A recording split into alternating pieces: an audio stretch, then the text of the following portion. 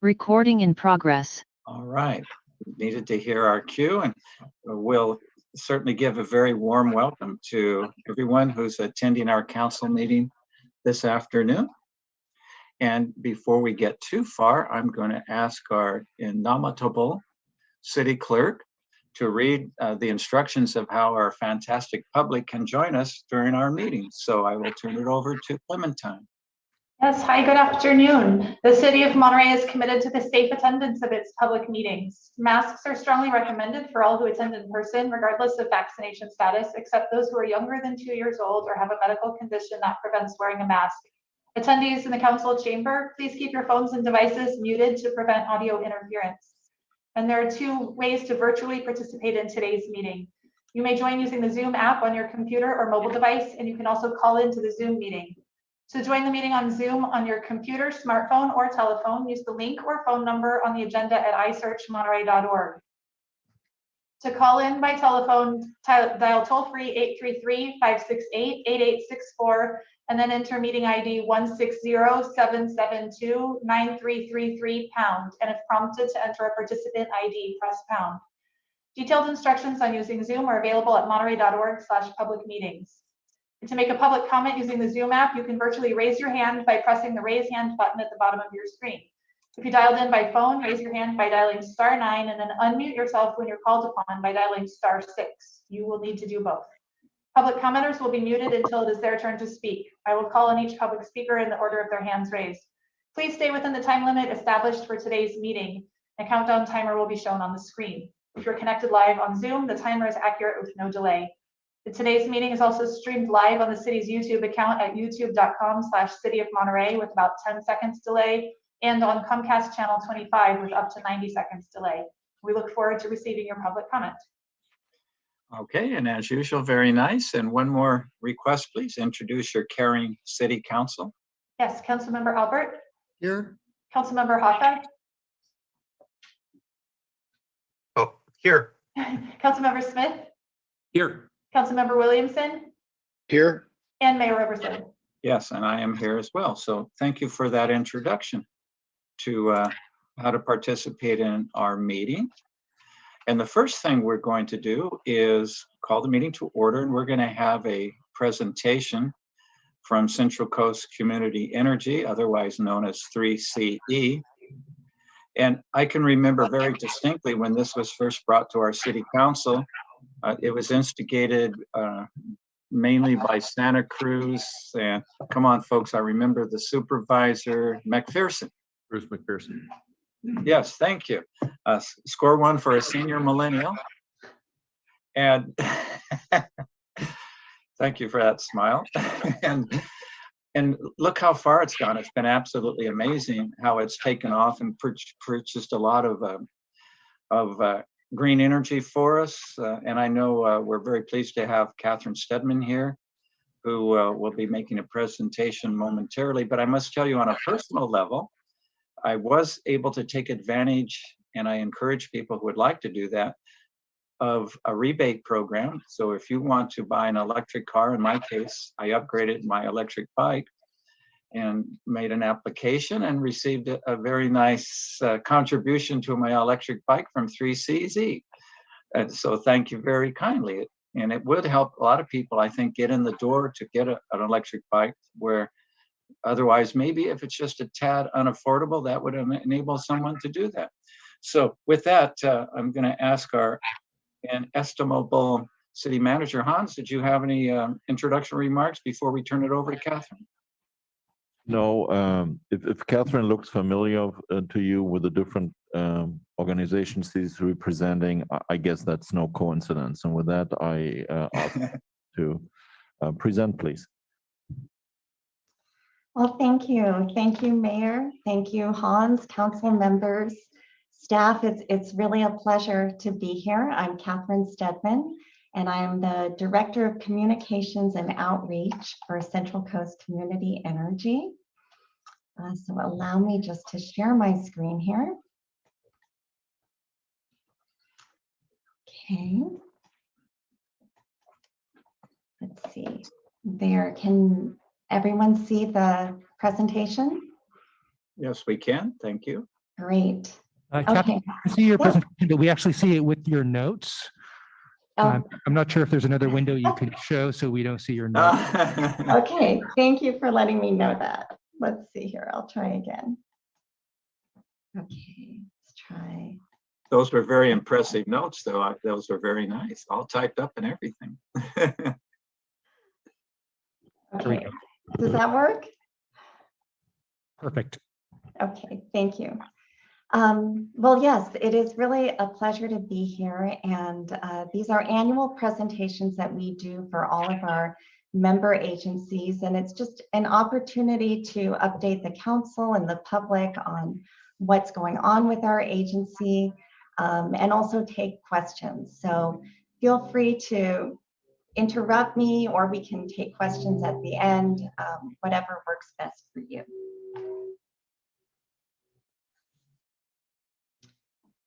So to begin, let's just talk a little bit about community choice aggregation, which is the type of agency that Central Coast Community Energy is, and which really took off for California in 2002 when the Assembly passed their Bill 117, which allowed for the formation of community choice aggregation entities to serve power to communities throughout California.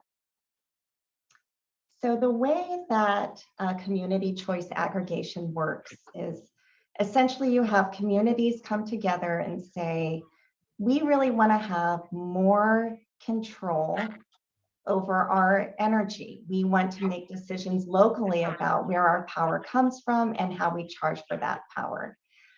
So in this area, a joint powers authority was formed between Santa Cruz, the cities and counties of Santa Cruz, Monterey County, San Benito, and then more recently also in Santa Barbara and San Luis Obispo counties.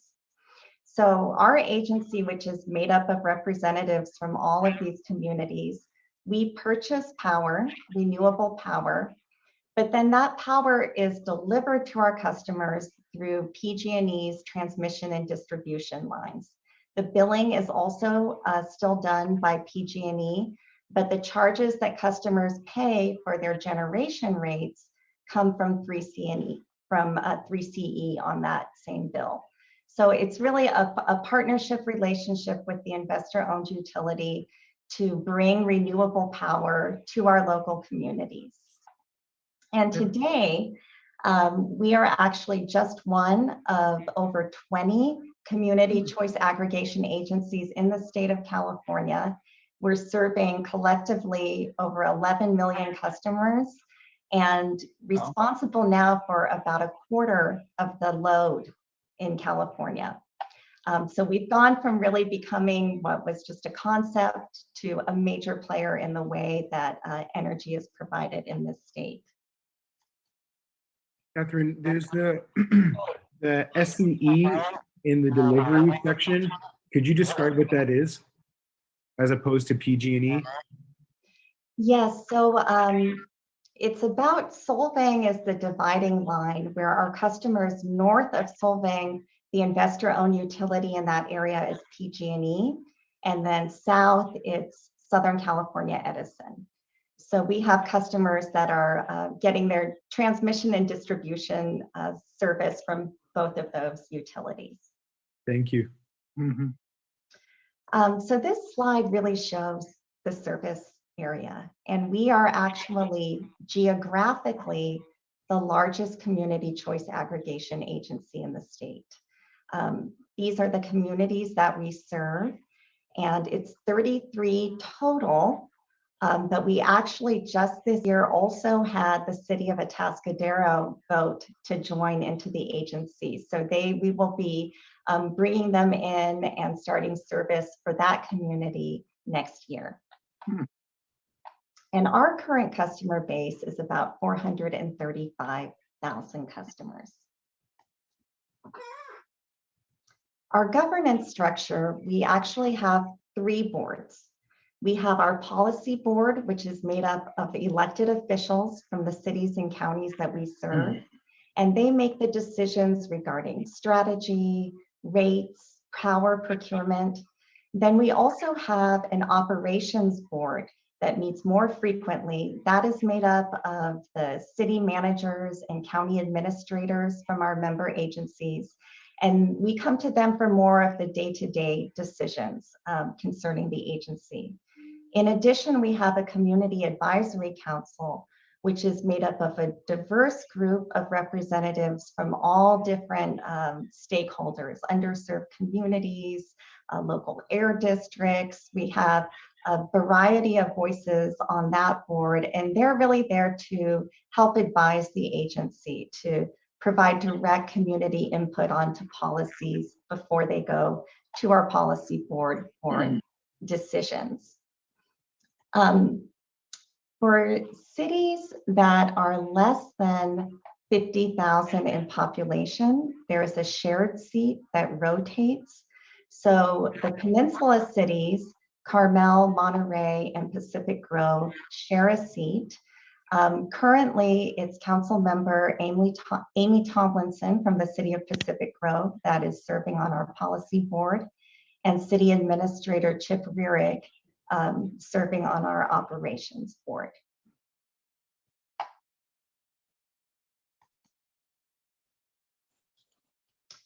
So here are some of the areas that we are really able to shine and be effective as an agency. We, across our service territory, have about a 95% average enrollment, meaning that 95% of the businesses and customers that live in that area have chosen to go with Central Coast Community Energy for their power generation service. We do offer, in addition to our standard rate plan, what we call 3C Prime. And that's a rate plan. It's about 1 cent more expensive per kilowatt hour, but we ensure with that plan that you are receiving 100% renewable energy. And our enrollment in that plan has increased by 40% just during the past year. So what we're really learning from our customers throughout our service territory is that they care a great deal about renewables and really do want to help make a difference in terms of getting our region to a clean energy future and transition. Catherine, may I interrupt momentarily and ask, how does someone register or sign up for 3C Prime? Because most of us, I think, initially did 3C Choice. Yes, yes. Well, it's really easy. If you just go to our website or even on your bill, you'll have the number for our customer service center. You can call and opt up or send us an email. Or feel free to reach out to any of us. We're right here in the community. So it's a super simple transition to put you onto 3C Prime, and we're more than happy to do that. Okay, so on a $100 electric bill, just as a number, how much would it cost someone to go 3C Prime? For an average residential customer, it's about an additional $4 to $5 a month. Okay, thank you. Good. We'd encourage people to do that. Thank you. Go ahead. Sure. We have 34 staff members and an office here in Monterey. We're off of Garden Road. And then also a second office in San Luis Obispo. Since we formed, we have given more than, or allocated more than $28 million to our energy programs, which I'll talk about a little bit more. This would include, for example, the program the mayor was talking about, Electrify Your Ride.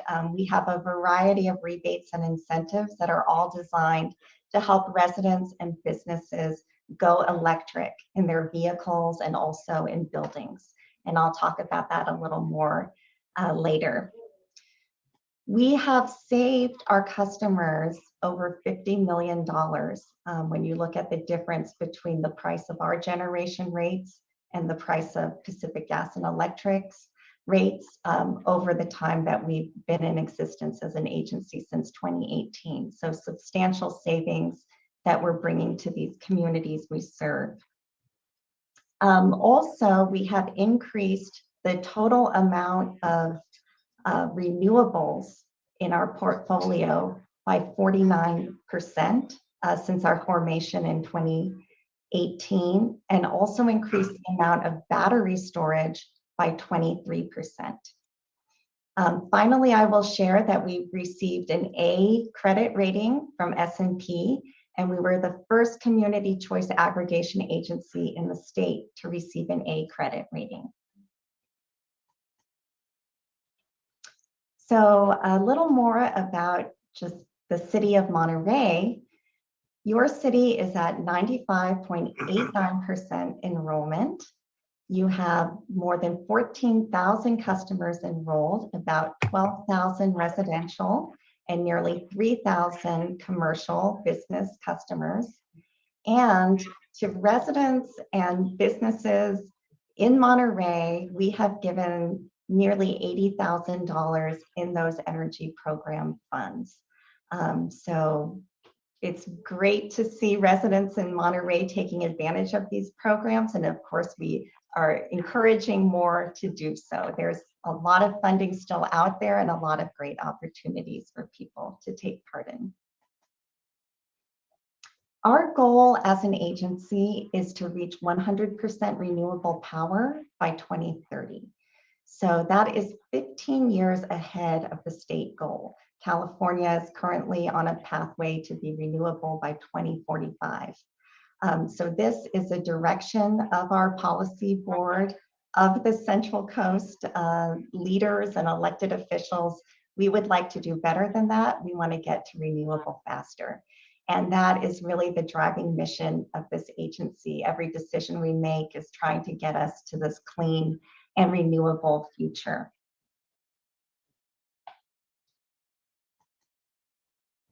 This simply shows really where we are in that path. So we have already entered into many long-term contracts to procure renewable power to serve our customers. If you look at the line graph, the yellow line shows the state requirements to adopt renewables. The green line shows our agency's goal.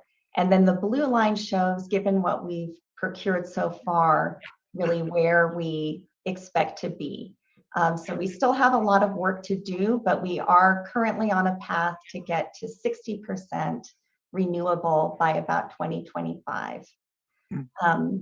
The pie charts really just show the makeup of this energy. As you can see, most of it is coming from solar and storage, but we also have geothermal projects, we have wind projects, and it's a combination of those with increased energy storage that will take us collectively to this 100% renewable future. If you'll pause there, it looks like Councilmember Allen had his hand raised. Yes. Yeah. Hi, Catherine. I had a question about the JPA representation. So I had the honor of representing the peninsula the first 2 years. And then afterwards, it was there was a little bit of confusion about who would replace me, whether that person would come from PG or Carmel, and how that decision would be made. And do you know whether that has the board, the policy board, addressed that so that we have a kind of a clear policy in terms of which city comes next, the order of the cities? Also, you know, one thing that we had talked about was the benefit of having the council member representing one of these kind of at-large or multi-jurisdictional seats serve at the same time as their city manager serves on the operational board. The first year I served, that wasn't the case. The second year, Hans was, the operational representative. There was a lot of benefit to that because of just synergy. I meet regularly. A person typically meets regularly with their city manager anyway. So I don't know. Do you know if the policy board has addressed that? And if they haven't, that might be something our council might want to pick up. So my understanding is that it is a rotation, and I don't know if it's somehow been specified beyond, to really clarify what is the order in which we're rotating. So I'll need to look into that and get back to you. And then similarly, just because I know that we do right now have a combination of representation with the policy board member not being from the same city as the operations board member. But I think you raise a really good point. And I will definitely talk to our COO and find out what the current thinking is there and how we've arrived to the point where we are today. Thanks, appreciate it. Sure. I can, Catherine, I hate to do this to you. Could you explain again one more time the chart here on the page? Yeah, so this is really just showing with the long-term renewable contracts that we've entered into, that we are on a path to get to 60% renewable by 2025. We don't have in place yet the contracts to be at 100%, but we are well on our way and we're working toward that goal. But looking here, you see that the green line being this is our goal. This is where we want to be. And then the yellow line being more of the reliability procurement requirements from the state. And then the blue line representing where we are with our current contracts. Thank you for that. Sure. Catherine, as a follow-up to that, as I recall, hydroelectric energy was not categorized, and Alan's shaking his head, having been on that policy committee, isn't categorized as quote unquote green energy. Yes, it's under a certain amount. I believe it can be counted as renewable, but large hydroelectric is not counted. And that really just has mostly to do with the impact to rivers and streams of these large. Yeah, no, I understand that, but I think if one considered that a renewable, non-polluting source of energy, the blue line would be higher, I think.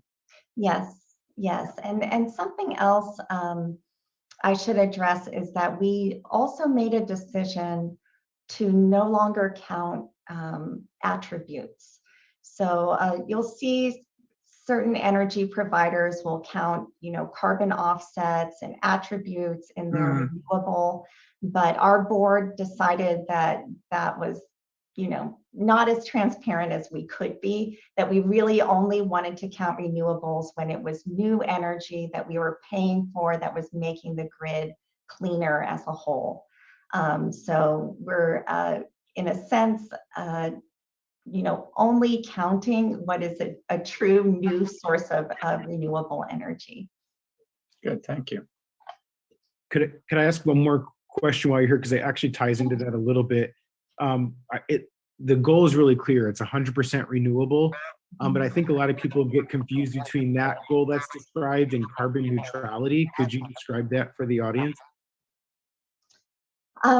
Well, to be 100% renewable is really about having no fossil fuels, no burning, and contributing that carbon and greenhouse gases into the atmosphere as part of your power generation. So when we're talking about 100% renewable, we really are talking about solar, wind, geothermal, making up the entirety of our generation.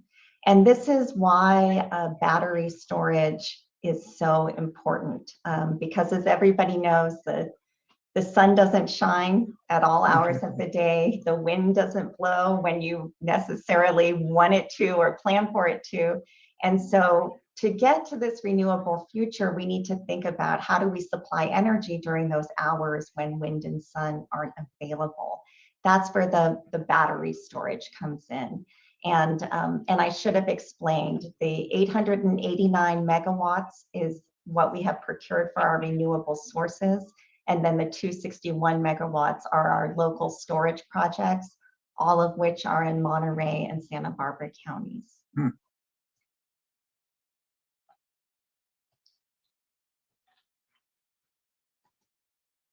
Okay, so this is just a little bit of history about our rates. When we started out, as many community choice aggregation agencies do, we adopted rates that were just a percentage reduction from Pacific Gas and Electric rates.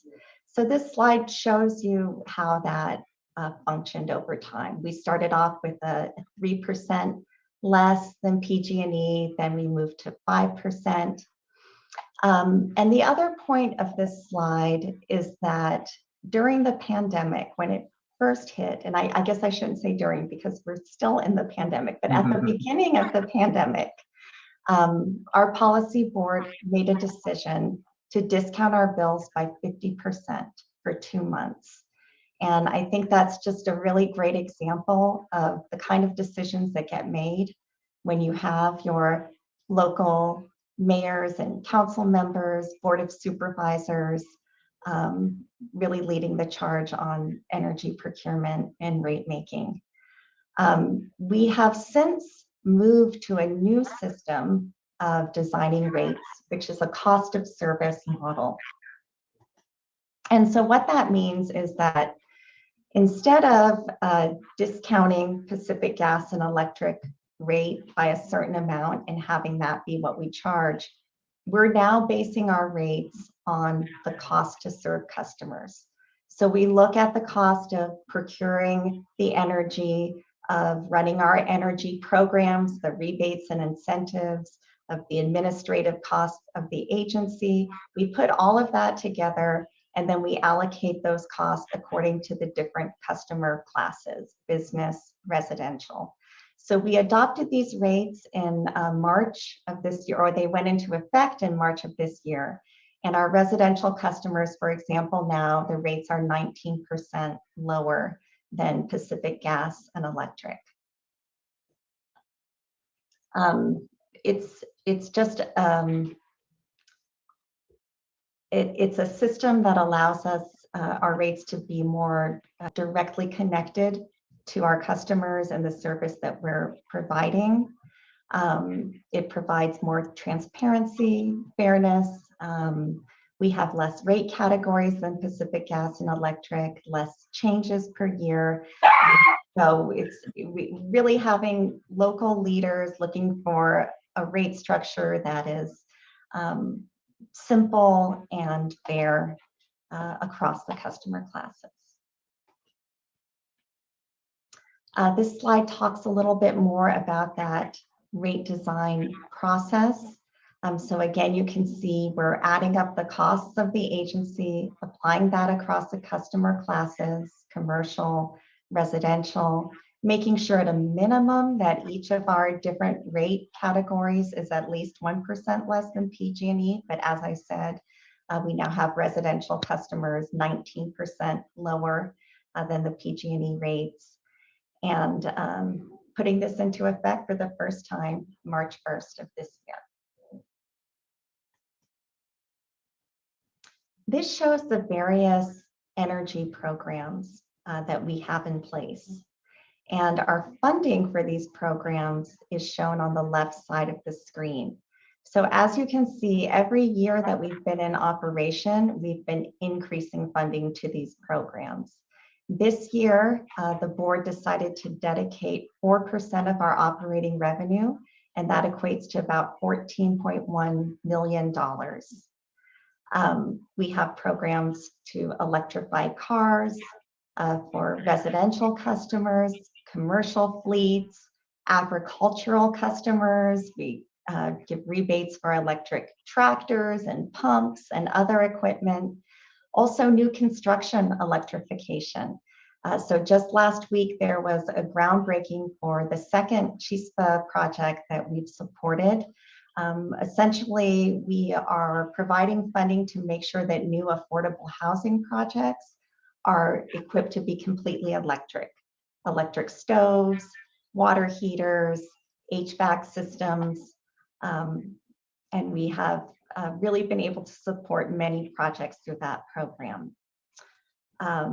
Also, in addition to that, there are pilot programs for battery storage and everything that we can do to, again, reduce the use of fossil fuels and get a cleaner energy future for our communities.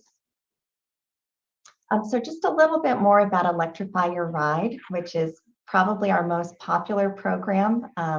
And the popularity is increasing. So in just the first few months of this year, we got 1,000 applications, which was huge. But I want everybody to know that there is plenty of funding in this program.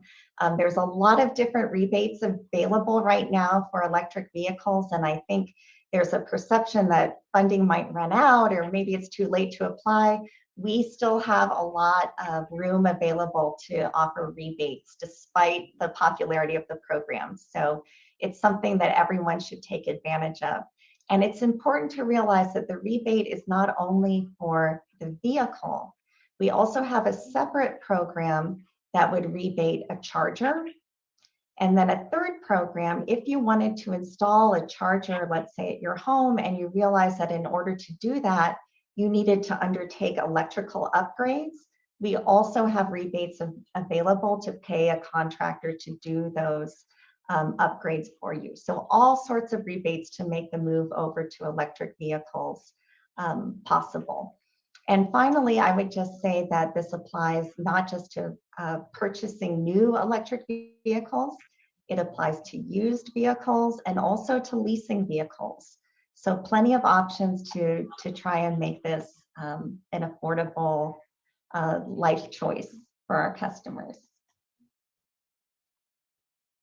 Another program that we are running now is our local energy storage program. So this is really working with our local member agencies to find sites where we can do front of the meter battery storage.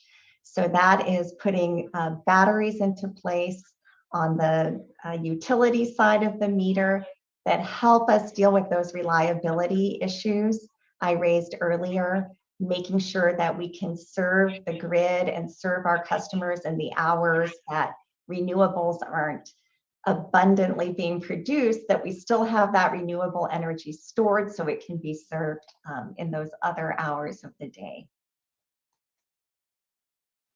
The medium and heavy duty vehicle electrification, again, a program that we offer to our member agencies. And we are in the process of meeting with each city and county, meeting with staff, talking about the programs that we have available and really trying to find a good fit to make sure that each of our member agencies is getting the most out of Central Coast Community Energy, which you all helped to form and lead. In terms of our outreach and engagement, a few things I wanted to highlight. We do a lot of activity in the community. We're members of business association and other stakeholder groups in every community in which we operate. And we participate in meetings. During 2020, 2021, a lot of our public meetings went online. We do have a regular series of webinars that are well attended, and we cover all sorts of topics there. But we're starting to get back out in person again, which is fun and exciting. And one of the programs that we've been doing now for a while is our farm worker outreach.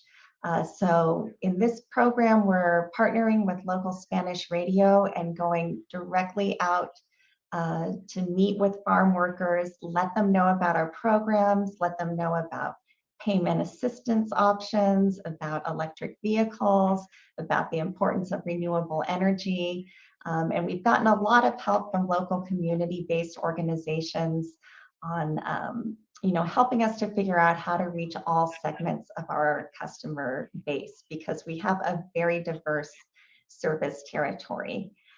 There's actually an ad hoc committee formed as part of our Community Advisory Council that really just looked at this question of how do we most effectively touch our underserved communities. And working with the council, we've put together a report which should be going before them next month. Catherine, I just had a question / feedback here. I'm wondering how much thought has been put in to look specifically at the hospitality industry and the workers within that industry. Yes, that's an excellent point. I don't know that specifically we've done outreach just based at workers in the hospitality industry, but I think that's an excellent idea. And, certainly it's a huge portion of our workforce here on the peninsula. And if there were ways to present, again, the benefits of our service, we would be happy to do so. And actually, I will make a note to reach out to MCHA and see if maybe something like that could be arranged. I love that idea. Perfect. Yeah, I was just going to suggest them. So I'm glad that you thought of that. Thank you. Okay.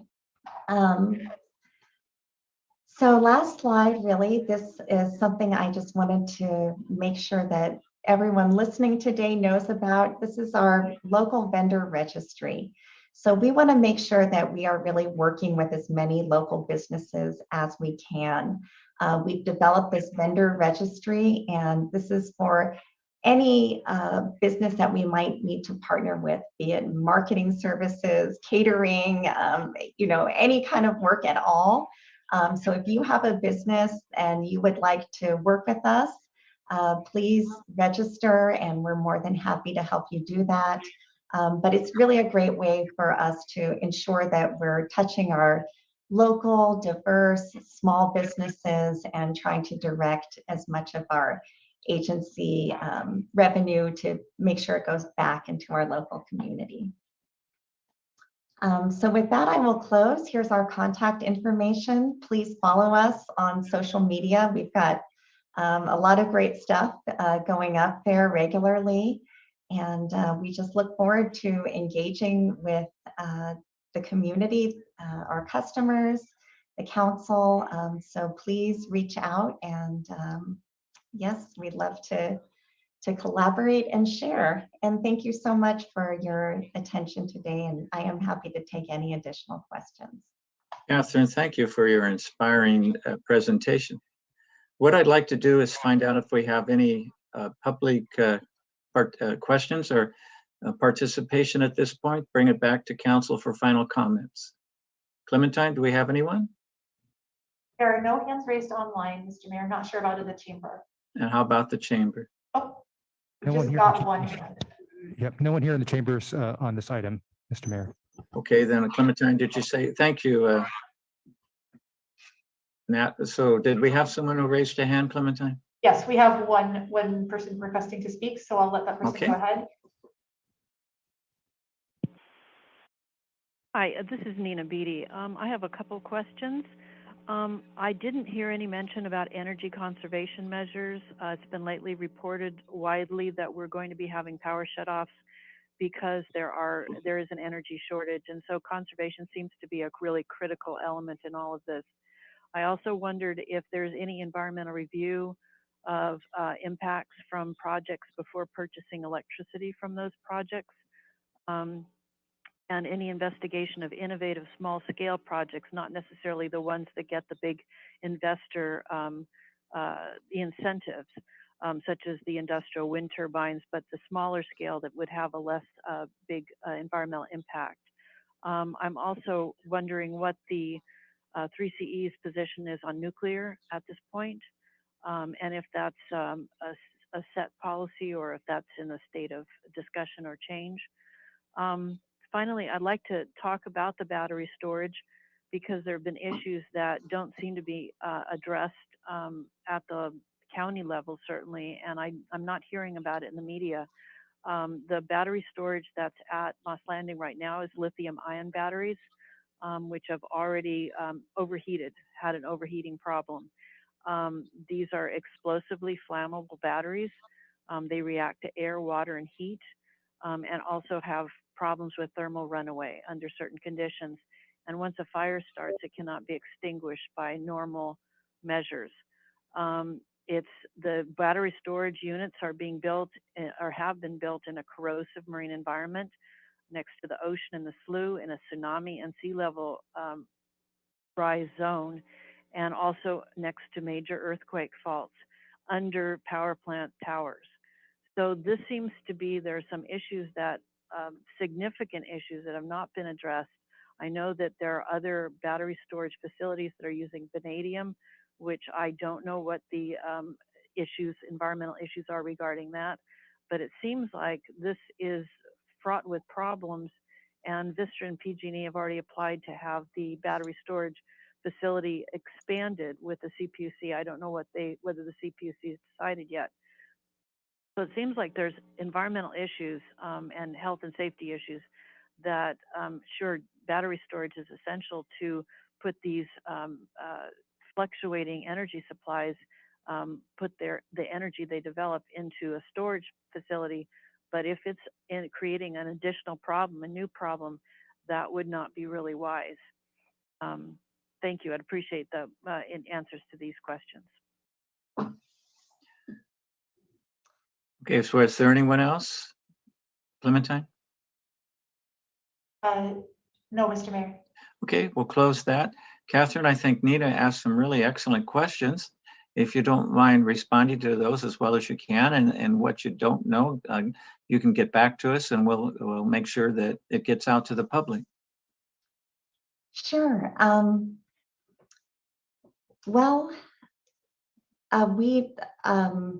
just trying to see if I can remember there's a few questions in there. Right. But definitely, yes, the projects that we procure power from are all undergoing extensive environmental review before they can be permitted and built. So that's absolutely a part of the process. We do not procure any nuclear energy, and we don't have any plans to. So that is not part of our portfolio. Mm-hmm. And lastly, I would say on the question about the batteries, there are other technologies being explored in addition to battery storage. So there's technologies looking at air compression as a way of storing energy, also water. But I think on the whole, I would say that, unfortunately, we did not, as a country or a state, really decide to take a slow ramp up to a renewable energy future. We kind of spent a lot of time, and it's still going on, I think, arguing about where our energy should come from and the necessity of moving to renewables. And we find ourselves in a situation where we're really trying to do something very dramatic in a short period of time by necessity. So I think absolutely, these are technologies that continue to be developed, and we're definitely interested in talking to all sorts of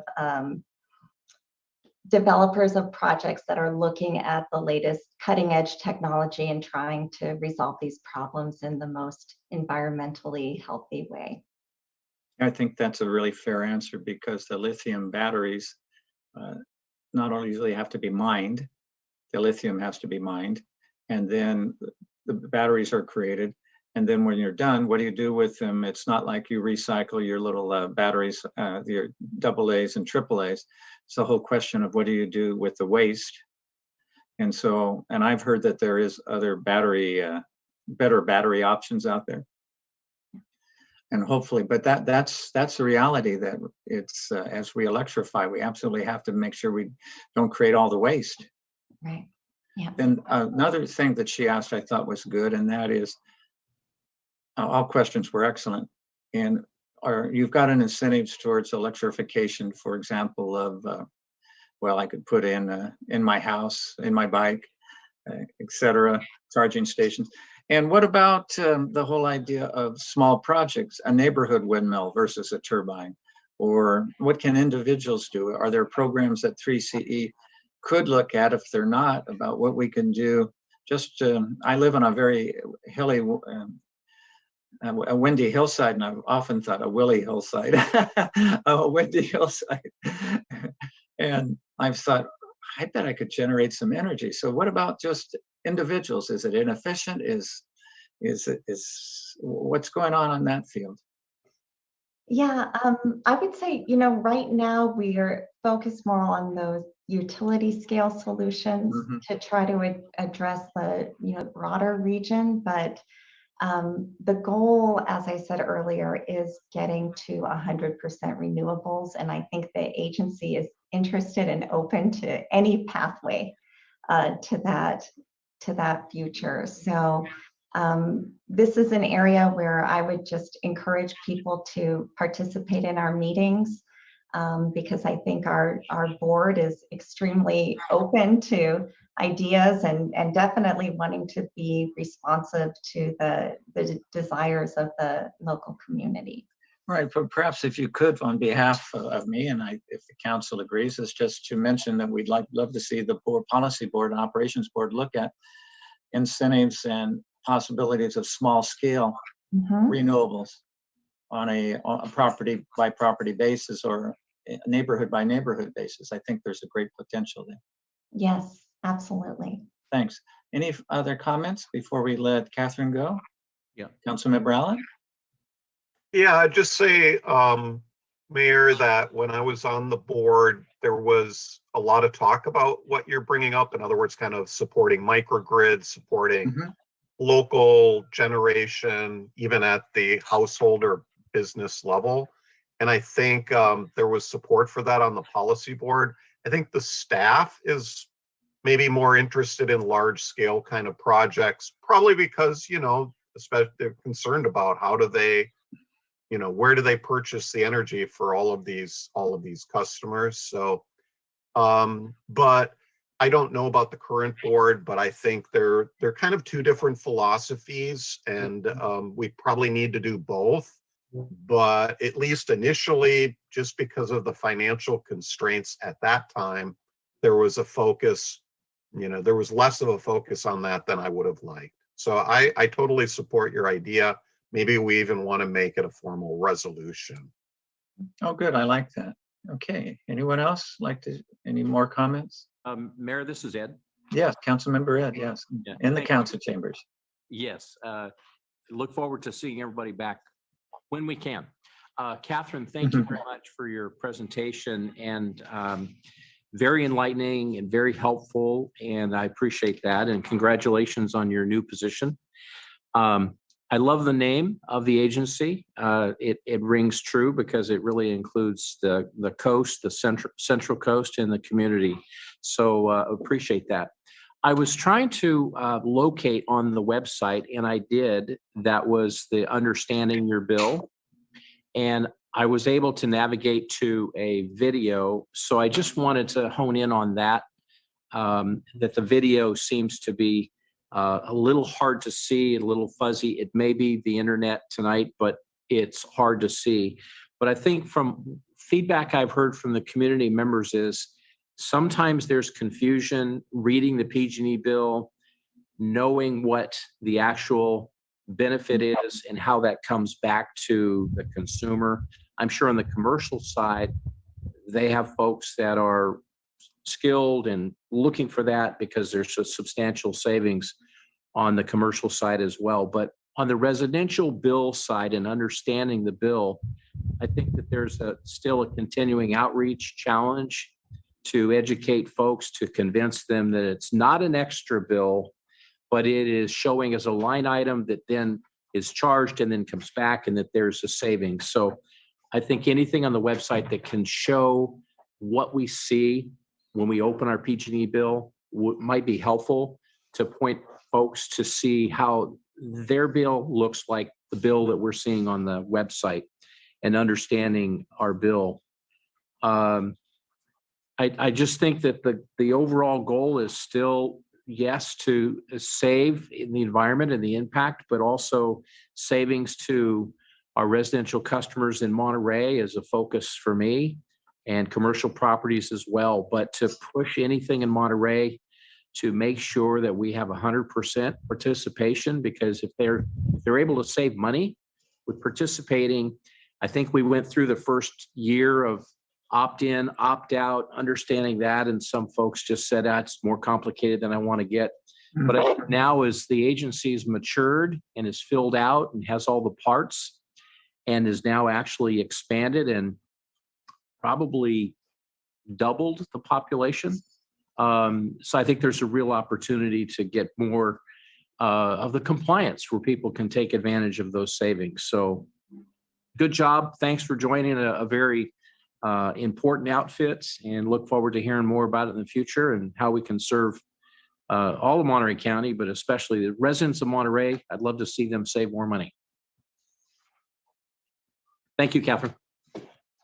Thank you. Okay.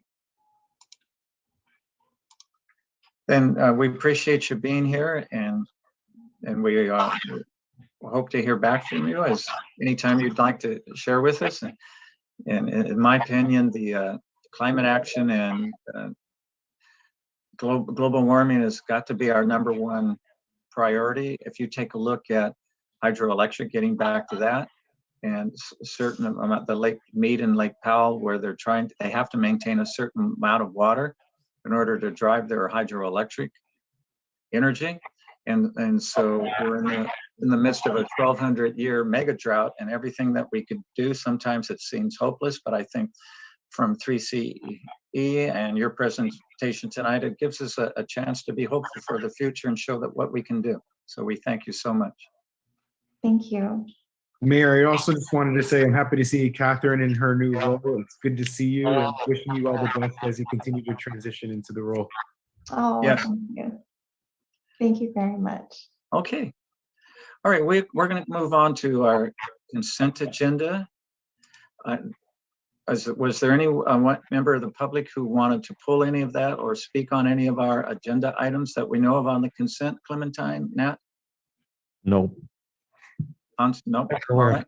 Mayor, if I could pull 12, please. Okay, we're going to pull 12 with respect to the lawn party vendor rules. Okay, well, we will do that. Any other council members like to pull anything or make a comment?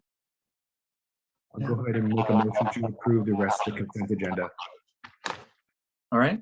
And Tyler, I think we're getting a little feedback from, I don't know if it's your microphone or not, or if it's mine. Mayor, I think we missed public comment Yes. there. Oh, I'm sorry. We'll go back to that. But anyway, meanwhile, Nat, we're getting some feedback from our speaker, now it's gone, so I don't know. So anyway, if we can figure that out. Yeah, thanks. We wanted to go back to public comment. Hang on to that motion. I loved it, Tyler. And so public comment, and thank you, Dan, for helping me with that.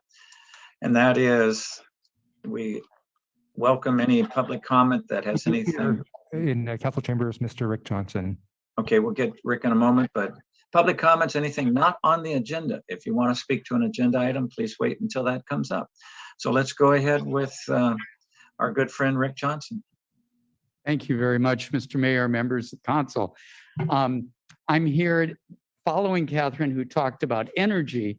I want to talk about energy, the energy that we're going forward with on the 4th of July.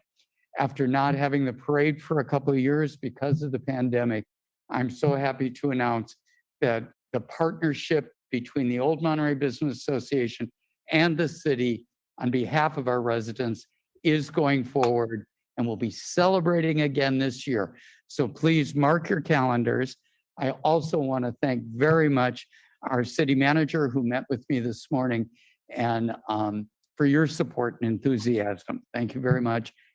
And now we're just waiting for everybody to be enthused and meet us down on Alvarado Street and once again celebrate who we are on this very important day. Thank you. Rick, before you leave, and my question would be, are you planning on the parade? I know the lawn parties ago. Yes, as of today, we're planning on the parade. Okay, and then do we know if Monterey County Pops is going to do an evening concert yet? That I haven't heard, so stay tuned and I'll come back to the next council meeting with that information. Okay, good to know. Thank you. Thank you. All right, any more public comment from the chamber, or how about online? We do have someone online, so I will invite Jean-Rico Carr to speak. Okay.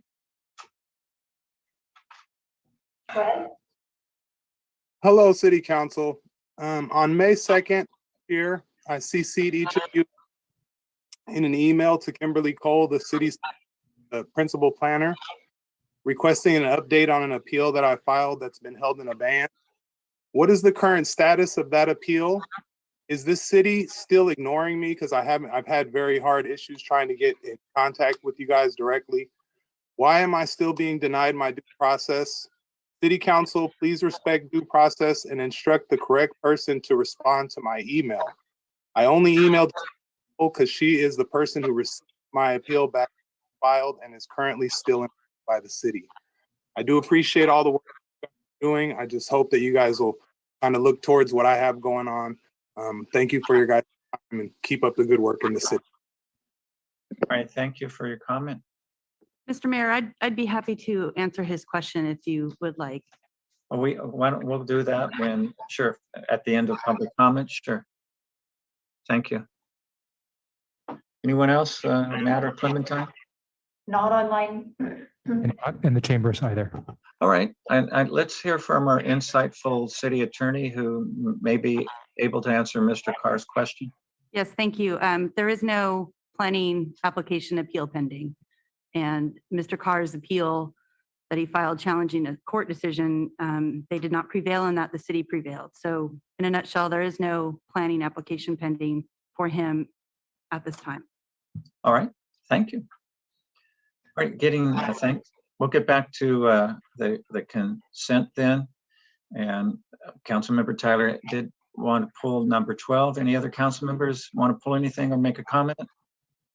Mr. Mayor? Yes, please, Councilmember Ed.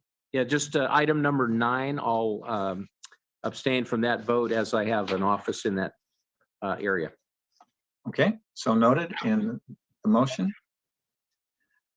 And then I'll second the motion. I do have one comment, and that was respect to our second ordinance on rentals of electric bikes. I wanted to thank our Community Development Department for going back and doing the research that the council had asked for last time with respect to Class 1 and Class 2 bicycles. And as we had suspected, there are no rentals of Class 3 bicycles, so that took care of any controversy there. So I appreciate the work that was done and the outreach. So we came to, I think, a really good resolution on that, which will allow Class 1 and Class 2 bicycle rentals.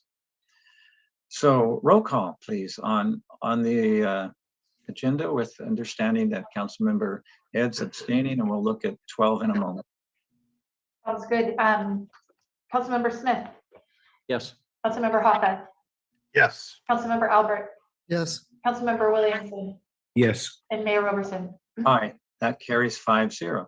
And so, Councilmember Tyler, would you like a brief staff presentation, or would you want to ask questions? How would you like to approach number 12, please? Yeah, I mean, maybe I can ask my questions and it can help with maybe what staff plan to present if this came up. I'm just wondering, so in the staff report, it spoke of kind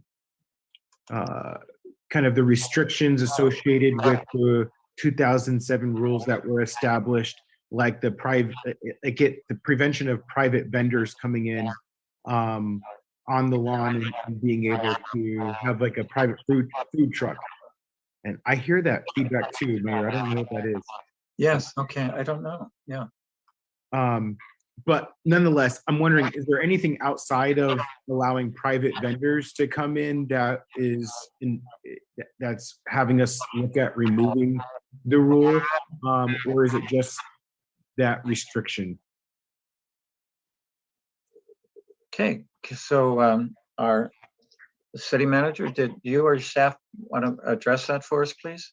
Yeah, in essence, what we are doing is we are allowing now, in addition to the nonprofit food vendors that were in the previous regulations mentioned, we are basically right staffing the event by also allowing food trucks to be appropriately positioned on Pacific Street and selling goods out of their food truck. So that's a measure that basically is based also that our staffing levels are not allowing us to support the nonprofit vendors in the past. Also, it's a significant reduction in nonprofit vendors who are preparing food and want to sell food. So what you are approving tonight is to allow also food trucks to come onto Pacific Street and offer their services to our residents enjoying a jolly good time on the lawn. Okay, so it's specifically about allowing more than just nonprofits to do retail. That's the nexus of this. Yes, sir. Okay. And then I just wanted to ask one follow-up, which isn't directly related to the rules, but it was something that was brought up in the staff report that I wanted to get clarity with staff on. My understanding is that we're not planning on approving a budget line item for the grant program for the next fiscal year. And if I understand this correctly, the 4th of July event was part of that budget allocation. Is that accurate or not? No, Councilmember Williamson, that's not accurate. 4th of July event was always an event that we budgeted with the city, and yeah, that was always. I just looked at Rick Johnson just to confirm that. Okay, perfect. All right, thank you. That's all I needed, Mayor. So I'm all set. Good. Any public comment on item 12 that was brought up?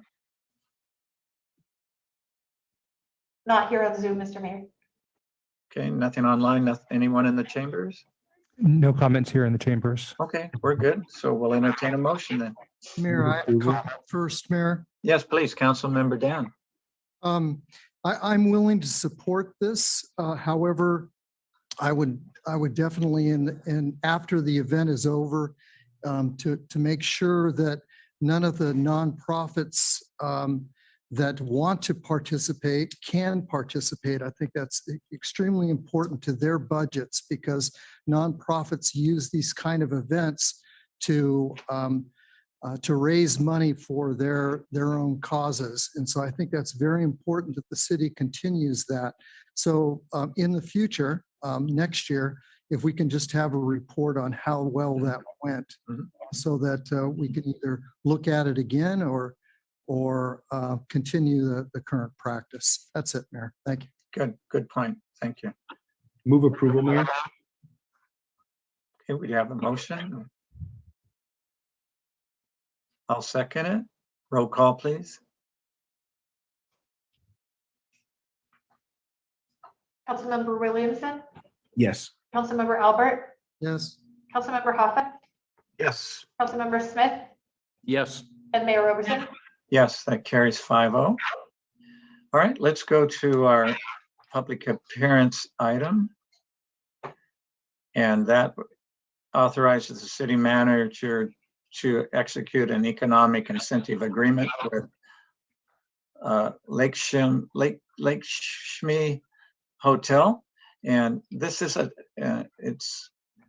it's easy to understand once it's explained, but it's hard to understand if you're just reading the title of it.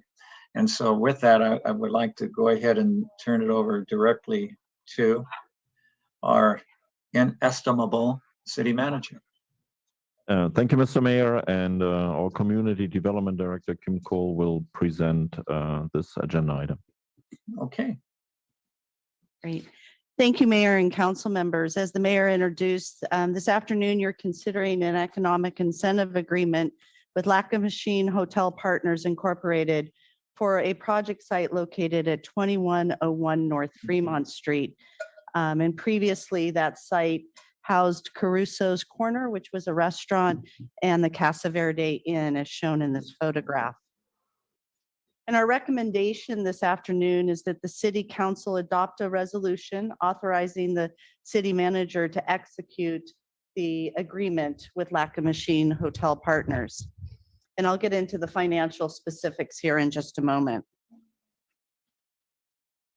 So the proposed agreement is to enable construction of a new 42-unit hotel at the project site. The Economic Development Subsidy Report has been prepared pursuant to the government code requirements. And so you may ask, why are we suggesting or recommending to you this agreement? And it's really the public benefit that it can provide. Providing TOT credits, which is the transit occupancy tax, which is the tax levied against hotels and motels, will result in a direct economic benefit that will accrue to businesses and citizens of Monterey. And that's because TOT is directly deposited into the city's general fund and has the most flexibility in terms of expenditures to support public services. And some of those public services that don't generate as much revenue as others would be your fire, your police department, recreation, library, and general government services. So this is a way to raise tax revenue to support essential government services for our citizens. I think the City Council is also well aware of the Community Development Department's focus on the North Fremont Business District. And I really want to emphasize that this development could represent the first major development in this area for more than 40 years. The current site consists of a closed hotel and restaurant. It's been closed for over a year. No TOT has been generated during that time. And this project would really be the first project that may step forward to restore and rehabilitate Monterey's existing inventory of smaller hotels and motels located along North Fremont Street. And we're really hoping that this will serve as a catalyst for a business district in need of investment, but also as a model for how other properties may be able to move forward. So what is the proposal? This would be, the economic development proposal would be all post-construction. So after the new hotel is operational, it would be to provide the developer a tax credit for 7 years. In year one, a maximum amount of that tax credit would be $100,000, and then years 2 through 7, a maximum of $75,000. And the credit would only apply to TOT collected by the owner and remitted to the city in excess of over $125,000. So that base 125 would be coming to the city, and it would be that amount over. The total credit that would be garnered through this agreement would be $550,000 or 2% of the total project cost, and whichever is less. So how do the numbers stack up over time? Kim, before you go any further, would you go back to that slide, please? I think the misunderstanding that might be out there is that the city's writing a check for $550,000 right now. It's going to go towards the hotel development. And I think it needs to be reemphasized, and if you could explain it better than I'm doing, is if the hotel is not built, there's no credit, because this is future credits towards a future hotel, towards future hotel tax. Correct. Okay, and so nothing happens until this hotel is built. If it's not built, the city doesn't obviously have any TOT coming from it, so there's no remittance. So in other words, 2% of nothing is nothing. And so it's important to point out that there's no city money, no general fund money. This is something that only happens once the hotel is built, and the incentive kicks in at that time. Instead of the full 12% from this hotel, there will be a reduction, which is the form of the incentive. That's absolutely correct. Okay, and I think we want to remember that. Okay, thank you. Let's continue, please. So how do we expect those numbers to appear in the future years? Basically, over a 40-year period, we're looking at a gross revenue to the city of approximately $18 million. And that's less the tax credit of $550,000 that would occur in years 1 through 7. So I think this is important to show that we as a city would be accruing TOT immediately in year 1, as well as years 2 through 7, even with the tax credit. But over the longer period, we're looking at 18 million. So in summary, staff is recommending that the city council authorize the city manager to execute the agreement with Allocation Hotel Partners in an amount not to exceed the $550,000 or 2% of the total project cost for construction of a new 42-room hotel to be located at 2101 North Fremont Street. And that concludes my presentation. If you have any questions for myself, and I believe our legal counsel, Adam Lindgren, is on the phone as well as Ms. Stavi is here. If you have questions.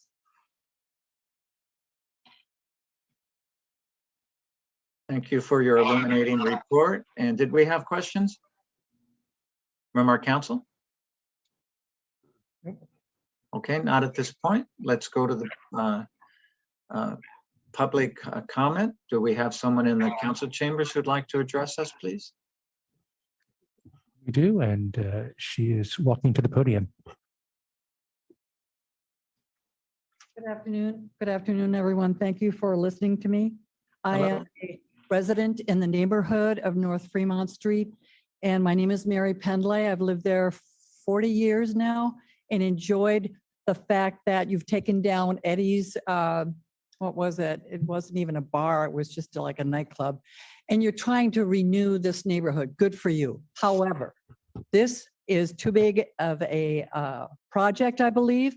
But to get to the fact that you're trying to give these tax credits, I don't know if you do this normally, if this is a new precedent that you're setting or what's going on with it, but I definitely don't agree with it. I'm sorry that Lakshmi has been waiting for years to get this development and that I'm sure it's costing them money. However, I don't feel it's your responsibility to take any kind of tax incentive or financial position with this. Consequently, I do agree with the Maroon family that there need to be some changes. Again, the size of this is quite large.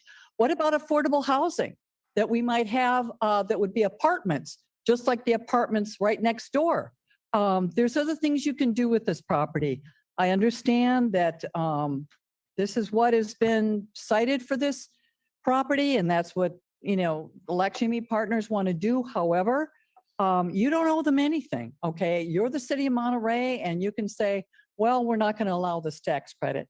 But in any event, if you think it's going to be financially viable for you, okay, maybe you want to go for that. But bottom line, the EIR is going to come through and all these other requirements. And so I hope they have the money, and I just don't think the city of Monterey should be a part of that. Thank you. Thank you. No other public comment here in the council chambers, Mr. Mayor. And how about online? We do. I'll call on Esther Malkin. Esther? Good afternoon, everybody. It's been a while. It's nice to see everybody. I don't disagree with the previous speaker's comments. I do understand that that is private property, though, and that owner can decide to do what it wants with their property, because the affordable housing need has come up in the past, as you all know, and it's up to them to decide what they want to build on their property. I will, however, point out that regardless of when those credits are given, post or pre-construction, it is money that you are giving up that would be coming out of our money that we would be getting as a city that could be used for the said affordable housing or renter assistance programs or a number of other things. And I will point out that the $500,000 is the exact amount that you guys decided was not worth spending on a rental registry. Yet, because TOT is involved here, it somehow is okay to, you know, give away that kind of money in credits or whatever.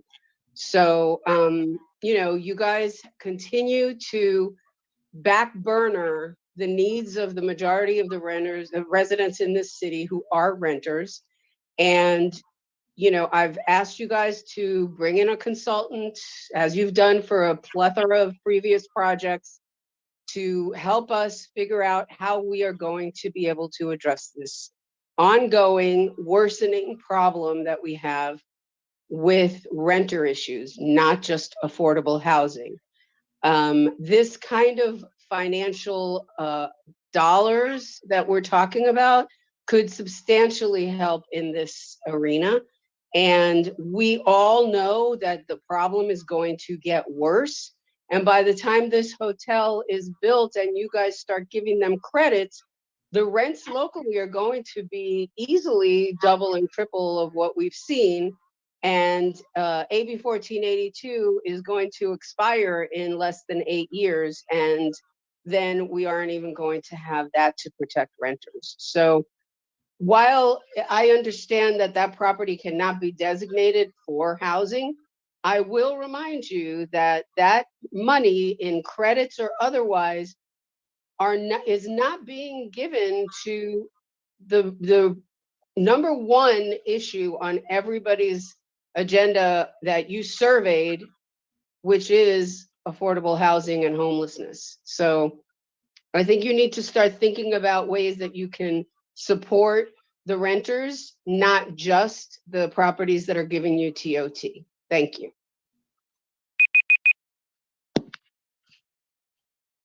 All right, and we do have one other speaker, and this is on the telephone. Please go ahead. Yeah, this is Nina Beatty. I agree with the previous two speakers. I am troubled that affordable housing isn't being incentivized, as well as renter protection issues. Money is money, whether it's an incentive, whether it is a deduction, or whether it's paid out directly in a check. It's still money, and it could substantially help the terrible issues locally with affordable housing and with renters and their situation. As the council has repeatedly said, housing on a transportation corridor can be really beneficial, and this is on a transportation corridor. It has water. Revitalization in an area does not necessarily mean more hotels. In fact, revitalization are services for the entire community. And this is, again, this seems to check boxes, and there's no way the council can dictate how someone spends what project they bring forward on the private property. But the incentivization of hotels, more hotels on city property when affordable housing is desperately needed, when renters are facing such horrible problems, that incentivization as a priority troubles me. And I think that you should think very carefully about spending money or allowing money to be taken away from the city when these other urgent issues need to be addressed. Thank you. And there are no further hands raised, Mr. Mayor.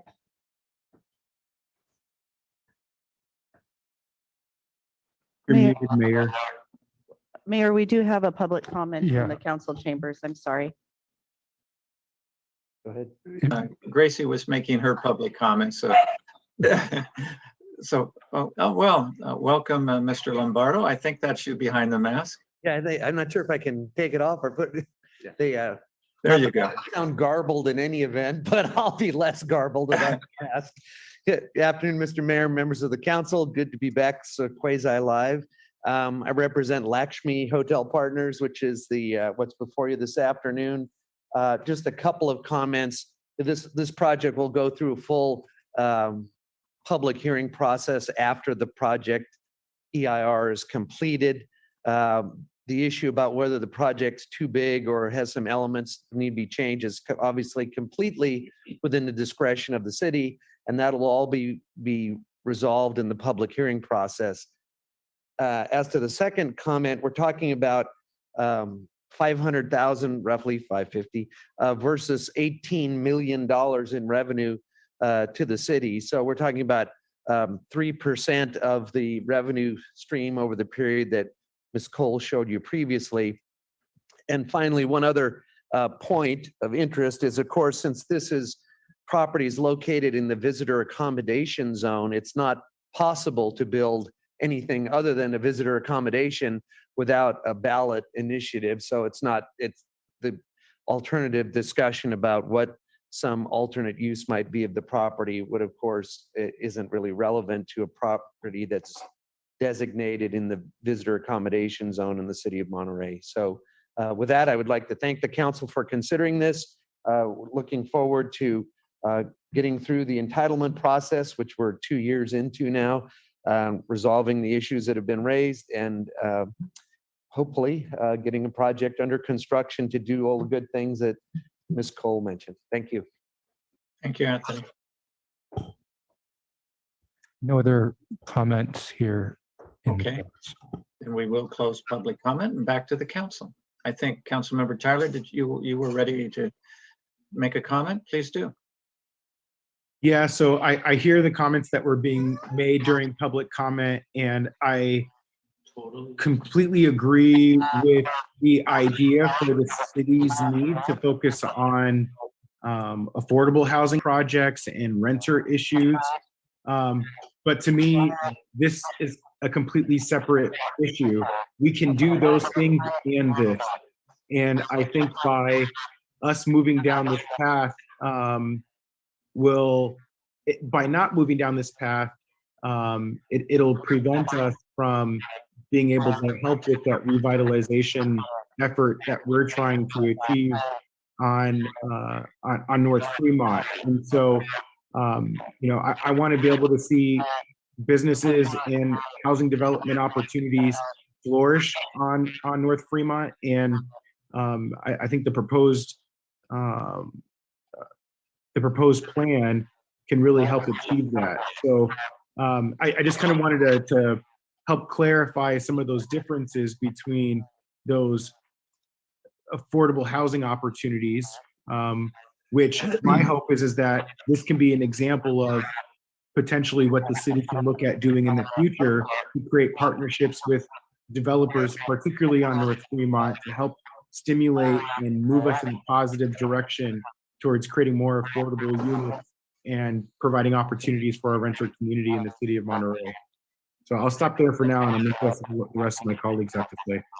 Thank you. Other comments? Yeah, Mr. Mayor. Yeah, Councilmember Ed, please. Yeah, thank you. And this is unique. To answer some of the question before, no, this isn't typically what the city of Monterey has done, but it's not that unusual for economic development and partnerships throughout the state. But this particular site is at the entryway of North Fremont Business District, and residents also all around obviously will benefit from an improved site. I just want to point out a couple of things. Currently, there's no TOT being gathered from the site because the property is closed and would likely remain closed for very much longer. And that's about 19 units there, and with a former restaurant. But this new site is 42 units. So the numbers start to look on the positive side when you calculate out the future dollars that would come to the city for TOT.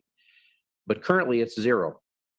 So if the city is not in a position to embrace a unique partnership that is not taking money from the general fund, that's utilizing the stimulus from the future dollars of TOT to see an improved property, it makes sense.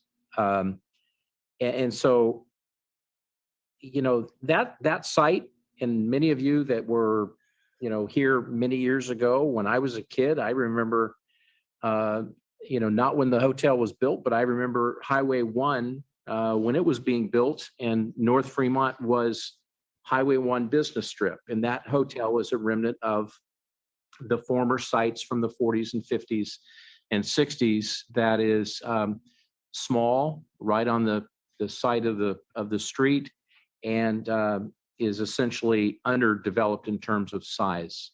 We struggled with looking at this as a possible 4-floor hotel previously, and I think this council long and hard looked at what the North Fremont specific plan outlines. So I think this is a balance between a case of if you ignore it, it doesn't get any better, and there's really virtually little TOT dollars that would come, and it would continue in a state of disrepair and not do the district any good.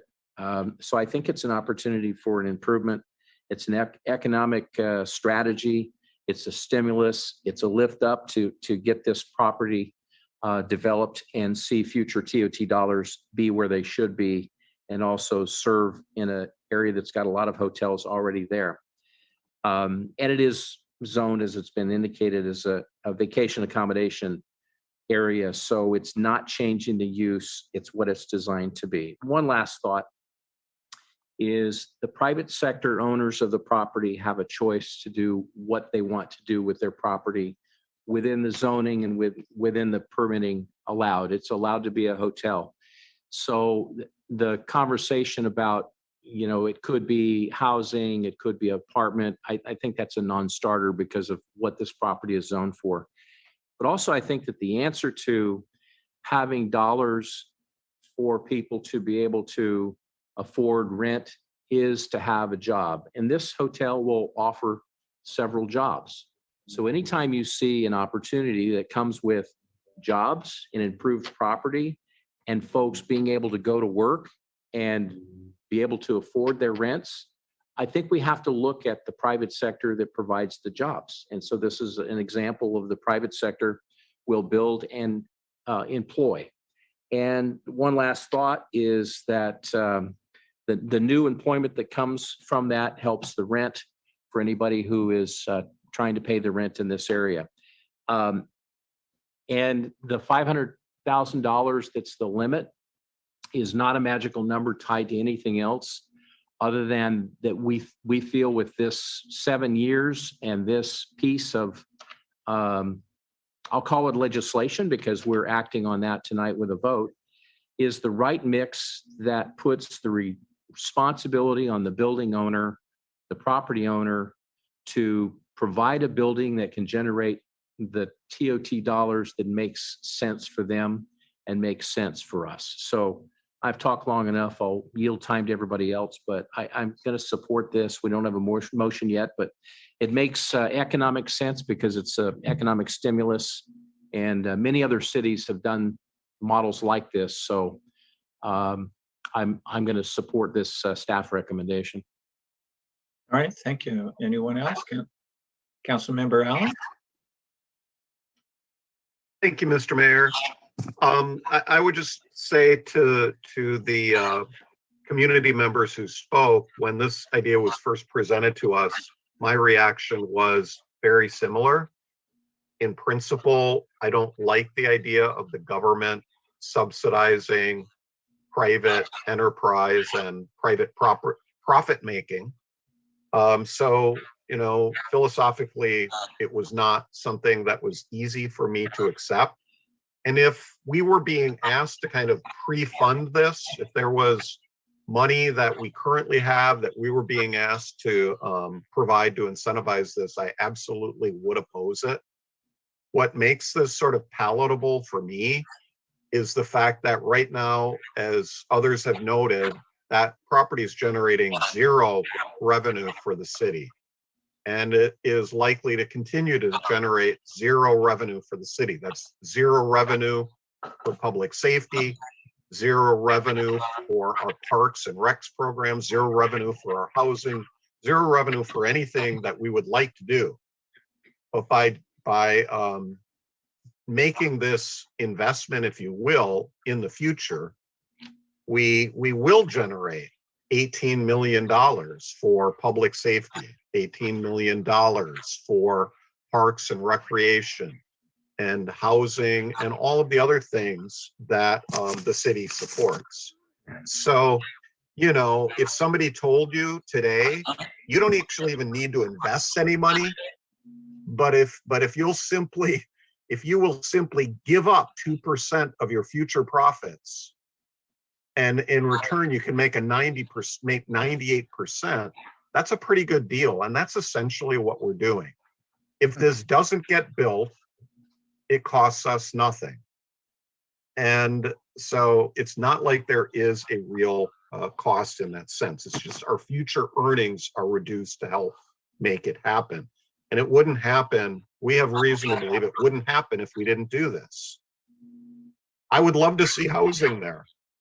But in 2014, after extensive public input and participation, council adopted a North Fremont specific plan that created kind of very specific areas along North Fremont.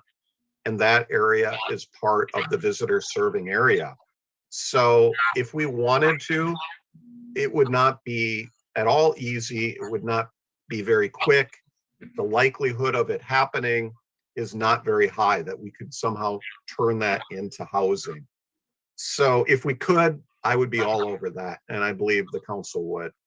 So for me, as I said, this is something that I can support because it's going to generate more revenue for all of the programs we care about. And the other issues concerning the size and how the development looks and so on will be handled through the normal planning processes, and there will be lots of public comment and participation. So thank you very much. Thank you. Good summary. Councilmember Dan, anything? Thank you. I think all the comments have been said already, so that I wanted to say. So why don't I just go ahead and make the motion to pass the resolution? Second. All right. And I agree. I think it's all been very well stated. So let's do roll call. Councilmember Smith, Yes. Councilmember Hoffa, Yes. Councilmember Williamson, Yes. Councilmember Albert, Yes. and Mayor Roberson. That's a yes for me. So that would be a 5-0 vote. So at this point, obviously we don't have time to adjourn to closed session. So we will take a recess and reconvene at 7 o'clock. Thank you, everyone. I look forward to seeing you shortly.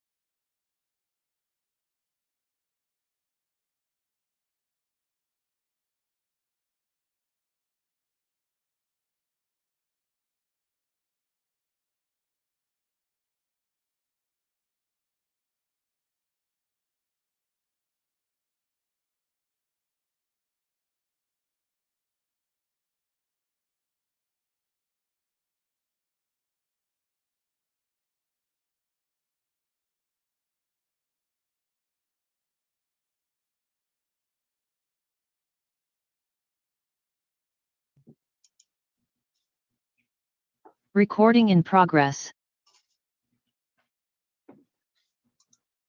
Okay, well, we want to welcome everyone back to our city council meeting. And we're very happy that you've joined us. And before we start our meeting, as always, we're going to ask our amazing city clerk to read ways that the public can gain access and make comments on our meeting, please. Thank you. The City of Monterey is committed to the safe attendance of its public meetings. Masks are strongly recommended for all who attend in person, regardless of vaccination status, except those who are younger than 2 years old or have a medical condition that prevents wearing a mask. Attendees in the council chamber, please keep your phones and devices muted to prevent audio interference. And there are 2 ways to virtually participate in today's meeting. You may join us using the Zoom app on your computer or mobile device, and you can also call into the Zoom meeting. To join the meeting on Zoom on your computer, smartphone, or telephone, use the link or phone number on the agenda at isearchmonterey.org. An up-to-date version of the Zoom software must be used. To call in by telephone, dial toll-free 833-568-8864 and enter meeting ID 160-772-9333#. And if prompted to enter a participant ID, press pound. Detailed instructions on using and updating Zoom are available at monterey.org/public-meetings. To make a public comment using the Zoom app, you can virtually raise your hand by pressing the raise hand button at the bottom of your screen. If you dialed in by phone, raise your hand by dialing *9 and then unmute yourself when called upon by dialing *6. You must do both. Public commenters will be muted until it is their turn to speak. I will call on each public speaker in the order of their hands raised. Please stay within the time limit established for today's meeting, and a countdown timer will be shown on the screen. If you're connected live on Zoom, that timer is accurate with no delay. Today's meeting is also streamed live on the city's YouTube account at youtube.com/City of Monterey with about 10 seconds delay, and on Comcast channel 25 with up to 90 seconds delay. As always, we look forward to receiving your public comment. All right, very nicely said. And one more duty, please. Would you show the flag on our screen? So, Mr. Mayor, I haven't been able to get that video to work on this computer in the chamber. Okay, well, we do have a flag in the chamber, so if we can focus on the flag in the chamber, I think that would be adequate, everyone. So please join me. Thank you. Well done. Thank you. Please join me in the Pledge of Allegiance. I pledge Allegiance to the flag of the United States of America and to the republic for which it stands, one nation, under God, indivisible, with liberty, justice for all.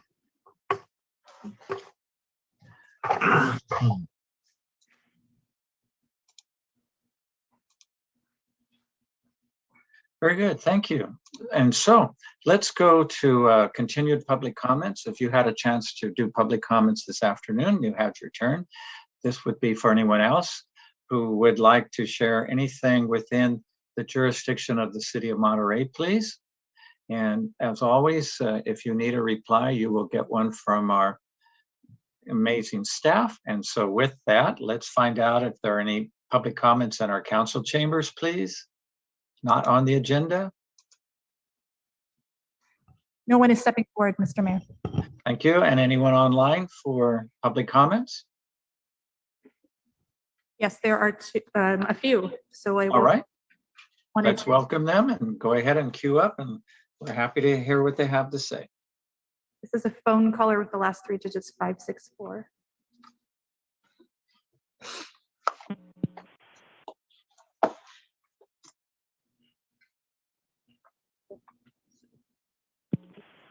Go ahead. Can you hear me? Yes. This is Nina Beatty.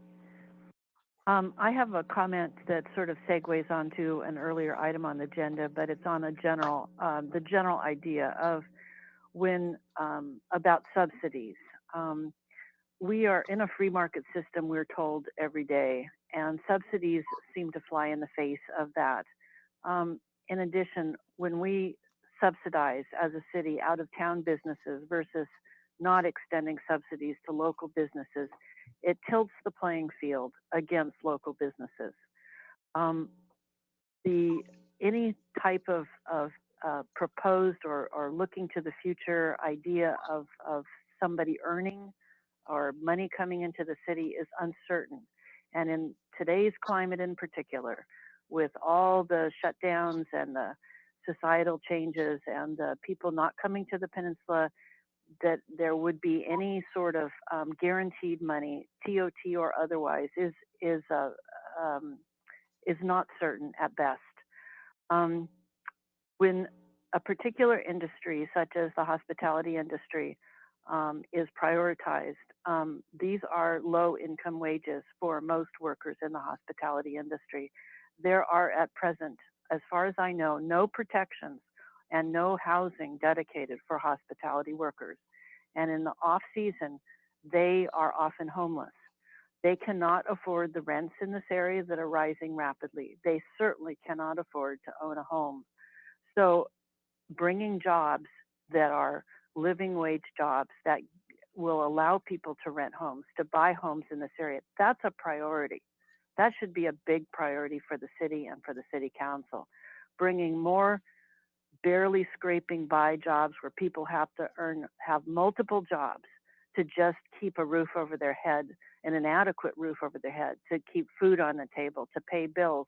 And what happens when medical bills happen, or a car accident, or the car needs repairs. This is something the council has to think in every decision they make. There are costs that go way beyond immediate, oh, it's going to be money in the city's pocket eventually. When the city of Sand City decided to subsidize, I believe it was Costco and perhaps some of the other businesses in the big shopping center out there, and cut their sales tax, they wouldn't have to pay sales tax. Those businesses coming in really effectively decimated small businesses on the Monterey Peninsula. People no longer shopped at those small businesses. They went to the big businesses. And that's the downfall of looking at things simply in terms of, well, this is going to bring us money in the end line. But what's the cost to the community? What's the cost to the community, to the people that live in this community, that are trying to work, that are ordinary citizens? And so I hope that the council will rethink some of these ideas about what's going to really help the community in terms of the actual people that live here. Thank you. Thank you, Nina. I see one speaker already spoke in the afternoon, and just a reminder, there are 3 minutes total. So we will move on to the next caller, which is a telephone caller ending in 358. Please unmute and go ahead. Yes, good evening, Mayor Robertson and City Council members. I am Lorna Moffett, and I'd like to speak to you about making sure that the Del Monte Avenue bike path remains a meadowland. It is currently being covered over with wood chips. This potentially valuable habitat for insects and birds must be recognized as something we need to save more and more of. Our insect world is crashing, and once it does, we can no longer grow our food. Meadowlands are the foundation of life, and all those so-called weeds that Monsanto has brainwashed us into believing need to be removed are really the fountain of life and need to be saved. Get weedier, Oliver Millman explains in his new book called The Insect Crisis. He explains in detail how important it is to allow for more weeds. Millman notes in painful detail insects are declining at an alarming rate, threatened by the familiar cocktail of pesticides, habitat destruction, electric light, and climate change. Among entomologists, there is debate, sometimes rancorous, about the extent of this loss. Insect populations are hard to measure, and their numbers do fluctuate in the wild. But the pattern of steep decline is clear. Many of the entomologists he interviews appear alarmed, terrified, and even depressed. As one entomologist explains, you get rid of flies, you get rid of chocolate. Weeds provide insect habitat, which in turn feeds the bird populations, which are also in decline due to the lack of insects they normally thrive on. Where did this hatred for weed fountainhead from? Monsanto. Leroy Jackson was the public relations officer for Monsanto in the 50s. He co-founded the California Exotic Pest Plant Council and set his employees, hello? Yeah, you're still with us. Thank you. To educate farmers and local garden clubs to use herbicides and kill those strangling weeds. But weeds are really very precious and often necessary plants that nourish and cover the soil so insects can thrive. The Parks Department is covering this valuable habitat with wood chips so nothing can grow and it looks barren and dead. I've asked the Parks Department to stop covering this meadowland with wood chips, but to no avail. Please, we must not be afraid of weeds or insects. They are what sustain us. Thank you for listening. Thank you, Lorna. And Lowered. I don't see any further speakers then, Mr. Mayor. All right. In that case, we will close that section of our meeting. We don't have any announcements from closed session. And so item 14 is to recognize National Public Works Week 2022. So I'm going to turn that immediately over to our sensational city manager, Hans Uslar. Yeah, thank you, Mr. Mayor. Cody Hennings from Public Works is here. Works in engineering. It's an engineer by trade. Engineering assistant is his title, and he will present to you a brief presentation about National Public Works Week 2022. Welcome, Cody.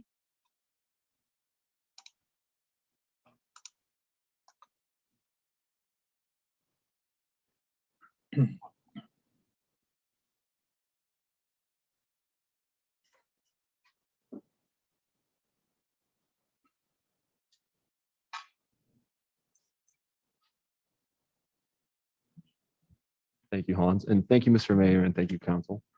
Hello, my name is Cody Hennings. I'm an engineering assistant here at the City of Monterey. And it's my honor to recognize National Public Works Week and shine the spotlight on our wonderful staff that we have here.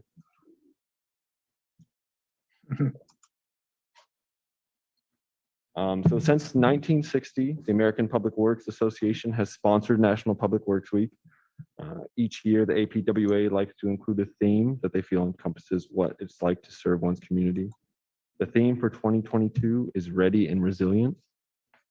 This theme is meant to capture the inner superheroes of each public works professional, where we're always ready to serve our communities and resilient in our abilities to push on after encountering challenges.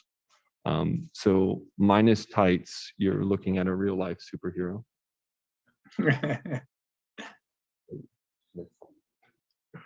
So our mission in the public works is to contribute to enhancing the quality of life of our citizens and the visitors to Monterey. Here, our public works is the largest department within the city and is comprised of 7 divisions. Our 7 divisions are our administration, harbor, parking, streets and utilities, fleet management, general services, and lastly, engineering. Now I'd like to just give a brief description of each division's responsibilities and kind of touch on some of their accomplishments this year. We'll begin with the administration division. They really act as the grease within the gears of public works. They provide valuable support which makes all the other divisions work effective. So then we move on to our harbor. We all know how important our harbors are here in Monterey. Our harbor division is responsible for operating and maintaining the Monterey Harbor.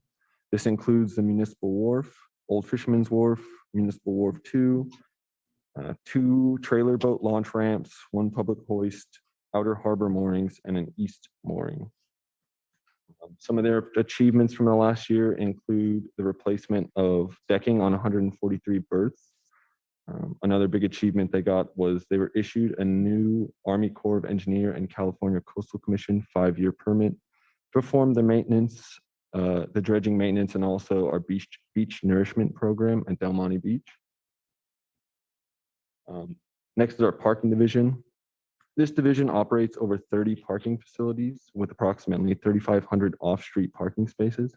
In addition, they also have 3,000 on-street parking spaces over the downtown, Cannery Road, and Lighthouse areas of Monterey.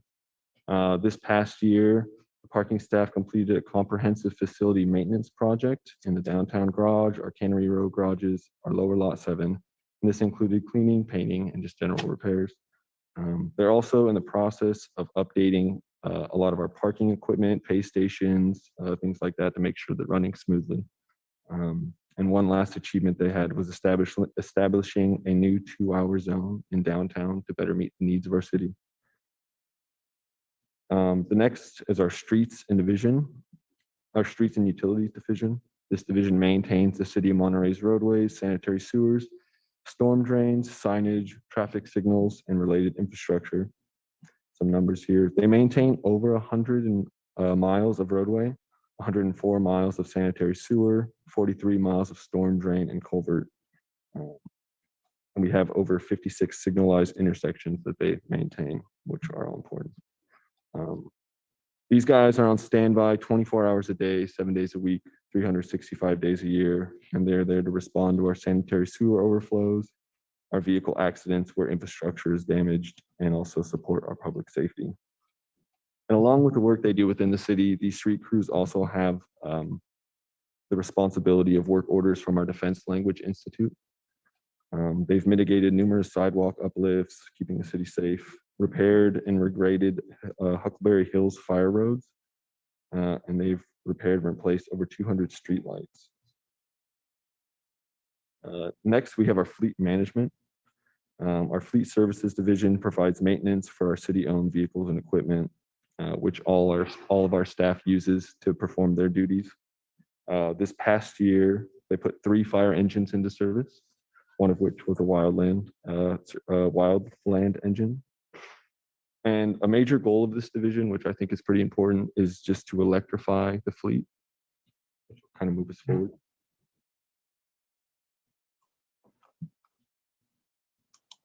Next, we have our general services division. They provide maintenance and custodial services for all our buildings and facilities. There are quite a few. The general service division also provides these same services to our military partners, which is nearly a 25-year-long partnership. And then some of their achievements from the past year, just number-wise, pretty impressive. They had nearly 17,000 work orders and projects from the Presidio Board Military Community of Roberts. They've had over 3,200 work orders from the city and an additional 97 custodial work requests just on top of their regular duties. And lastly, we have our engineering division. We provide engineering management on public right-of-way, traffic engineering, civil administration of the capital improvement program, and also our neighborhood and community improvement program. And, they also work on projects assigned by the U.S. Army to the Presidio Municipal Services Agency. The engineering division does all this while protecting our waterways and the environment. This past year, we installed a large trash collector, kind of what it is, in one of our major storm drain lines. We installed educational signs along our ASBS shoreline, with a virtual tour that points of interest to learn about the natural and cultural resources of our area. We've also installed an adaptive traffic signal system on the foam and moonroof corridors, which helps traffic flow efficiently through our city. That was all. I'm just, again, really honored to recognize Public Works Awareness or Public Works Week. And lastly, we have a signed proclamation to present to council, just recognizing Public Works Week. So if I could, I'd like to present it to y'all.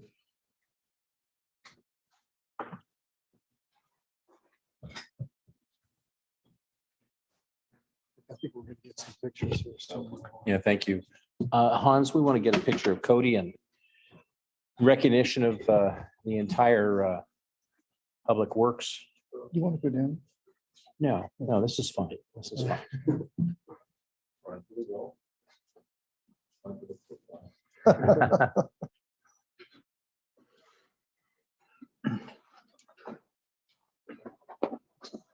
Thank you.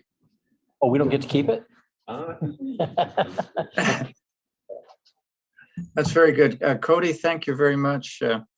It's absolutely amazing. I've been attending the Neighborhood Community Improvement Program, and that alone is very complicated and time demanding. So I think it was really great to see an overview of everything that the Public Works Department does.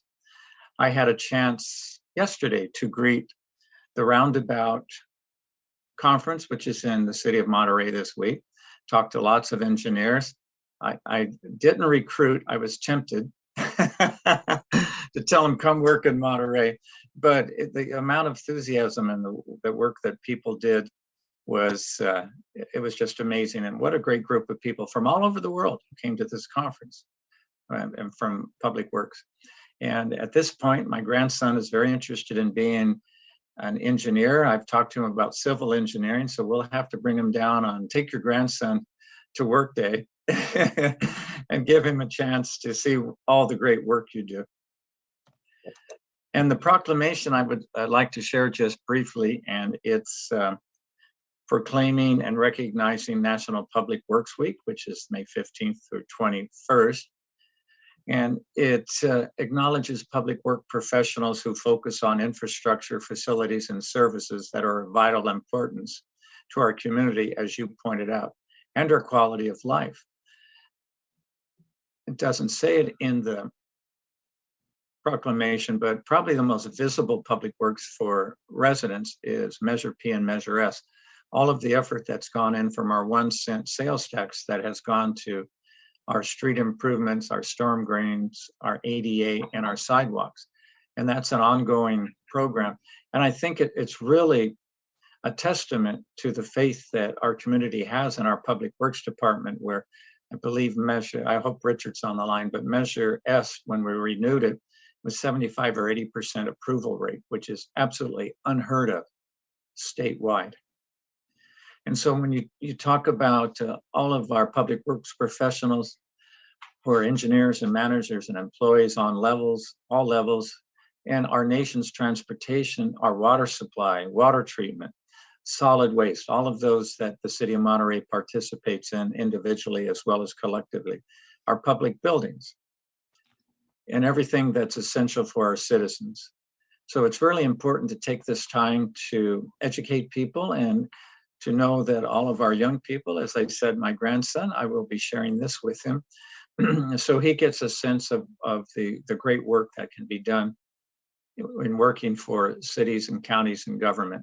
So it's really a pleasure to proclaim May 15th to 21st as National Public Works Week on behalf of the City Council and in the entire community. So we thank the dedicated personnel of our Public Works Department for all that you do to maintain and enhance the city of Monterey to keep us safe, scenic, and solvent. So thank you so much. Mr. Mayor, take council. We have any comment, public comment on that in the chamber or online?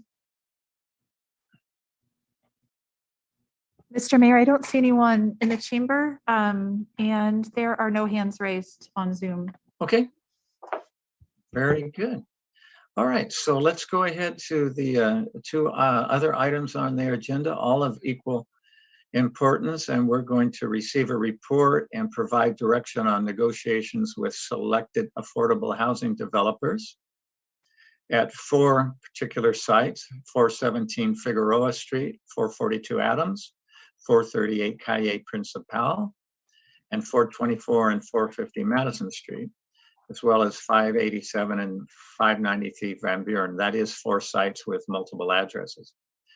And so we're going to hear a report, and we've had RFPs out, and so we're going to get an update, and I think there'll be probably, I don't know if our staff necessarily needs a motion, but I think general direction from the council is the goal that we're looking for here.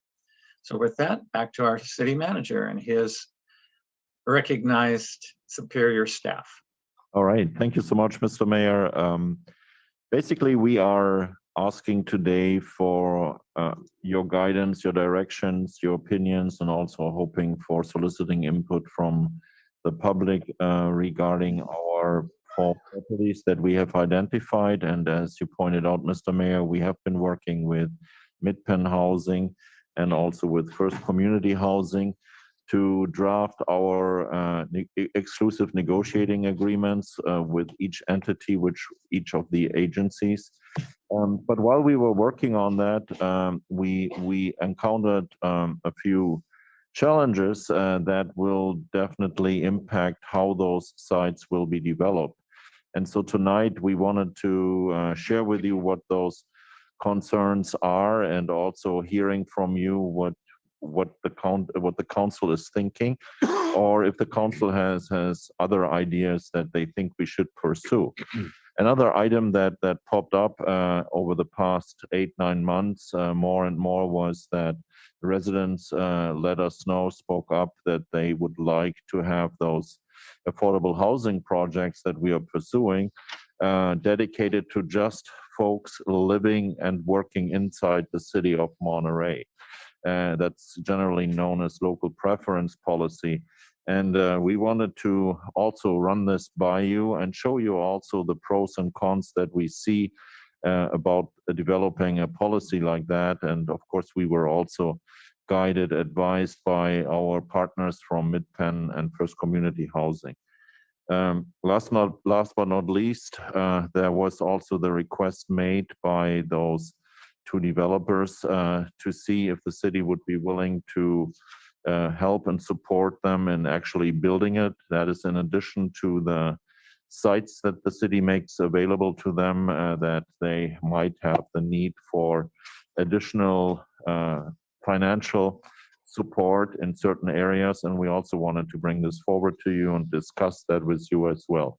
So tonight, what we hope is that we can present to you the topic as I outlined it. We hope that you understand what the options are.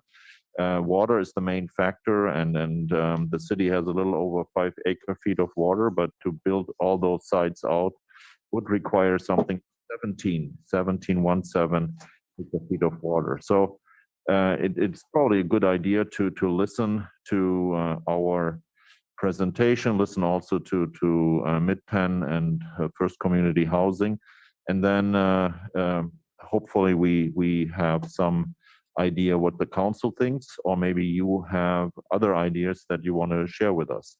So with that introduction, I hand it over to our housing analyst, Grant Leonard, who has tied up or who has a great presentation ready for you. Thank you, Hans. Thank you, Mayor and Council. As Hans explained, I will give a brief presentation summarizing what's in the staff report. And then that will be followed by a brief presentation about 3 minutes from each developer. First will be First Community Housing, presenting on the Adams Street proposal. And after that will be Mid-Penn Housing, touching on their 3 sites and focusing primarily on the site behind City Hall. And so when we get to that point, if the developers would raise their hands, our city clerk can unmute them and they can give their presentation. So by way of background, the city, as we all know, continues to suffer a critical shortage of housing and affordable housing. And that is being exacerbated by the state's increasing demands for cities to produce more housing, starting with zoning for more housing and conceivably in the future actually requiring the housing to be built. And this is coming to the fore with the most recent regional housing needs allocation, where the city received over 3,600 units assigned to us to be constructed by the end of the decade, or the early 2030s. So in July of 2020, we did issue a request for proposals for 4 city-owned properties. And in October, we received multiple proposals, and we reviewed those. And in February, the council gave staff direction to begin negotiating with Mid-Penn Housing for 3 of the 4 locations and First Community Housing for 1 of those sites. And the sites are the Van Buren Madison site, which is behind City Hall, the 3 dilapidated and boarded up buildings, as well as the home directly behind City Hall, which is used as city offices. There's also the city staff break room, which is adjacent to the parking lot. Adams Street parking lot, which is across the street from Jack's Park and just down the street from the Sports Center. The Harbor Yard, which is on Figueroa and Franklin Street, is pictured there in the lower left, and the Cali Principal parking garage. And Mid-Penn was selected for the Madison site, the Figueroa site, the Cali Principal site, while First Community was selected for Adams Street. So the status report, what we've done in the last year and 2-3 months. Well, we've made substantial progress. We have drafts, exclusive negotiating agreements with both developers. The majority of the terms have been agreed to. The lawyers appear to be happy. But at this point, there are 3 outstanding items, as Hans mentioned. That's the water availability or lack thereof. How to do cost sharing for pre-development costs. Projects are expensive, but before you get to the really expensive part, which is construction, you have to go through a less expensive part, which is pre-development costs. And that's where the issue of whether the city contributes financially to those costs arises. And then finally, the local preference policy. So this will be familiar to the council and many of the folks watching, but Monterey and the Monterey Peninsula is under a cease and desist order to reduce water usage. And that, so there's the water credit system as well that goes hand in hand with that. And the city would need about 17 acre-feet to develop all 4 sites to their full potential to produce more than 150 housing units. However, the city has an available water credit balance of only 5.2. So there's no way without relief from the State Water Resources Control Board for these projects to move forward, even though we do have a developer, we have land, and there is promising funding opportunities from the state. From our estimates, Mid-Penn would need 2.88 acre-feet to provide 36 units behind City Hall. So that is more than double the units provided at the Van Buren Senior Housing Complex developed in 2018. First Community, rough estimate, ambitious side is 3.66 acre-feet for 50 units, although they have an interest in increasing the density at that site, providing up to over 60 units. And so their need could increase above what's listed here. So with these ambitious numbers, optimistic numbers, there's 6.54 acre-feet, and that is more water needed than our available water balance. So the policy question for the council tonight, how much water does the city want to retain for other uses, such as new restrooms or new projects as a new safety building for the fire station or police department, enhanced library, etc. And also we need to focus on how we're going to determine which project to move forward if we select only one of the 2 projects and operate within our existing 5.2 acre-feet. The other 3 projects would then be put on hold. So that's policy question number 1. Funding and the pre-development costs. So pre-development costs cover things like the appraisals, the geotechnical reports, environmental studies, architectural drawings. The city has limited funds that are already committed to these costs from the permanent local housing allocation. That's a new source of funding from the state of California. And the city decided to dedicate 60% of that funding precisely to pre-development costs for affordable housing. It is a multi-year funding source. In year 1, the 60% dedicated to this equals just under $70,000.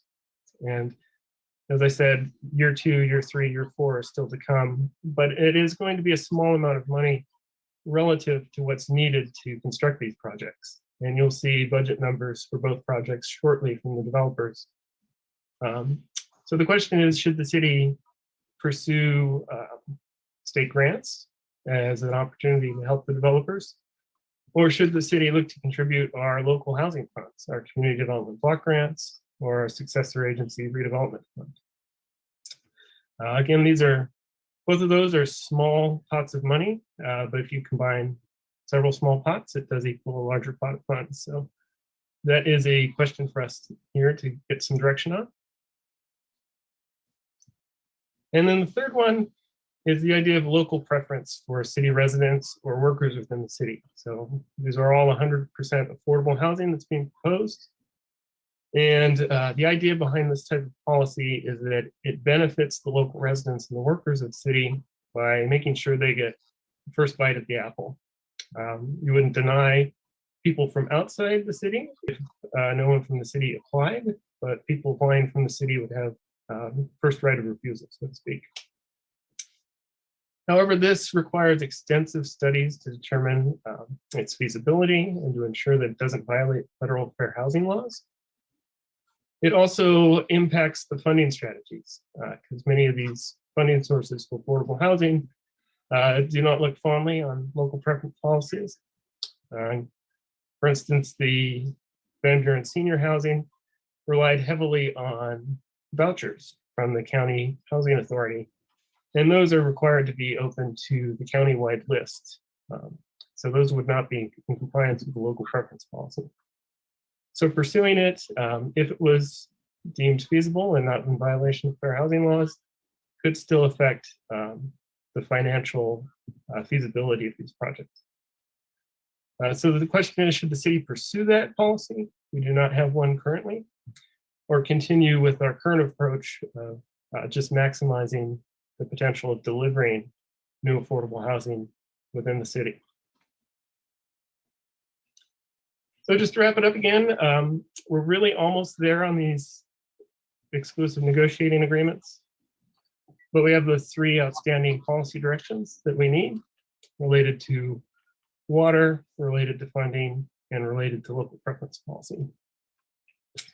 And with that, if First Community and their representative could raise their hand, we can unmute you and I will operate the slideshow on your behalf. Grant, I apologize. I'm not sure what names I'm looking for.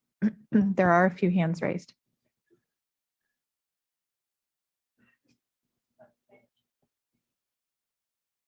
Both Sarah and Jeff work for First Community. Okay.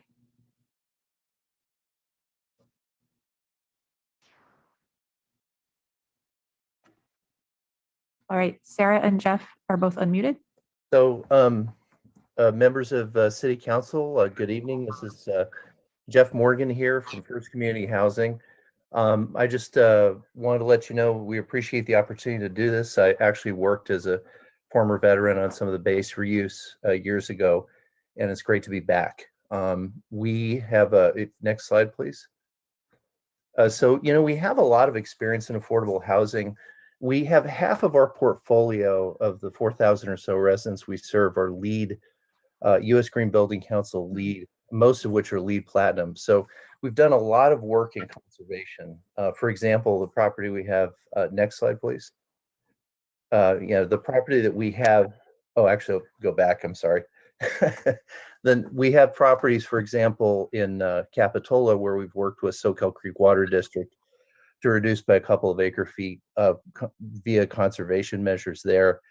You know, and some of it is even by setting up, you know, they have policies that we can work with and be creative. Salinas, for example, we've set up cisterns to do water reclamation in partnership with Fora, the current designer, the designer we have for this project. So, you know, there's a lot of very creative ideas, and I think conservation makes a lot of sense to us. In this case, it's a practical necessity, but we do it just as a matter of practice. You know, we're excited about really giving you some great architecture that gives the kind of density where you thread the needle in terms of cost versus water conservation. So with that, I think I'll turn it over to Sarah for the next part. If we could change slides, please. Thank you, Jeff, and thank you, council members, for having us. Just double checking. Can you all hear me? Yes. Yes, we can. Thank you, council members, for having us here tonight. We are extremely excited to partner with the city on the goal of bringing beautiful, quality, and needed affordable housing to the heart of downtown Monterey. I'm here representing Architects Fora, a team of diverse and collaborative architects and designers with a portfolio of award-winning work in the greater Bay Area that spans over 40 years, almost exclusively focused on affordable housing developments for the last 20 years. many of which are in partnership with First Community Housing. Our mission is to create vibrant, resilient, and equitable homes at all scales. And just to give a brief overview of our proposed project at the intersection of Bonifacio Place and Adams Street, wanted to walk through a couple slides here. So as you're all likely very familiar, this is an ideal location for adding new housing units to the heart of downtown Monterey. Right across the street from our property, our proposed property, is the Jacks Park. Great resources in terms of tennis, playgrounds for children, the baseball field. Just down the street, we have vibrant local retail and coffee shops like the Captain Stoker Coffee, and the sports complex just to the right of that image. Also a lot of bus routes to connect residents to many of the other amenities beyond downtown. Next slide, please. Oops, sorry. As well as our site's right next to the Japanese American Citizens League, and we're extremely excited to partner with them and understand the use for their building there and how our building can complement, and we can build a really robust culture in this part of downtown for our residents and local community. What we are proposing is a 100% affordable housing development to be focused on serving families. So we will have a mixture of studio, 1, 2, and 3 bedroom units, with over 50% being 2 and 3 bedroom units. Affordability levels will range from 30% to 60% average medium income. We'll have a property manager's unit as well. As Grant summarized earlier, we're studying opportunities of building anywhere from 50 to 64 units on the site, all beyond the zoning allotment for this site, but with the density bonus would all comply with what's buildable on this location. And we'll evaluate different parking ratios as well for the site. Next slide, please. As Jeff spoke passionately about, we've been in partnership with First Community for many years now on building highly sustainable projects together. Just the other day, we set some project goals for this project in particular, really focusing on water conservation, storage, and reuse, and partnering that with energy efficiency strategies as well. And we are excited to get creative with this project, understanding that water is such a valuable resource and just a limited resource in the context of Monterey right now.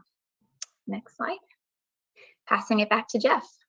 Okay, thank you, Sarah. So not to belabor this, obviously affordable housing is expensive, and if there's one thing we can all learn from this is I've learned in development over the last 20 years that time is never on your side, especially with high construction costs and interest rates. It's better to just get started and move into the process of working with this. And we're experts at, MidPenn's also a fine partner as well in terms of looking at tax credits, AHP and VHP, different funding sources that can bring veterans and other folks' households to get housed that are already citizens of Monterey. And when we look at this, we're certainly very opening to partnering. We're constrained by fair housing laws, in terms of how we go about doing our selection with workforce. We also have to make sure that we have the right median incomes, but we're very open to that. And our site is scalable as well. So when you look at cost per unit, you really have to think about scale. And when you have something that's denser, typically per unit, it costs less. With less housing, you wind up with more foundation, more roof, more other costs that you need to deal with. On the other hand, we want to be aware of really innovative water conservation strategies, possibly even doing mitigations offsite. But I think the way we can get creative with all that is really to look at, once we get into an ENA, we can start really getting creative. And I'd recommend it's not a zero-sum game, that you bring in both of us as partners, and really that we work together to try and hit the acre feet that you need, and continue to partner with the great work that the city has done, really to try and advocate for bringing desperately needed affordable housing. Next slide, please. And so, not to belabor this, this is the budget uses. I'm going to give a quiz on this, and at the end of this, just kidding. Typically, we would, with a project this size, we might need roughly $2 million.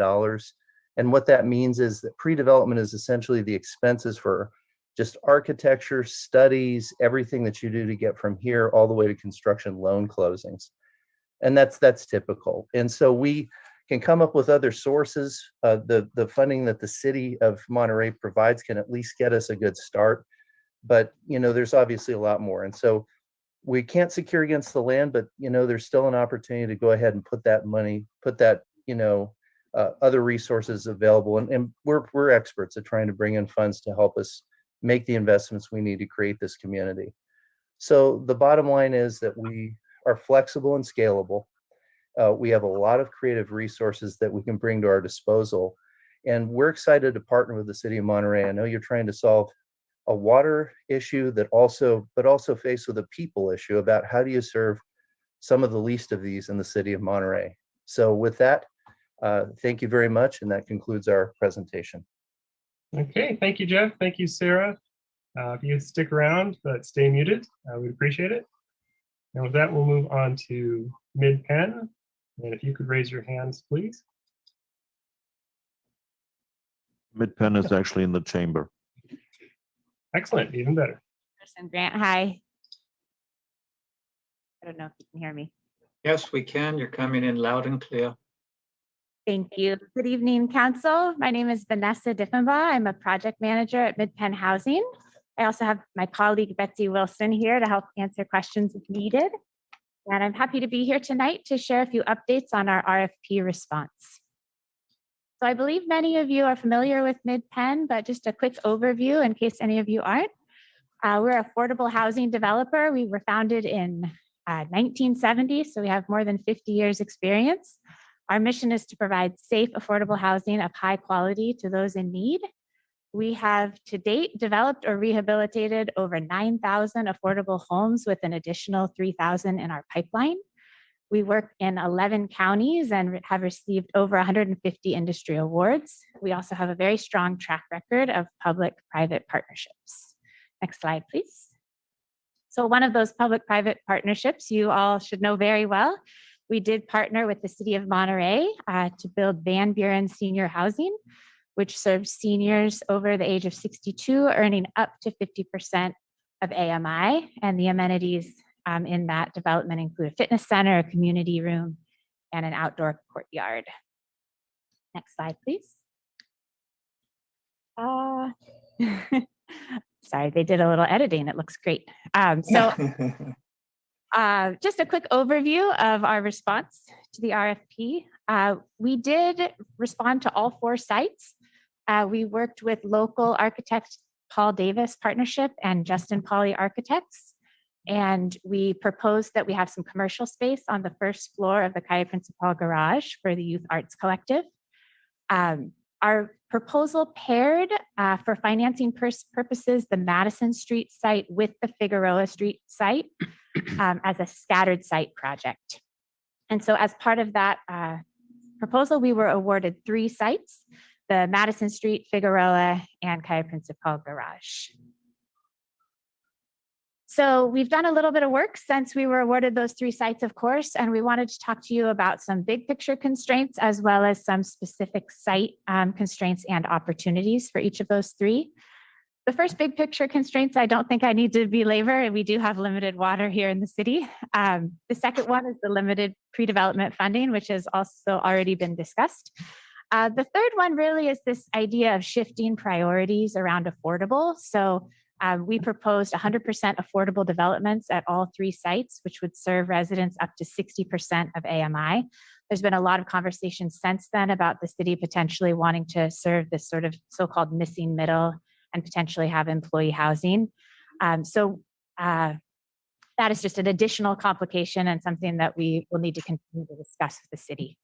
So as for specific opportunities and constraints on each site, the Madison site, we feel has the most opportunity at this point. The site does already have water meters and is already used for residential purposes, so it wouldn't require a change of use under the water definitions. It also is not actively used and has some deferred maintenance. The Calle Principal garage is actively very popular local parking garage. It also, part of the RFP was the city said they weren't going to keep public parking there, but since then the city has said to us that they'd like to consider public parking, which we're open to, but again, changes what we proposed in that original proposal. And then the third site, Figueroa, is an active site as well for the city. It's a very small site. It will require very costly and complicated environmental cleanup. That's not impossible, but is expensive and does take time. And the fourth complication on that site is that it is held in a land trust and it would need to be swapped with other city-owned land. That is something MidPen has experience doing successfully with the city of Redwood City. But again, it is very costly and takes a lot of time. So next slide. So that brings us to the Madison site. So we did come back to the city and said, after reviewing all three sites and their constraints and opportunities, we would like to suggest moving forward with Madison as a single site. So again, we had paired it with Figueroa for financing purposes in our original proposal. And we proposed now that we would finance that independently, keep it simpler. It would be 36 units of family housing, 1, 2, and 3 bedroom units. We previously proposed only 20 units at that site.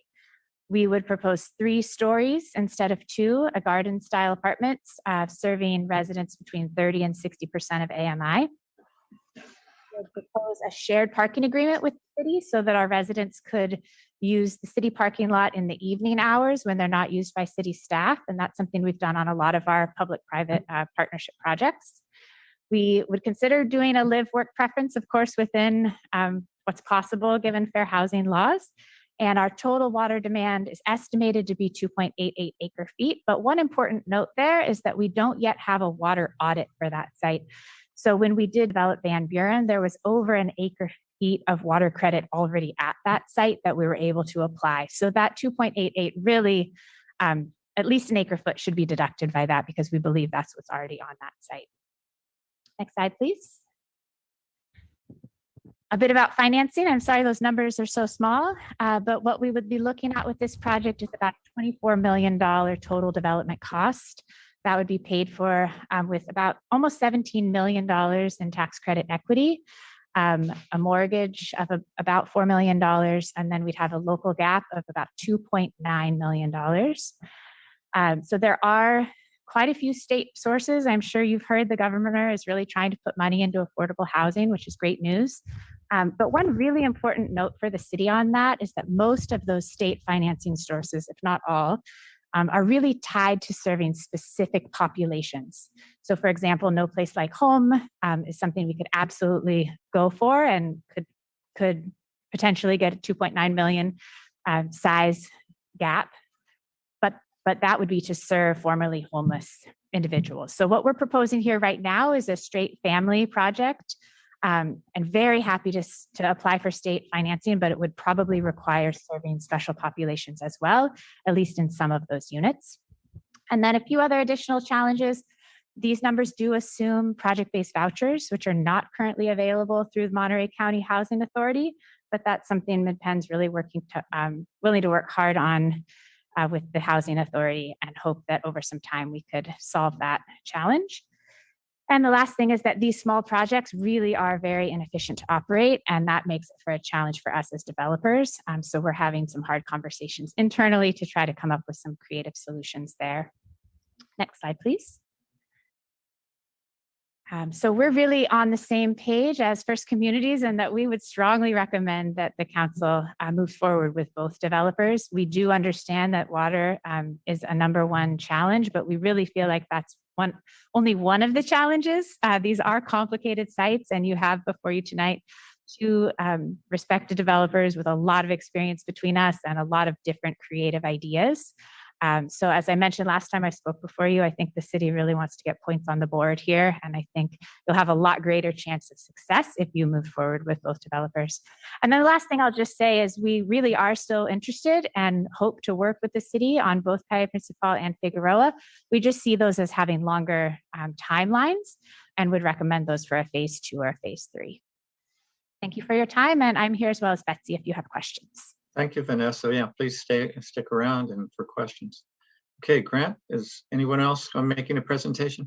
So that concludes our developer presentations. I understand it might be a good idea to go back to our conclusion slide. so you can think about those 3 points we're specifically asking about. Sure. And allow me to stop sharing and then flip back through the slides and share again.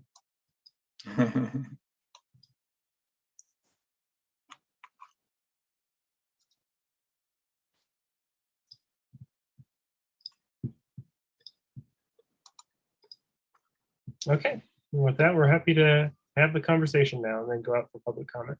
Yeah, so we'll just remind the council that at this point, our discussion should be questions only, then we'll go to the public, then we'll come back for comments. If I may, the first question I had, it's either from Grant or the developers or the city in general, and it's not specific to the projects, is we know that a couple of these proposed projects are in the flood zone within the sea level rise zone that was identified. And so the question, I think the Coastal Commission may have some input on this sort of thing. So what my question would be in general is, are there concerns, limitations with respect to any kind of building in areas that have been identified from sea level rise?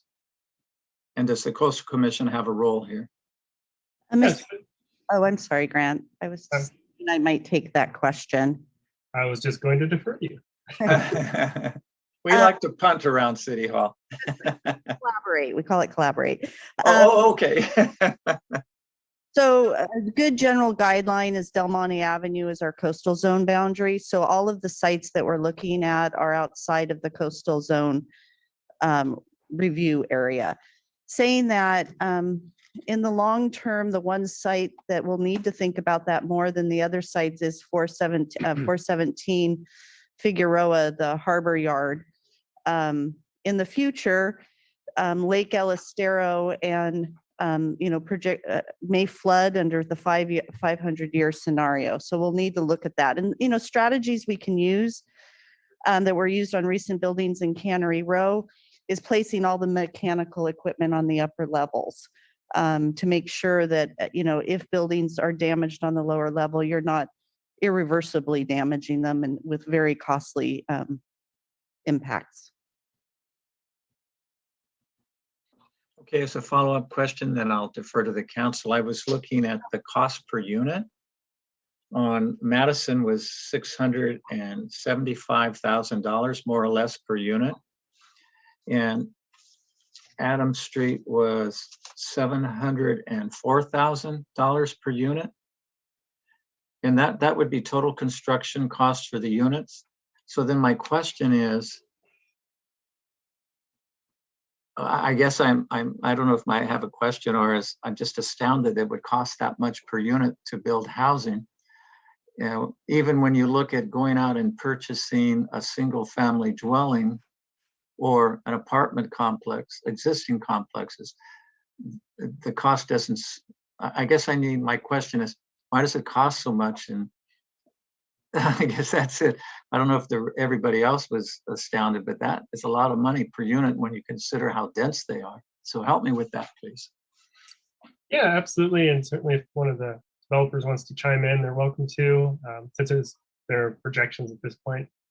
But affordable housing is expensive to build. High density mixed use is expensive to build as compared to single family suburban developments. Chispa in the East Garrison development right now in Monterey County outside of Marina, they had an area long dedicated as part of the East Garrison to be affordable housing. And they had the good fortune to receive all of their state funding right now at the height of inflation, at the height of labor shortages, and at the height of lumber charges and everything else. So their unit cost is right around $700,000. Wow. That is a real number we're seeing here in the county to construct affordable housing. Okay. It just is what it is, right? All right, those are my two questions initially. Councilmember Allen? Mayor, please. Jeffrey has his hand up. I'm not sure if he wanted to jump in. Who's that? I see Jeffrey Morgan has his hand up.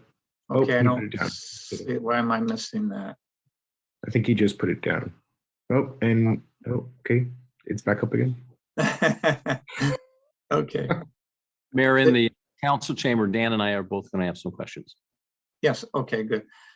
All right, so it sounds like did Jeffrey Should I want go to ahead comment? or we're waiting on Jeffrey or just not clear? Yeah, did Jeffrey want to help answer my question? Grant, will you coordinate Yeah. this for us, please? And see if Jeffrey wants to answer. My question So- was specifically the cost per unit. I Yeah. just, yeah, there he is. He's unmuted. Yeah, and Mayor, I hopefully I'm not jumping into the middle of the process, but just No, to- no, you're there to answer questions for us, so we appreciate it. Go ahead. I've been along with all the nonprofits. We've been involved working with the state treasurer's offices, a lot of which is sort of the last step of this funding. Mhm. And this is a statewide issue. With COVID, we got supply chain issues that are probably going to continue until 2023. Over a 2-month period, we saw jumps in commodities prices, well, construction prices in general, 15%, which were just staggering. So I think it is good to have an abundance of caution. And I think for our pricing, we're doing a higher density development that's sort of a podium with building on top. And so I think what you're seeing is real. I'll just to back up what the staff has said. Okay. All right, thank you for that. Councilmember Allen, question? Yeah, my question had to do with the total water demand for the two primary projects, I guess you could say. Mhm. And what is the delta? And if in fact we could identify another acre feet of water on the Madison site, as Mid-Penn suggests is possible, how close would that get us to meeting the delta so that we could actually move forward with both projects? Thank you. So just to clarify what Vanessa was stating, this 1 acre foot of water is within the city's water reserve accounted for when we speak about the 5.2 acre feet of water. There's not an additional acre feet of water sitting on that site. So these are our water credits for those sites on Madison, Van Buren. Just recently recalculated with the help of the water district. That combined with other water credits, the total availability that we have is 5.2 acre feet of water. With respect to the building site that Geoffrey was telling us, they haven't indicated to us exactly how much water they need. So we have not heard that from them. But if you hear about 50 to 60 units with 3 to 2 with studios, 1, 2, and 3 bedroom apartments, the water need on that side is probably something around 7 to 9 acre feet of water. So could I hear from the Mid-Penn representative? Hearing the city manager, does that sort of change your thinking, or do you think that when you look at it, you might be able to identify more water credits at the Madison site? Yeah, I think there's just some miscommunication there. My understanding was that Grant and Kim were still trying to do a specific water audit of that site to get some exact numbers, but it sounds like they've done that. And I can't make water magically appear, but what I would say that First Community sounds like they're really an expert on conservation. We haven't even looked at conservation yet. These are just raw number calculations. So there's all kinds of creative things you can do. We have this really extremely smart director of business development. First thing he did was look at this on Google Earth and say, oh, we could recycle the gray water to water the city lawn and solve all their water problems, right? So, it's probably extremely expensive to do that, but I'm just saying, from our perspective, water is really just one of the issues on these sites. There are so many others, and development takes so much time that I think both developers feel like we're here at the table. We're ready to try to be creative and partner. Not saying we have any magic wands here. And from First Housing, like when you talk about conservation in your past experience, realistically, how many acre feet could potentially be saved through water conservation on a project like you're proposing? So both Sarah and Jeffrey have raised their hands, and they're both representatives of First Community. So if they can be unmuted, then they can answer your question, Councilman. Great. I'll give the first shot. I think we were doing some rough calculations. We actually came up with something more in the 5 acre-feet range, depending on, the density. We looked at 50 to 64, and obviously we have to go through more formal calculations. What I found is, for example, we did a site in Capitola where we actually turned 94 units on a campus into added about 16 additional units. And we did a lot of water mitigation measures with existing fixtures, and we actually wound up saving 2 acre-feet. So, it really depends. Obviously, this is new construction. One of the things we could look at is gray water recycling for irrigation of some of the plantings and rainwater catchment systems, which we're using in Salinas. Fora actually helped us design of some of that, but xeriscaping, low flow fixtures, there really is a lot of opportunity. I think what it's going to require is a lot more design development. We have some great mechanical and plumbing engineers, and like I said, we've tried to really we understand the need for conservation. I think there's pretty significant opportunities. The other thing is, in other districts like Soquel Creek, there's also been this notion of, is there a way off-site to mitigate? If there's funds that come in that can be used to mitigate fixtures on adjacent properties, for example, if there's some voluntary methods. That's how Soquel Creek Water District dealt with a 0 conservation policy, where they had zero net increase in water for some of their new developments. So I think once we engage both Mid-Penn and First Community Housing, we would love to just kind of continue the advocacy, because we think the city deserves to have enough water for all of its residents, and so I do think there's a significant opportunity. And I don't know if Sarah wanted to add to that. Well said, Jeff. I think the only thing I would add is, we are at the very beginning stages of this partnership. There's a lot of design studies to do. We'll be doing a very extensive water demand analysis, similar to what Penn has already performed for the site. And then from there, we'll know what our site needs, and then we can start to look at, as Jeff alluded to, storage within our site for water to be used, pulled from, as well as rainwater catchment, stormwater treatment, and reuse. So basically getting more than one use out of every drop of water, reusing water that has gone through the building system for flushing toilets and other fixtures potentially, to really get as much out of our water as possible before it exits the site. So again, we're at the beginning stages and excited to get to the next layer of development and design and creativity. And I think there's a lot of potential of where we can help meet the delta in terms of water available at the sites. All right, thanks for your answers. Other questions from the council, please? Councilmember Tyler? Yeah, I just wanted to continue the water questioning here. I'm wanting to shake the tree from the city perspective here for a second, so I'm passing this back to the conversation back to the staff. Is the 5.2 what we have and what we're calling the reserve?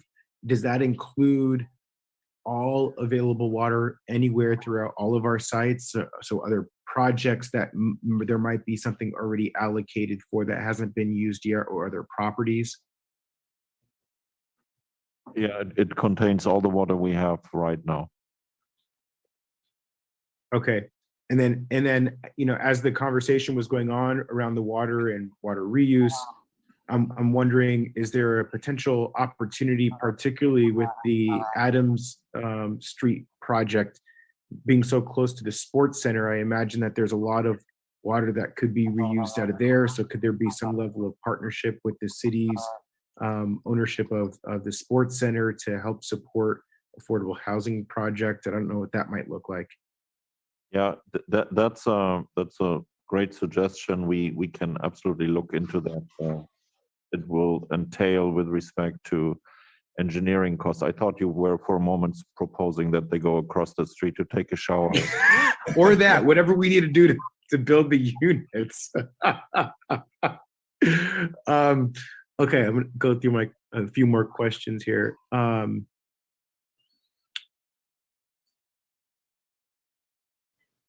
is it possible for us to maybe put out a request to the community?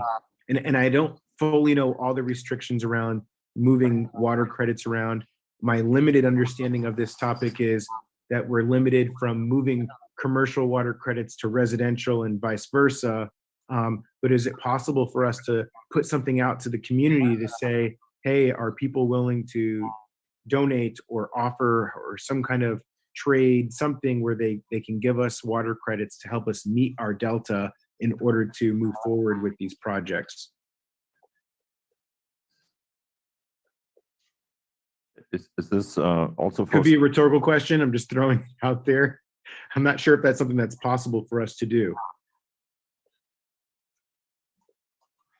Yeah, again, that's an option. So anybody who wants to donate water to the city, that's basically what you're suggesting. It there should be a way of doing that. I'm not really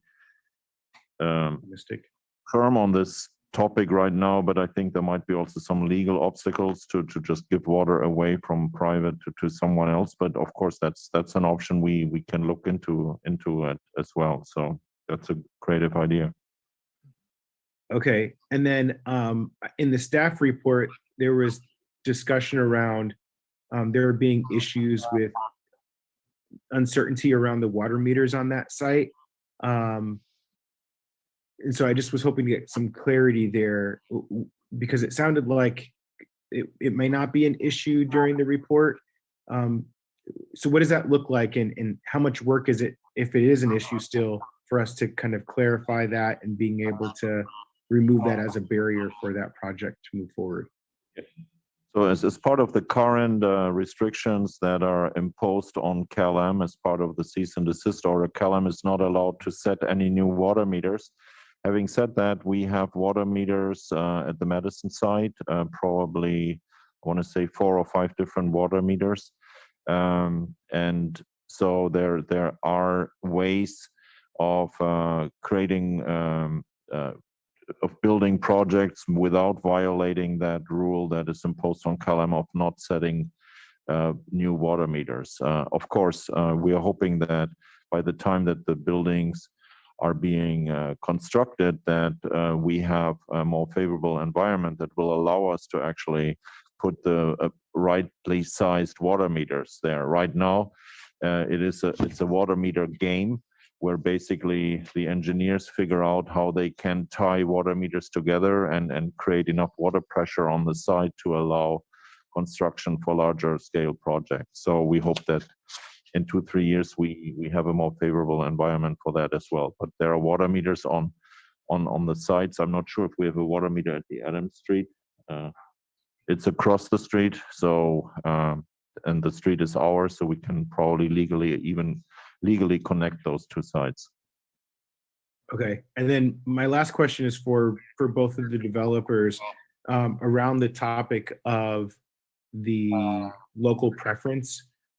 It seemed like in the budget that you both have proposed for your projects that it includes Section 8 in them. And so I understand from the staff report that might create some issues. I'm just wanting to hear a little bit from each of you in regards to what that looks like. And I would just preempt this in saying that, you know, as much as possible, if we can do local preference, I know that that's probably something that's really important for community members that I speak to. There's a lot of folks that aren't really in favor of development, but they understand the issue when it comes to talking about the need for solving the problem, which is providing affordable units for folks that live here or work here. And so I'm just wondering, it seems like there's maybe some interest in working with us here, but I'm just wondering if we can hear from you all on what that challenge might look like and potential opportunities to make that happen. I think Betsy wants to speak. Hi, good evening, Council. I'm Betsy Wilson with Mid-Penn Housing Corporation. So I'm just going to go back to Van Buren Senior Housing, where we addressed this issue. The city at that time, and probably still does, has a local preference within its municipal code. But in order to finance Van Buren, we needed Section 8 vouchers to build 18 little units at very low rents for seniors. You need a rent subsidy. You can't operate something like that without it. And at that time, the Housing Authority had a live-work county-wide preference, but they were not willing to implement a local live-work preference for those units.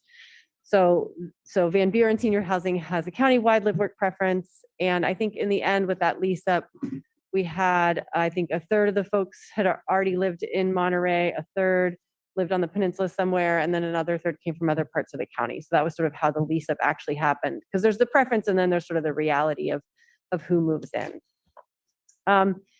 There are a variety of reasons why the live work preference can be complicated. The financing source is one of them. So as Vanessa alluded to, if we use certain state sources that are looking at specific populations, we might be required to take folks off of specific waiting lists. So for example, the No Place Like Home program requires us to take referrals from the continuum of care.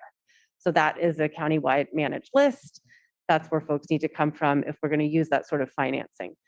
If all the financing is local, that gap, that $3 million gap, we have more flexibility, but we have to comply with fair housing laws. So we work with law firms to do what's called a disparate impact analysis to analyze the impact that that preference might have relative to fair housing laws. And to the extent that the city and the developer can get comfortable with the outcome of that disparate impact analysis, we can do local preferences. Usually it'll be a component of the project and not the entire thing. We have even a live work preference for Live Oak, just a piece of a project in Live Oak, which is unincorporated Santa Cruz County, but we have a series of census tracts up there. We did a disparate impact analysis and a certain number of those units are focused on that community specifically. So it can be done, but there are a variety of constraints. Can I follow up on a question on that? Do you mind, Tyler, if I do that? Not at all. I just don't want Jeffrey to feel like he's being cut off either, but you can go ahead and include that in there because it might help with his response. So does that mean that specifically workforce housing, if it was just workforce housing for, let's say, Monterey Peninsula Unified School District or the city of Monterey, that's too restrictive of a preference? So employers can provide housing to their employees. And I'm not a lawyer, so we are sort of stepping outside of, my specific expertise. So school districts, there's specific, language in the law that allows them to serve teachers, but generally employers can house their employees. When you start to crack that open to workforce more broadly, I believe that generally if it's a live or work preference, it's pretty safe. You usually can go through that disparate impact analysis without any issues. It's more when you have a live preference that you can run into problems. But when you start layering on public dollars from different sources, that starts to change the calculus. Okay, thank you. Any other questions, Tyler? Oh, we do want to make sure Jeffrey has a chance to respond to that from First Community. Okay, thanks, Grant. The power to speak. Great. I agree with everything that was just said, and just to add to it, the Housing Authority, of course, has to comply with their own HUD-based federal rules around protected classes when they think about vouchers. And so, I think if you're going to look at a local preference, there's the opportunity, as the folks at MidPen, to have maybe a portion of the unit set aside that are not. And if you're doing workforce housing, so some classes like veterans and teachers are specifically set aside for as a basically a class that you can target for affordable housing or below market rate housing.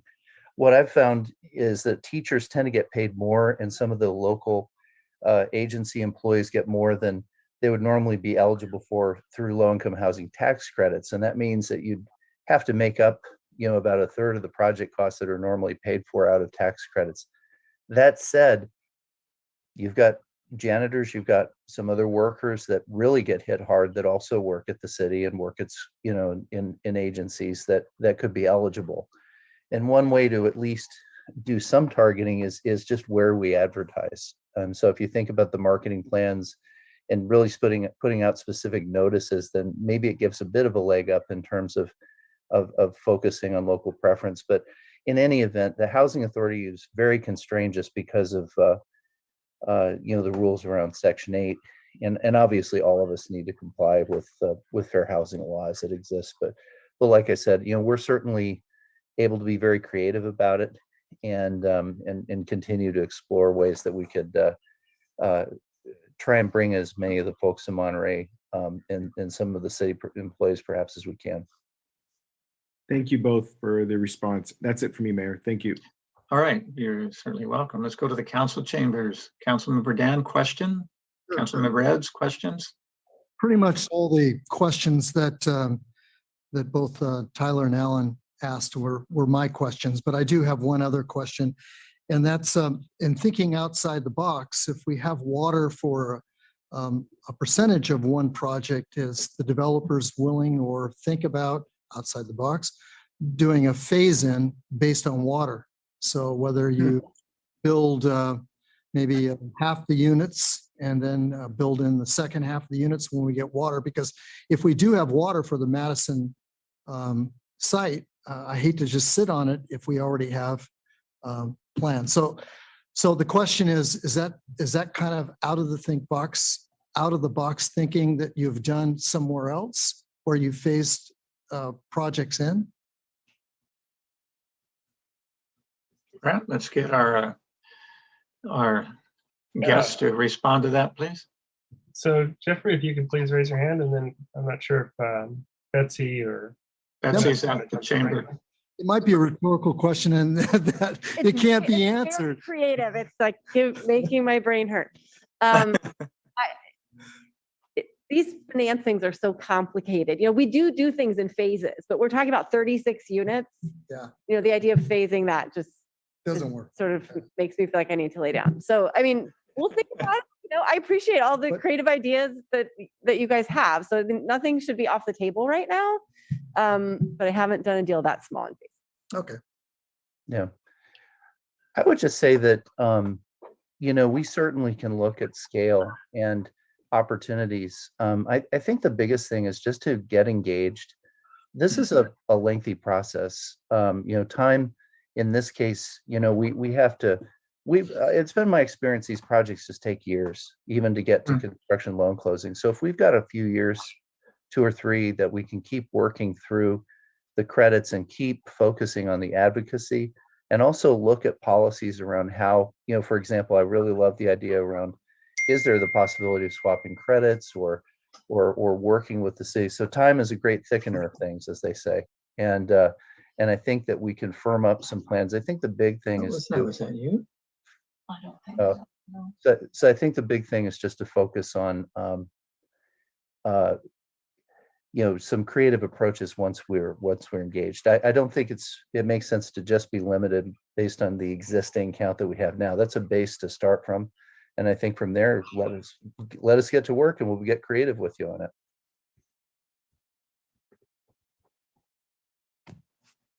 Mayor, a couple of comments. Yes, please. Questions, we'll get your thoughts later. Wow. Well, it's going to be really quick then.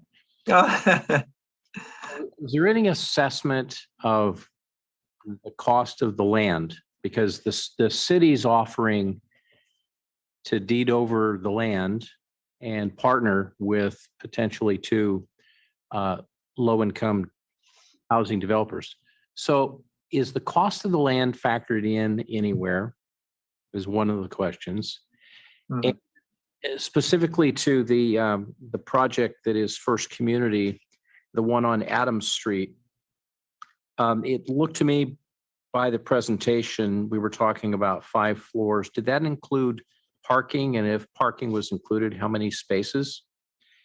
I think you quoted it as 100 units per acre. So I'm assuming if you wanted to do 50 or something close to a half an acre. So I want to learn more about the math there, because how did you arrive at going from 50 up to 64 units? So if you could, maybe that's Jeffrey, if I could get some answers to that, but intrigued to know how you factor in the land cost, because when you're looking at unit cost of, in one scenario, 703,000 for 1 unit, when you compare that to the private sector, obviously the numbers are crazy off. And project is, I think, slightly less than that. So I just need to know some more of the math here and how we come up with the values. So first of all, I just wanted to say that we don't show the land in the budget. However, that said, it is something that, as it has value, obviously it's contributed, and what it will do is give a favorable contribution that actually makes our competition for low-income housing tax credits and bond financing much, much more competitive. So, cities such as Monterey don't have as much, obviously, direct funding as some of the larger cities. So donation of land really helps with that. In terms of parking, I'll let Sarah speak to some of the calculations about how we did this design. So Sarah, do you want to talk a little bit about parking? Sure, thanks, Jeff, and thank you for the question. So there are a lot of numbers on the slide back before, just to revisit. The site acreage at Adams and Bonifacio is 0.3 acres. If you keep going, a couple more slides. Here we go. Okay. Oh, here we go. So per the local zoning in Monterey and downtown in our district, 100 units per acre is allowable. So if we have 0.3 acres, we can build up to about 33 units on the site. The state density bonus allows for a 80% increase on top of that 100 allowable 100 unit per acre. So that would bump us up into the mid 60 units per acre allowable. And so that is why our proposal is somewhere in the 50 to 64 unit range. 50 units would be a five-story structure, as was shown in our proposal. 64 units would be a 6-story structure. Both would be under the allowable density with the state density bonus layered on top of the current zoning density allowed on the site.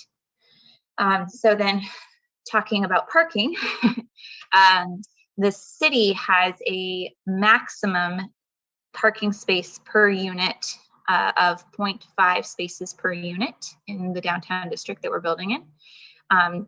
The state density bonus has a minimum of 0.3 parking spaces per unit. So our parking strategy on this site will be somewhere between 0.3 and 0.5 per unit, depending on what unit count we end up with. Does that answer the question? It does on the parking, yes. Great. So what I guess the follow-up question with that is, if we were to say there's water, how would you decide whether it's 50 or whether it's 64? What are you looking for to determine that? Is it driven by total project costs to drive down? Or I'd like to know more about what you would use as your deciding factor.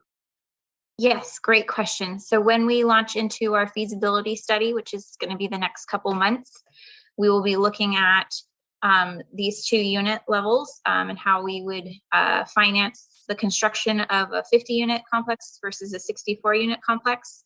As Jeff mentioned earlier, a higher density spreads the overall cost of the building out a little more, lowering the cost per unit. So when you think about there's elevator cost, stair cost, parking garage structure, building support spaces, all of those have pretty sizable costs associated with them. If we have more units in the building, those spaces don't scale up too much more, so we can spread the costs out of the overall building over more units. So that's where density works to our benefit in a cost per unit landscape. So we'll do that study, and in conjunction, we'll be doing a water demand analysis, looking at how much water we would need for 50 units, how much water we would need for the 64 unit strategy, seeing what would be required, and then layering in some of the conservation reuse treatment strategies that we spoke about earlier, and how we could pull down our water demand as we layer in those strategies. Those do have upfront costs, so it does become a balance of again, what we can pay for in terms of those strategies, and balancing that with the water calculations as well. So lots of studies and math to be done to really find what the right unit density and water needs for this site will be. Thank you. Okay, are we ready to go and hear from the public? Let's do that. Do we have anyone in the council chambers who wanted to speak on this?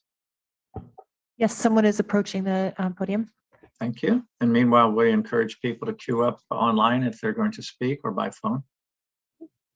Sarah, will you lower your hand? That'd be great. Hi, my name is Lori Avey, and I'm the co-chair of Sustainable Monterey, also the VP of Local Action Group Coordination for Communities for Sustainable Monterey County. I love all this talk about gray water and sustainability. I had the first passive house built in Pacific Grove. And when I moved to Monterey, I ripped out all the rose bushes and I have a food forest in the front yard. And then just last year, we put in a gray water system in addition to rainwater capture. So all the water from our sinks and everything, sinks, tubs, showers, flows down to our garden in the front.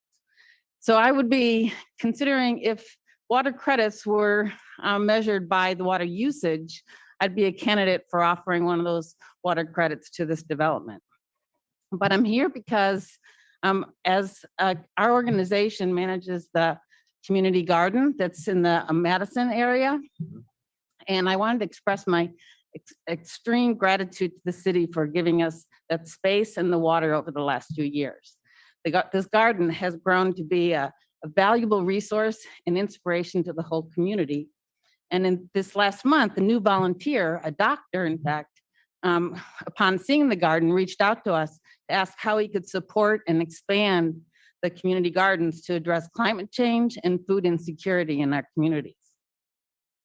So I also volunteer every Sunday morning with Al and Friends, serving warm breakfast every Sunday at the Windows by the Bay. And every breakfast we serve salads and greens that are sourced from our community gardens in PG and Monterey. Fresh organic food is just as important to low income and unhoused communities as a roof over the head, and local sourced food is extremely important to climate change. So I'm just asking that you consider when you replace that area that you either can keep the garden or find another space for community garden. Thank you. I don't see anyone further in the chamber, but we do have a few hands raised on Zoom, so I'll call on Kurt Tipton. Kurt, go ahead. Good evening, the mayor and council members. Thank you for taking my call. I'm president of the Downtown Neighborhood Association, but I'm talking to you tonight as a very concerned citizen. I'm concerned of you building affordable housing in the harbor lot. That is in a known flood area with sea level rise. It's in a known tsunami area.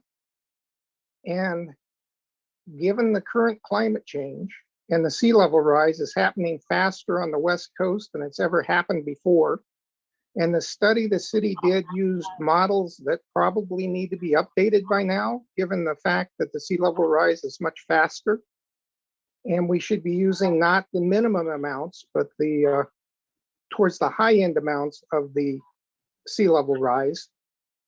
So I believe if you go ahead and build that harbor lot, in 10 or 15 years, you're going to have to be buying back that and moving all of those people out because it's going to flood. That also, I believe the council needs to go back and relook at the downtown overlay plan because that also would allow high density housing in a known flood area. And given your study before, and given the Coastal Commission propensity to have retreat rather than building seawalls, all of that area would also have to be bought back by the city and those people would have to move. So that's my only concern. Please relook at the harbor lot as a very poor choice for low income housing. Thank you. Thank you, Kurt. Next, I'll call on Barbara Meister.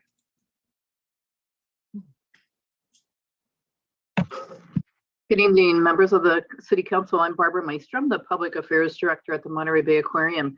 And I just want to take a minute to say I appreciate and commend the city's efforts to identify these sites and to do all that you can to provide this below market rate housing. I appreciate the expertise and creativity of the two developers before you as well. And just goes without saying, it's really super frustrating that our water crisis on the peninsula is exacerbating the housing crisis, which in turn is constraining our workforce across the board in terms of recruitment and retention. And so thus it's imperative that you work together to try to do all that you can to bring these opportunity sites to fruition. I appreciate the challenges ahead of you and encourage you to persevere with creativity. And also, I'm very interested to see what can be done for the local preference. I understand some of the constraints when it comes to the sources of those funding. However, I can tell you there are lots of folks that would benefit from the opportunity to live in one of these homes that you're building that are in the downtown core. And people could, I have employees, coworkers who would give up their car readily and appreciate the opportunity to walk to their place of work. And in turn, that reduces their own personal cost of transportation, gas, time on the road, time away from their family. And of course, we would all benefit from the reduction of carbon emissions when we build high density in our urban cores. So again, I appreciate the challenges ahead of you and encourage you to persevere and look forward to continuing to see what opportunities we can create given all the challenges ahead of us. Thank you much. Thank you, Barbara.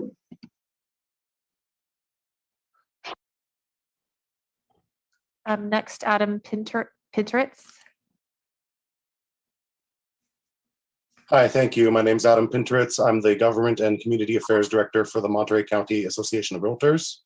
And I might take us briefly beyond the scope of this agenda item, but I promise I'll bring it back.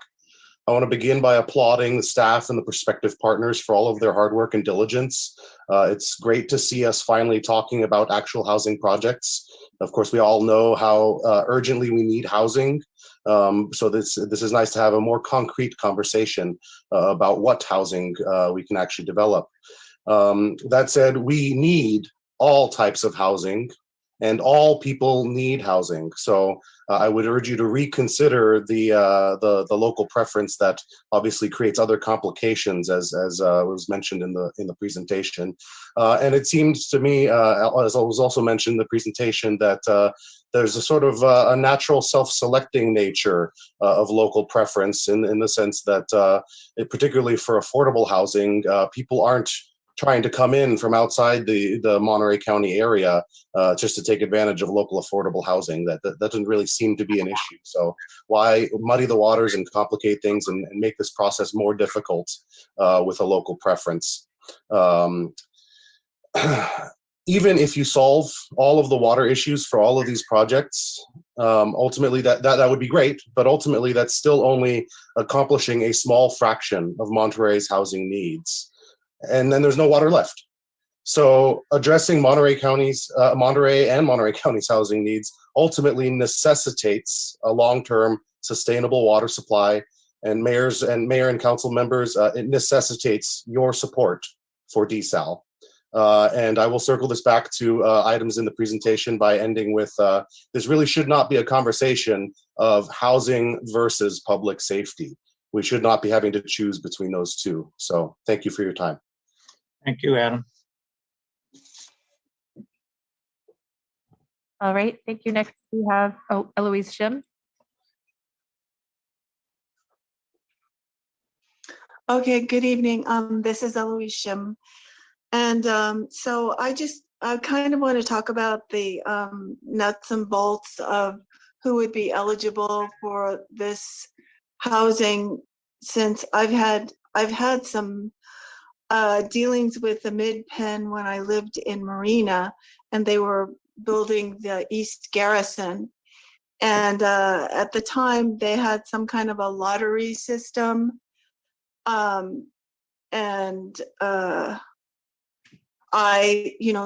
People had to pay, I don't know, $35 or something to to get on the lottery in order to get the housing. And, I certainly didn't get the housing. I wasn't part of the lottery. But I mean, for me, with the Housing Resource Center and the Housing Authority and Mid-Penn, I call it the carrot and stick phenomenon. What I say when I say that, it's like you sign up, you give them all your personal information, including, how much money you make, your checking account, everything. And they put you in the database, and then you never hear from them again. You don't get anything.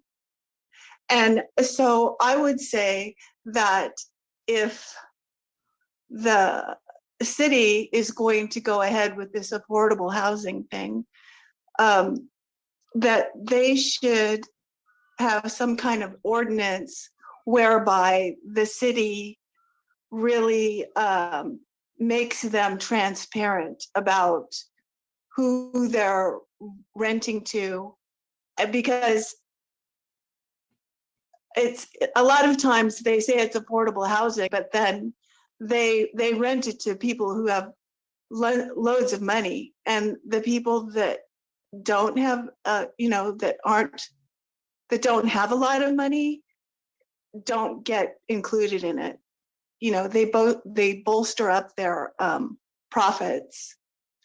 So I think that the city should make sure that if they go with somebody like Mid-Penn or something like this, that there's transparency, and that they hold them to it.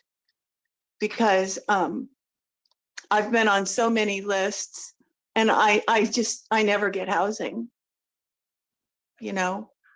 The Housing Authority, in 10 years, they've never given me anything. I signed up for Van Buren over 5 years ago. I never heard anything. So I just think the city needs to, do some kind of a transparency. Thank you, Eloise.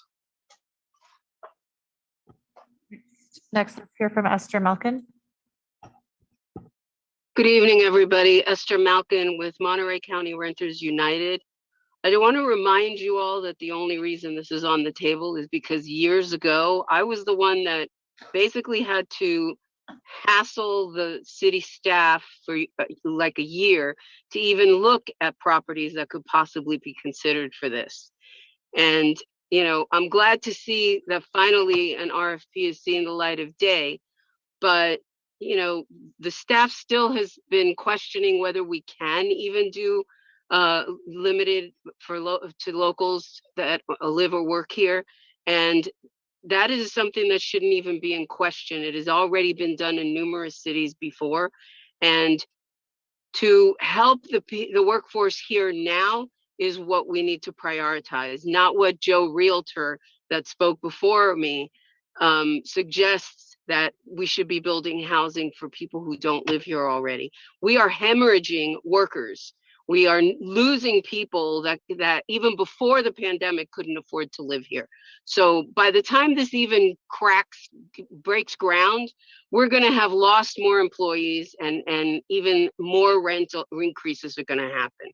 So, we need to start looking at this as from within the city and not do what we did with Van Buren that took 12 years to produce 18 units that has had a wait list since before it was produced of over 1,000 people because it was opened up to the county by Mid-Penn.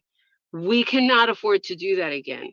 We need the housing for the people that live and work in the city of Monterey now. We cannot afford to bring in other people from the rest of the county or other places farther away to take the little bit of housing that we may, with a big question mark, be able to finally produce.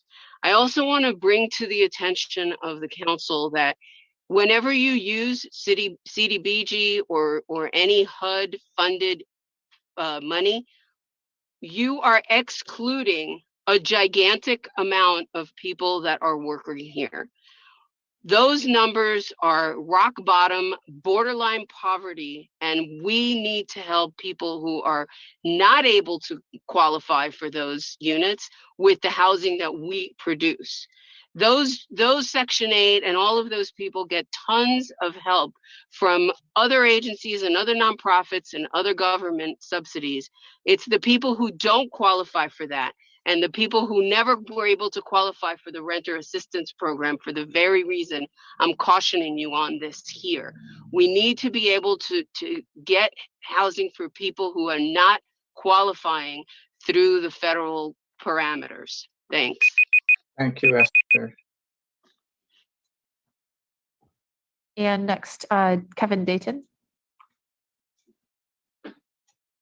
Kevin Dayton, Government Affairs Liaison, Monterey Peninsula Chamber of Commerce.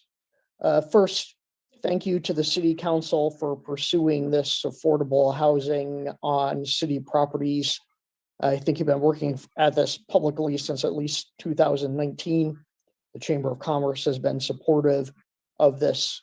It's definitely needed to have some housing in Monterey near where people work for ordinary people and ordinary jobs. So thank you for that. Thank you for your effort to trying to appeal to the State Water Resources Control Board to get an allocation of water for affordable housing. The Chamber supported that as well. Please continue your fight over that. Unfortunately, the water supply continues to be a problem.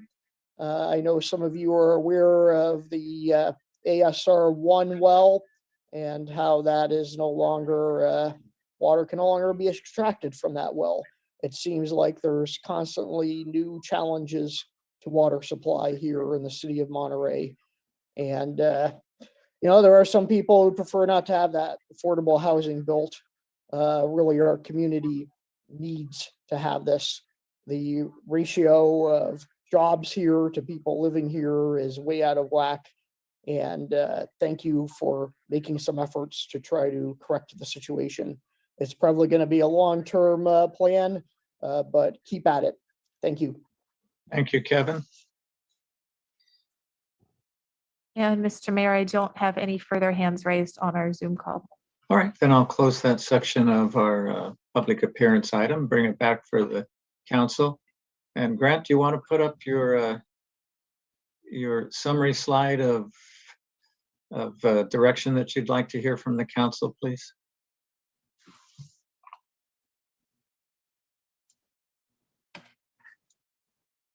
Yes, you should be seeing it now. Let me know if you're not. Yes, we do. Okay. And if it was, I think if council obviously want to talk about a lot of things, that's fine too, but I'm thinking for us to go forward, we probably want to concentrate on these bullet points. Does that sound like the way to go? And of course, obviously, number one is done. So number two is to take a look at, are any sites more feasible, more possible than others? I think from the public hearing from Vanessa Diffenbaugh, and not to put words in her mouth, but it looked like the harbor site as well as the parking garage would be ones that would be deferred. And it looked like at least the people who were here tonight were concentrating on Adams Street and Madison, the City Hall complex. So that's what I've heard so far. So what is the council thinking? Go ahead, Councilmember Allen. Yeah, so just kind of go down these questions. First of all, I think the Madison Street project is really ripe for something to happen. It's an embarrassment that we really have blighted buildings on city property. I mean, that's what they are. And so for me, we can improve that blight, which benefits the whole neighborhood. And we've already built affordable housing very close to that, and the developer was able to get you know, state funding for it. To me, that seems like one I definitely want to go forward with. But and coming into this meeting, I was thinking, yeah, let's just focus on that. But I think the Community First folks made a good argument to me that I think we should also continue working with them on the Adams Street project. And then, yes, the other two projects, I think we, we either put on hold or we put on a kind of, I think, a phase 2, phase 3 kind of thinking for them. But speaking to the Adams Street project, what I heard from them that I liked was this idea that maybe through conservation, there are ways to expand the potential water credits. Obviously, that's not a guarantee. And it could be that that doesn't pan out, or that the water authorities, even though that's very sensible, don't want to permit it. And then the developer, well, would have to reconsider based on what our available water credits are. But I think it's worth looking at conservation on both sites and seeing how we can stretch our existing city water credits to for sure build the Madison project, but also to explore the possibility of the Adams Street project. As for funds, yes, I think if it's necessary to move these forward, we should consider contributing CDBG and/or successor agency funds. I hear what Esther has to say about, moderate income folks, and I know that they're also being squeezed very hard, especially here in our particular housing market. But when I look at the ability to build 30 to maybe 80 units, I just think we have to put our resources where the greatest need is. Not that there isn't need for folks who are making above the median income and who don't qualify for federal assistance. But I really would push back against the idea that somehow there's all kinds of money available for low-income people. I don't believe that's true. I think that's really a misperception, and I think we need to put our resources where they are most immediately needed, not to folks making above median income. Plus, I just don't know how that even pans out. If you're going to include folks above median income, you're talking about 50% of the city. And so you're talking about 30 to 50 units, 50% of the city. I just don't think that's something we have the resources to be able to do on a local level. So anyway, I do think we should look at using some of those funds. I think that's a perfectly appropriate use, and affordable housing is our #1 priority. So yes, as far as the local preference policy goes, I think if it's live or work, emphasis, maybe even work or live in the city, I would be interested in that. But if that's going to become a detriment or make it so that the project is not affordable, it would not be a deal breaker. I want to see these built. We heard from Mid-Penn that 2/3 of the units at Van Buren went to Peninsula people who lived here on the peninsula before anyway. So it kind of feels like we're maybe making something into an issue that may not be as much of an issue as some people think it is. But yeah, if it's, if we could get it so it's for folks who work or live in the city, I would just note somebody could have lived here for a month and they would qualify, or could have just gotten a job yesterday and they would qualify. Somebody else could have worked here for 10 years, lost their job, they wouldn't qualify. So again, those are the kinds of things that sound good in theory, and I guess they probably sound good when you're running for office and you want to say, yeah, I'm pro Monterey. But I think the reality is it's probably a lot more complicated than that. And I also wanted to speak to something I heard the Mid-Penn rep say about, like, we could maybe qualify for more funding if we would make some of our units available to, I think, what she called special designated folks, which I kind of thought she meant maybe people who are currently unhoused. I absolutely would want to include those folks. I would not want to exclude them. I can't imagine a reason why anyone would want to exclude them. They absolutely need housing. So if there's a way to do that, and if in particular it would make a project better funded, I would be all for that. And then let's see, there was one last thing. I guess it had to do with the total water allocation and whether or not we should set aside, this isn't on the list there, but should we be setting aside water for some other kind of undefined use at this time? And I don't think so. I think housing is our #1 priority. I think if we redo the library, we've already got water credits at the library.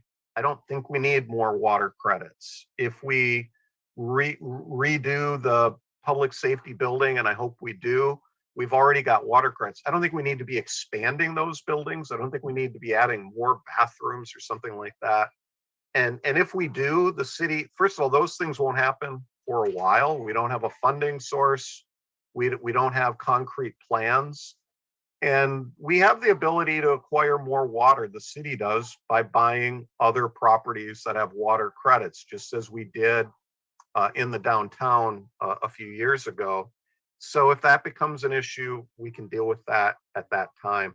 But I think right now, we need to try to leverage all of our water resources for 100% affordable housing. Thank you very much. Thank you, Alan. Very well expressed. Let's do our online, then we'll go to the chambers. So Councilmember Tyler, if you wouldn't mind going next, I'd appreciate it. Yeah, so trying to keep it brief here. I agree with Alan. I think we should look at both sides, and I would add the additional reason that if we focus on one site, it's kind of like not diversifying an investment. If one doesn't work out, then we're kind of stuck at starting from ground zero again. So I think it's appropriate or prudent for us to really look at least 2 sites that we can start off with and see how they go as we're moving along. And I'm sure staff will be keeping us posted as the process moves down the path here. And it seems like there's a lot of synergy playing, the 2 organizations playing off of each other. So I'm interested in seeing how the partnerships move as we go along here. So that's the first question. In regards to the local funding, I absolutely think we should be looking at how do we maybe think about reallocating some of our CDBG to help make some of this work. Is it possible for us to create a local pot of funding? I know we're going to be talking about the budget after this discussion, but one of the things that I plan on bringing up in that discussion is how are we thinking about bringing in different or new revenue streams into the city? So are we thinking about things like vacancy tax or property transfer tax in order to allocate funding specifically for housing related programming? And I think that those are good examples of things that we can do to create that local pot that could also help with these initiatives. So I'd ask us to think long and hard about those opportunities. We need to really put our money where our mouth is. And so we can't keep sitting here and saying as a council that we support housing and we're not willing to go outside of our comfort zone to do what it takes to make this happen. So we need to be able to get this across the finish line. We need to have leadership on the council to make this happen. And so I think we need to just kind of figure it out and support those policy initiatives that will allow these projects to be successful.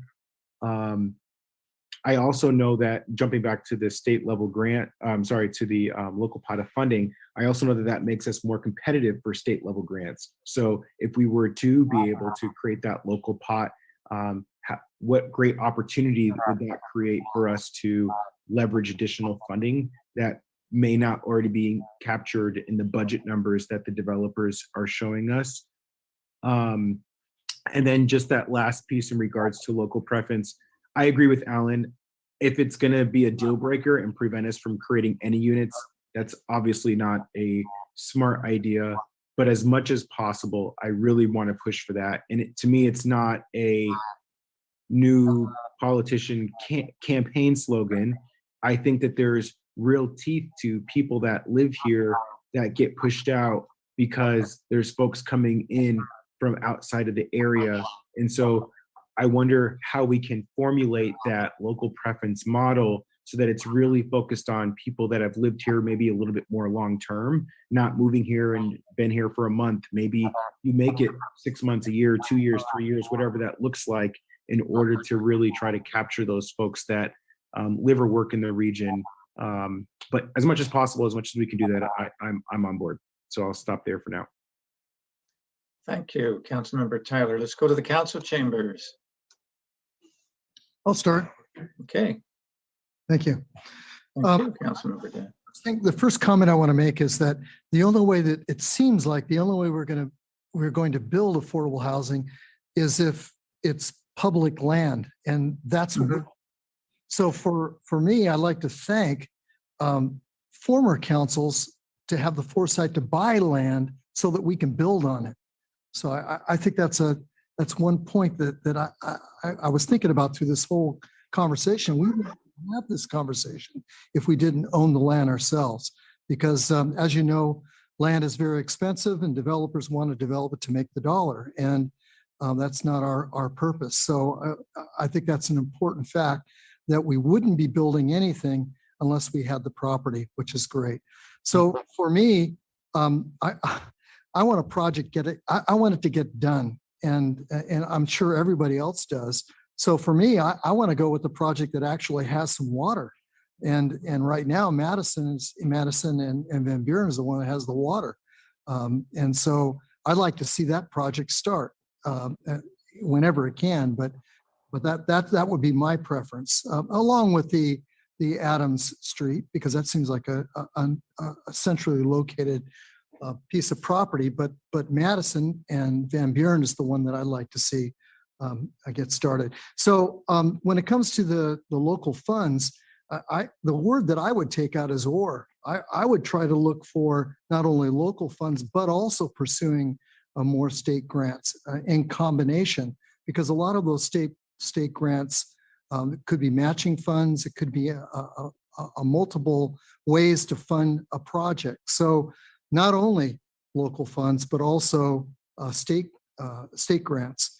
And then the last one is the local preference. What I'd like staff to do and with MidPen and also First Housing is come back to us with a policy on those local preferences.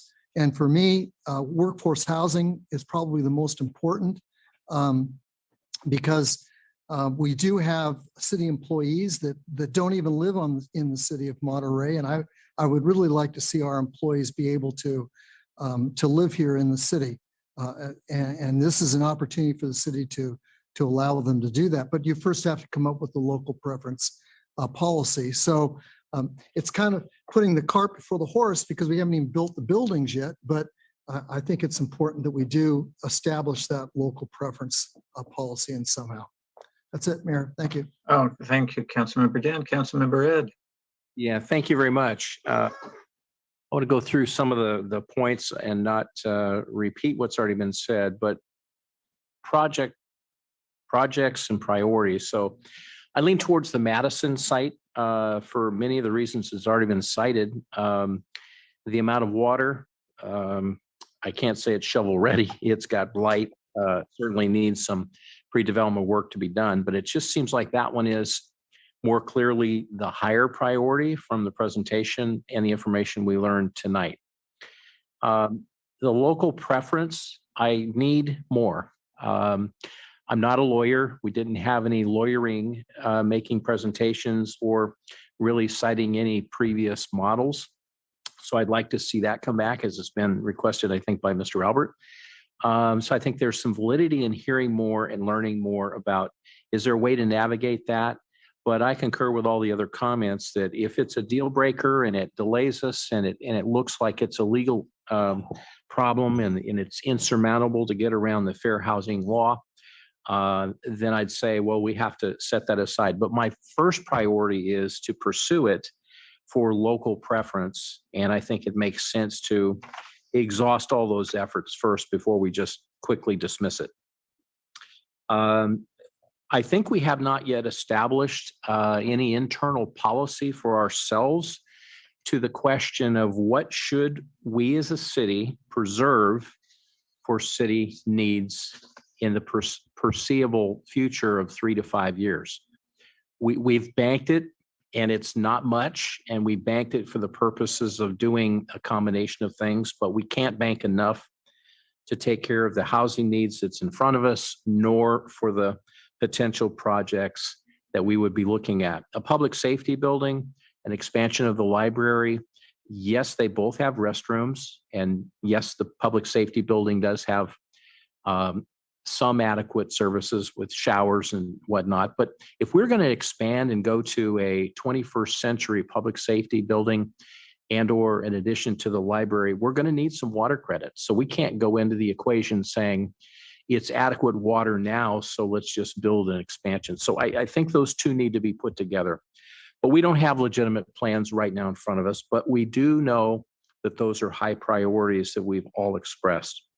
So we need to really ask ourselves, how much is enough for us to keep? And is that 2, 3, 4?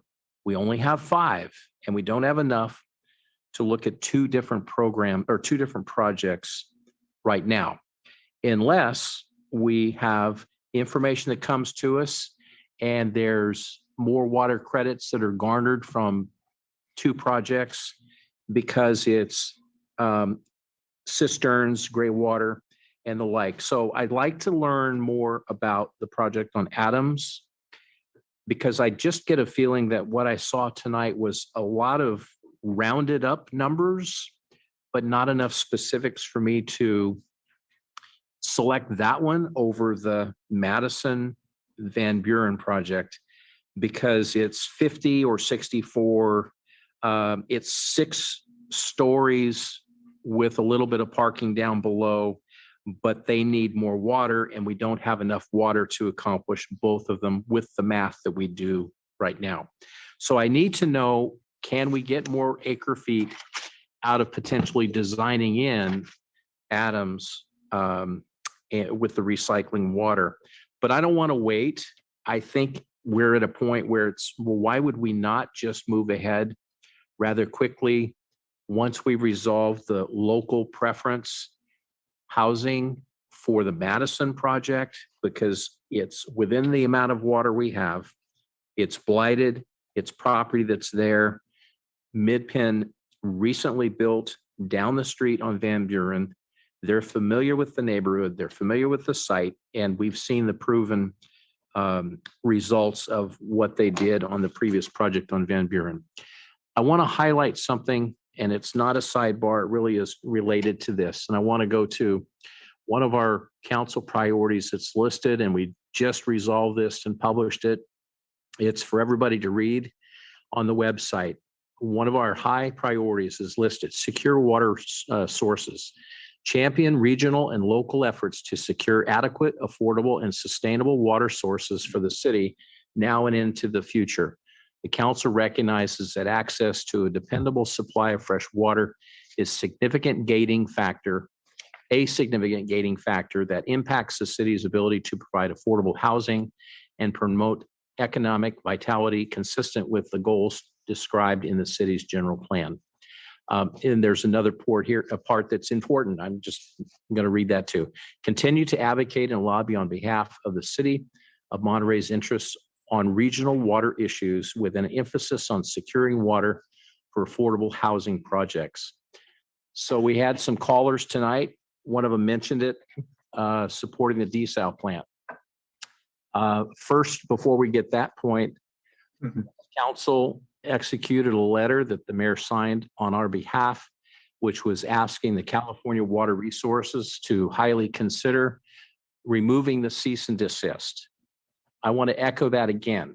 If that's the policy this council stated, we all, in all of our subcommittees, boards that we serve on, need to be consistently standing by that.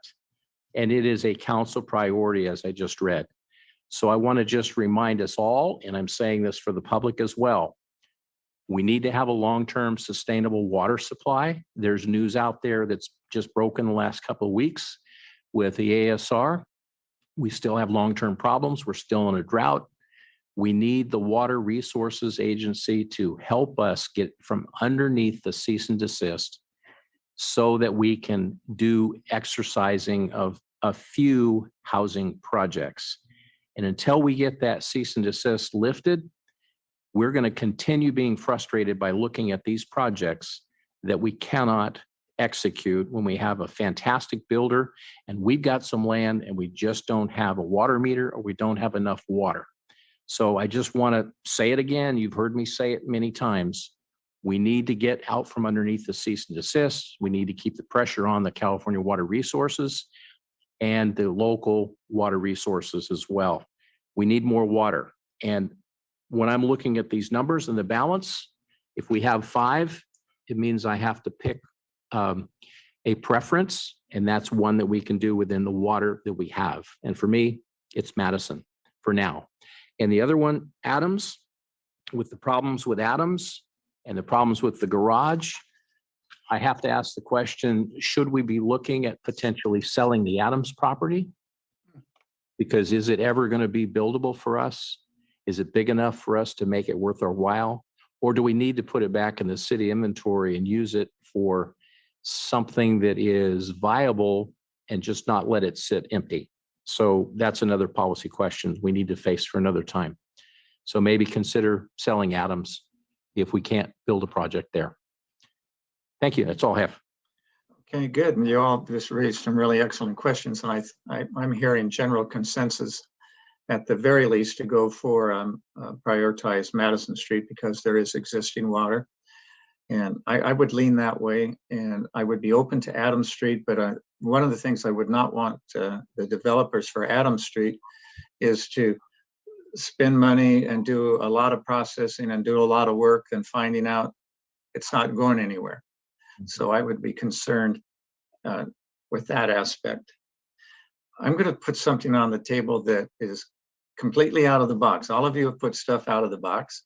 So I'm going to put something out of the box for you. And it's not really relevant. It's kind of relevant to what we're talking about. And it gets back to the local preference. One of the greatest needs we have on the peninsula is workforce housing. So I think we've all talked about the need for that. And we've heard that there are certain state laws, fair housing laws, et cetera. And I'm looking at MPUSD, which is surplusing Foothill School after another year, and then the Monte Vista site, another elementary school, which its name will go to Colton. So we read about Colton being closed. Well, the name is being closed, but the Monte Vista site is the actual site being closed, and Colton is going to become Monte Vista. So I hope that's clear. So I'm looking at that as an opportunity for teacher housing through the school district, because we're losing 20% of our teachers every year. They simply can't live here. Then secondly, I've been thinking we have a lot of commercial property, and which may not be filled. And I'm putting out the thought that employers, private employers, need to start looking at some of their properties. And can that become housing? I don't know if that's so much out of the box, but it's certainly something to think about. I can think of a couple of properties that have a lot of water credit on them from having restaurants back in the day, and one having restaurants very recently. And there was a large empty buildings with water credits belonging to private enterprise.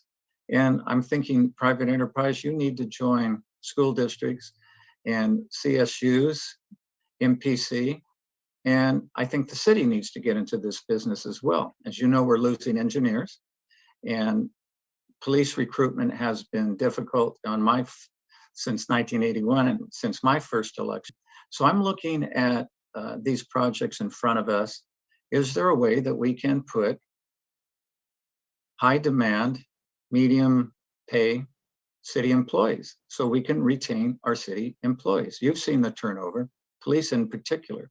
Is there a way one or two of these properties could also have home ownership? If you had a police officer coming in with a family, we do this with our inclusionary housing. I told you I was going to go outside the box on this. Could some of these units actually be sold with limitations on increases in value? Because that's what we do with our own inclusionary housing. And we do this all the time. We're selling, buying back and selling homes, apartments, condos that are selling anywhere from $200,000 to $400,000 a year. And the people who get them are really excited. I don't know if that's possible here, especially with looking at $700,000 a unit. But I would like to see, is there an opportunity to provide city employee workforce home ownership on these sites? And that may be a way of generating funds as well. Down payments can go towards paying back loans. So I just would put that out, but since y'all put stuff outside the box, and so I just did one as well. But to me, that's a huge need. And I think we, as partnerships, we all, the employers, whoever they are, private, government, schools, I think that's going to be a significant solution to our statewide housing problem. Employers are going to have to start doing that. And one of the ways that people can get out of the poverty cycle is to get some home ownership. That's not me who made that up. I've heard that from the NAACP. I've heard that from the President of the United States. We have to get people into home ownership, and doesn't mean they're living in a single family dwelling. So I don't know if that's anything possible, but I would certainly suggest that that's worth putting into the mix and see if we can get some city workforce home ownership opportunities out of city-owned land. So City Manager Hans, do you have enough direction from the council? I'm hearing pretty much consensus on where we want to go, unless I've heard it differently. I think the only maybe slight difference is, do we go concentrate on Madison, or do we look at both of them, or Madison first, Adams Street second? I think that was probably the only thing where I heard we didn't have unanimity on. Yeah, thank you, Mr. Mayor. I think we have a clear understanding what the council thinks. None of you reject Madison, and there are some of you who like to see it, of course, linked in a way that differs a little bit between council members. But I think we have a good direction on that. And of course, what is essential is that we will be back checking in with you and updating you also about water, possibly retaining water or not. And also it was pretty clear how you were thinking about local preference. And last but not least, the mayor's suggestions about home ownership is and workforce housing for teachers as well as for city employees is another aspect that we will have to address, maybe not on those two sites, but maybe there are other opportunities, as the mayor indicated, potential partnerships with private property owners or other agencies, other nonprofits who sit on a lot of real estate that is not being utilized with respect to a healthy ratio of water and housing. So we will look at all of that. If you allow me, not too long ago, we all sat on the dais and we were saying cities don't build housing. Cities are providing the environment for housing. And here we are, I want to say 4 years later, and we are in the midst of something that the city has never undertaken to that extent. We are building housing. And why are we doing that? Because I think it's a failure of past decisions, including abolishment, elimination of the redevelopment agencies and others. And it's on the shoulders of local government to figure it out. And I'm happy that I'm part of that process here for our city. Okay. Well, with that, let's take a break, and we have another huge subject to undertake in a moment, and that, of course, is a primer on our budget. Mayor? So, I'm sorry, someone wanted to say something? Yeah, I was trying to get in there before we transferred it back to you, but I wanted to ask if we could ask Hans and staff to, in some context, when we're talking about future on the water, there was a question I don't think any of us were prepared to answer, and that's on the transferability of water. And there was a question about commercial, private side. And I think we all generally know that there's some rules that abound about that, but I think it would be beneficial for all of us, given and keeping that I gave everybody a lecturette on our priority of water. I think that would be helpful for all of us to learn a little more about what our local water district does allow through their restricted guidelines that the state's issued. So if we could put that on our city manager, that would be helpful. Okay, good. Well, let's reconvene in about 10 minutes and we'll tackle our next subject. So as always, it was a fascinating, well-educated and well-explained discussion. So we'll see everybody, maybe let's just call it 9:35. That'll give us about 12 or 13 minutes. All right, we'll see you then at 9:35.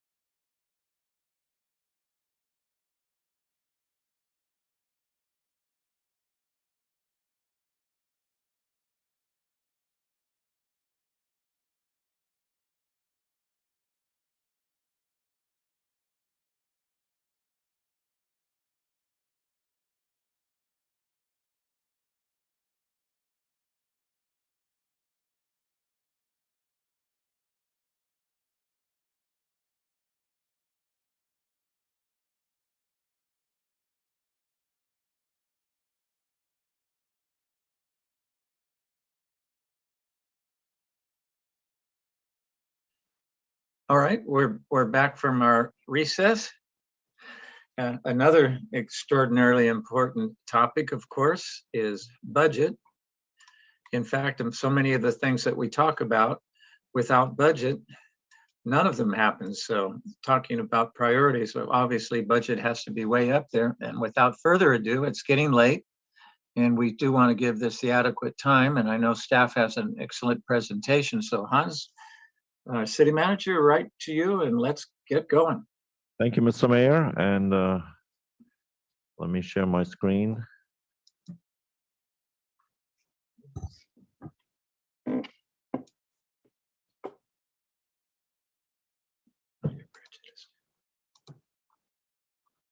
All right, here we go.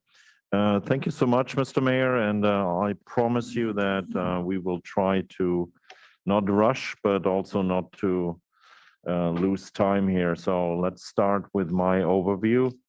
And here are the numbers: 1988, 1988. Steve Jobs, the famous Steve Jobs. You cannot connect the dots looking forward. You can only connect them looking backwards.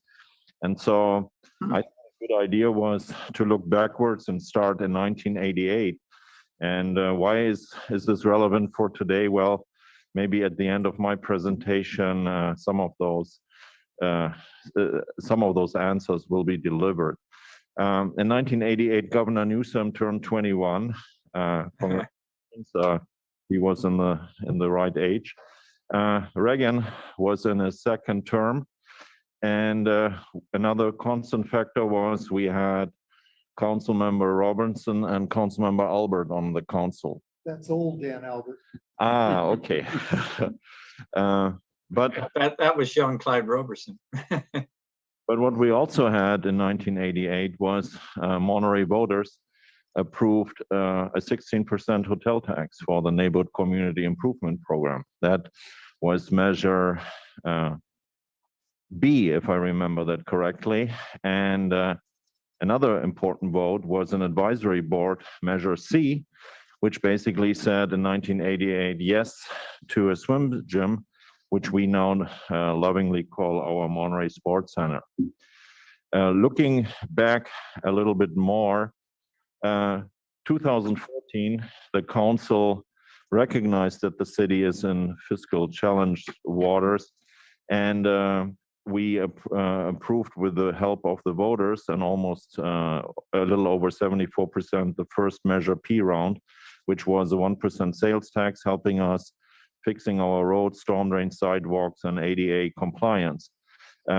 Since then, our overall condition index keeps improving. We went from 51, which is an almost failing grade, to the mid 70s now. In 2018, we also developed the fiscal health response plan, and I'll talk about this very briefly in the next slide. And 2018, we also renewed Measure P, which was originally only approved for 4 years. And voters had seen what we were doing, and it was approved, as the mayor earlier said, in the 80 percentile with 81%. Our fiscal health response plan was our guiding light for quite some time now, for the past 4 years. We called it CORE, which is let's look how we can streamline our operations. We want to see if we can reduce our cost in providing services. We need to look at keeping our revenues updated. Are there other revenue enhancements like development fees or taxes or cost recoveries that we are losing out? And we looked also at our employee contracts. So that was a strategy we started in 2018 that we are still using to today. In November 2019, the City Council declared fiscal emergency, and we put Measure G in front of the voters, which was a sales tax measure that was approved in March 2020 at the beginning of the pandemic, and over 63% of the folks expressed favor for that limited half-cent general sales tax measure. And underneath you see you see 4 bullet points that outlined why we wanted to do that. We wanted to ensure that we put money aside for CalPERS. We wanted to make sure that we have funding for our city assets, such as the sports center, such as the community center, the library, et cetera, et cetera. So that was measure G in March 2020. And then in November 2020, the city also approved measure Y as something to bring forwards to the voters, which was a request to increase the hotel tax by 2%. And again, the voters of Monterey approved that tax measure with 71.7% approval. Basically, when we look back since 2014, we have a lot of credit being given by the voters who want us to be successful and who want us to reinvest the money into our city operations and also into our city assets. What we've done so far following the fiscal health plan is we worked according to that. We looked at revenue enhancement. We looked at reduction in operational expenses. And we also have looked in labor negotiations. Council might recall that 2-3 years ago, we negotiated labor contracts that really were driven by adjusting our salaries also to market rate, to look where are we out of market and where do we have to adjust it. And that meant upwards and downwards adjustments as well. What we always hear from the community also, you got all the money from ARPA, American Rescue Plan Act. There's so much money that is given to the cities. So what about ARPA funds? So here's what the true story is. Monterey received $6.5 million.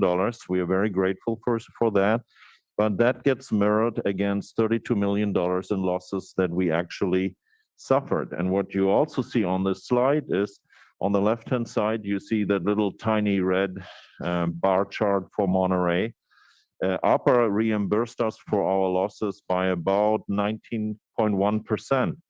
All the blue charts basically are neighboring communities or other cities who received double, triple, quadruple, tenfold the money that they had losses. So there is no rhyme or reason behind that other than the distribution formula that was selected by the federal government has something to do with the demographics and the median income for cities. And of course, Monterey has a different median income than let's say the city of Watsonville. And what you see expressed there is what did we receive in ARPA fund is based on that, totally independent of the actual losses you have. So you see here one more time, and we showed you that chart before, City of Salinas received 40 million more in ARPA funding than they had in actual losses. And when you look at all those different numbers and lines, you can see how other communities around us have scored. What's the message? The message, what about ARPA funds? We are grateful that we got them. And without the ARPA funds, we wouldn't have balanced the current fiscal year.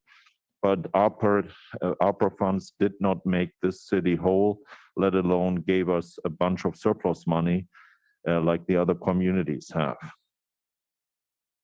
Here's our challenge right now, and that is something that we are presenting a little bit more in detail tonight.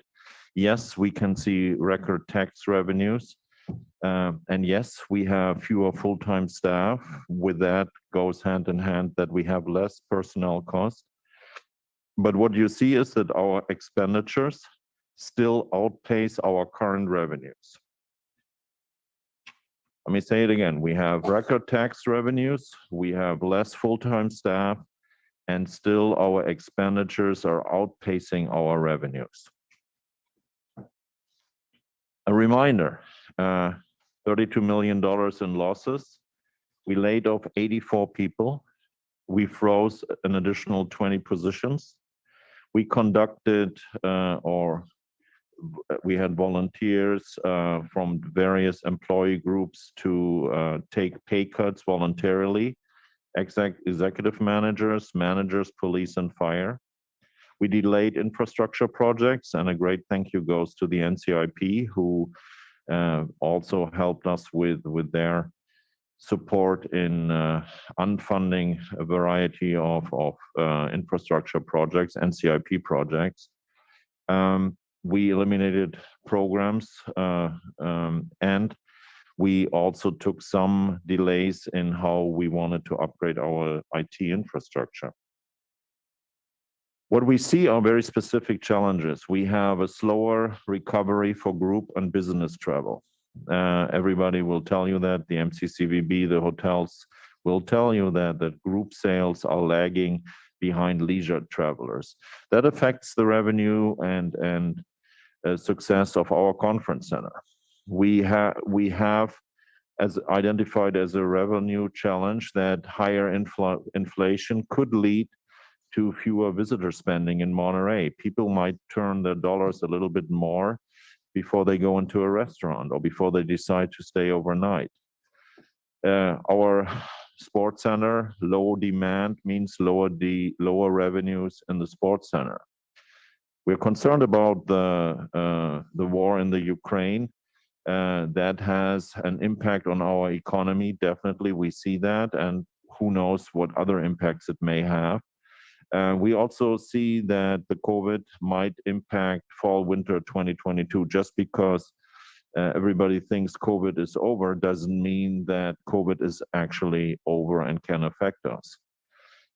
Another revenue challenge is that our TOT, which is our main tax or main revenue source with the least restriction, is restricted by 22% of the TOT, which is about $7 million projected for next fiscal year, goes to NCIP, that should be 16%, and MCCVB with 6%. So again, 22% of the main revenue source goes into funding for NCIP and MCCVB, and that reduces also the operational capabilities of the city to some extent.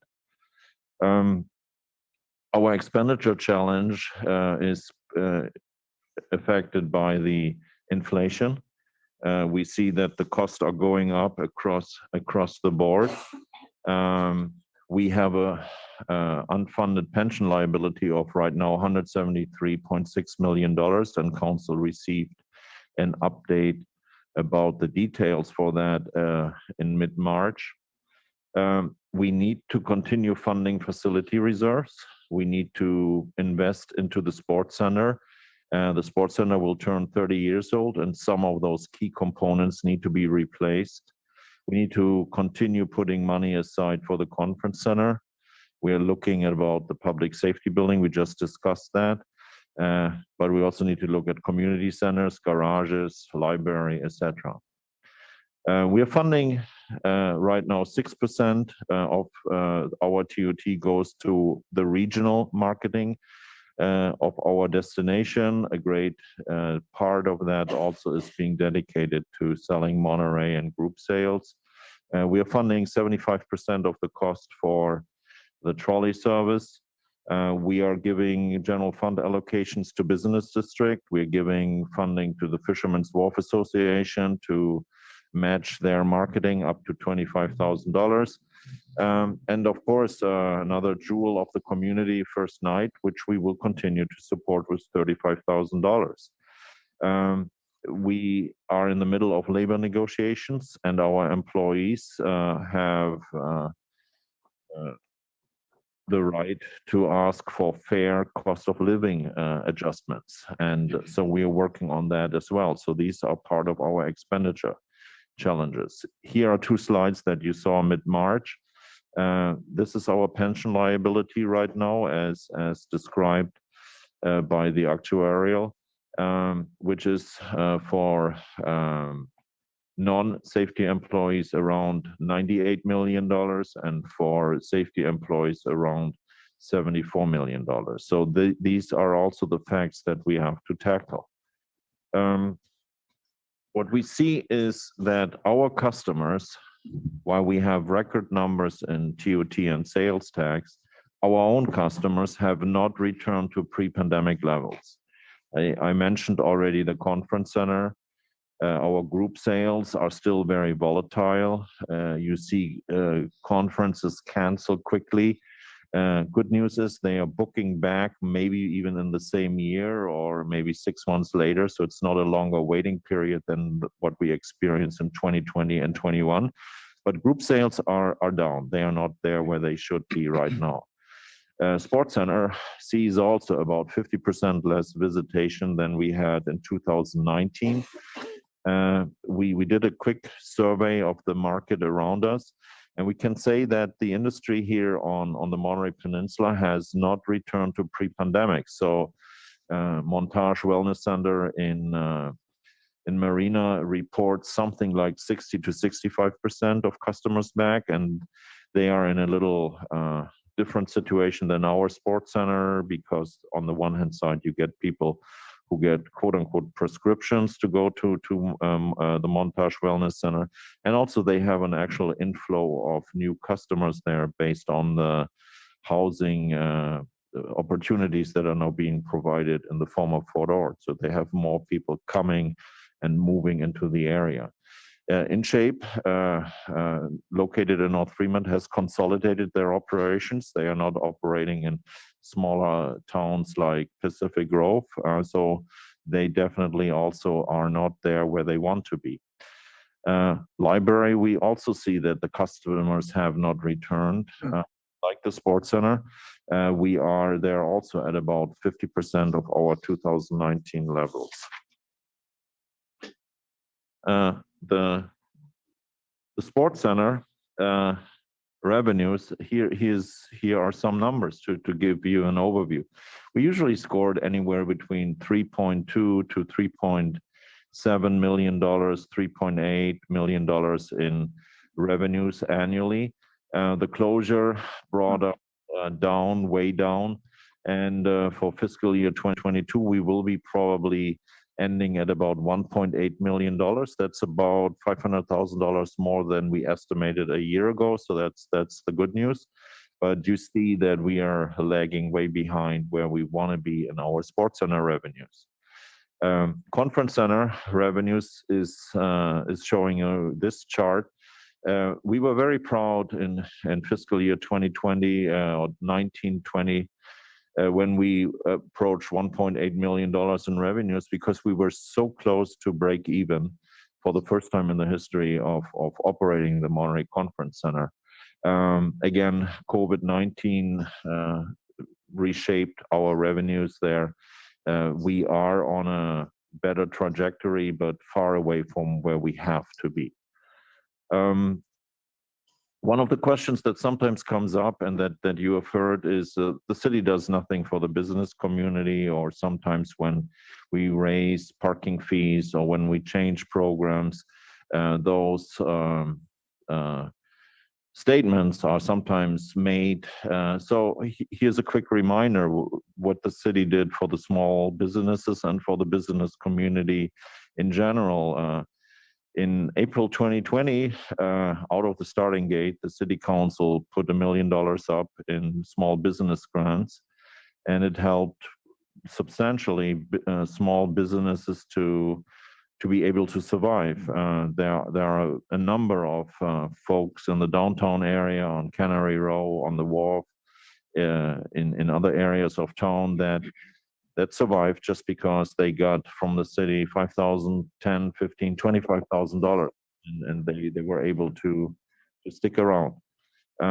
We were also the first one out of the starting gate to create an emergency rental assistance program that was designed with employees, mainly hospitality employees, in mind, because they got laid off. Restaurants laid off, hotels laid off, hotels closed. Portola Plaza Hotel closed, Monterey Plaza Hotel and Spa closed, laid all the folks off.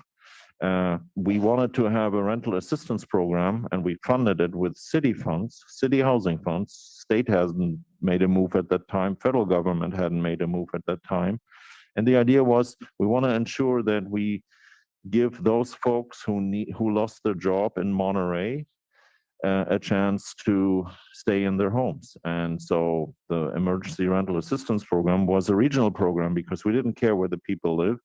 We said, if you lost your job in Monterey or you lived in Monterey, we'll help you with the rent.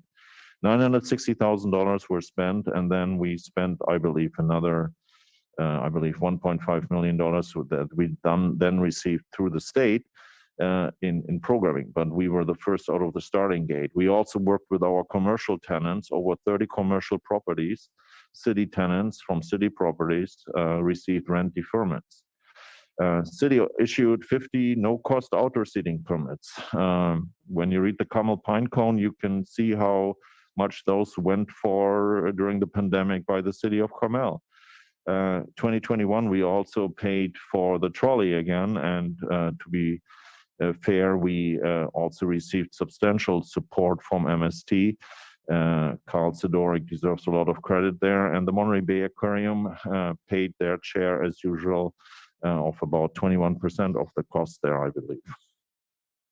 So what are we doing for the business community for FY 22-23? We still propose as city staff, pending of course council's approval, to continue funding the MCCV. We think it's necessary to keep the investment going, and we think it's important to ensure that our hospitality industry will continue to be receiving a lot of visitors. TID, Tourism Improvement District, is also paid by the hotels. Again, interestingly enough, other tourism-based businesses do not pay a single dime into the TID. We are paying again for 75% of the trolley services, which is servicing Old Monterey, Cannery Row, and Fisherman's Wharf. This will be done at a very low level because we can only fund between June and Labor Day. This year, there will be about $230,000. But in the past years, the highest in FY 18-19 was $602,000 that the city paid just for trolley services. And again, in order to supporting the business community, we need to pay for a lot more public safety than any other city that doesn't have that number of visitors coming to the city. Everyone expects clean beaches, parks, trails, safe roads, and clean restrooms, public restrooms. So we will continue to make sure that those type of core functions that we are providing are continued for FY 22 and 23. Here's just another graphic that we published, I believe, in 2020, just to update folks in at the end of the first COVID year, what we had done so far. So those numbers have slightly improved as well. What do we need? And here is, we still need to come up with an idea of how do we fund a new library. We started the work on the Public Safety Center, built in 1959, which is not old. Then we have to look at the Sports Center. Today, and by that I mean actually today, we have $2.5 million just in immediate need for the Conference Center. And we don't have the funding for that. The current funding that we set aside at mid-year is $750,000. We have no money set aside for our parking garages. We have no money set aside for rebuilding, rehabilitating fire stations. And the Conference Center, which we renovated with the help of the hotels, and which is being paid for the renovation with the help of the hotels and motels. We need to probably invest in 10 years. So when the Conference Center approaches 15 years, we probably need to invest something between $15 to $20 million. I tell you right now, I made the number up because I didn't know exactly what kind of things we have to do, but we need to budget for a substantial upgrade of that building, because we learned one thing from the previous Conference Center: we didn't invest enough money into that building. So we have to keep that asset alive and current. We put $750,000 aside for the building at mid-year because we had some one-time savings there, and you will see later what we are doing in the next fiscal year for that building as well. The NCIP funding will be again considered like this year.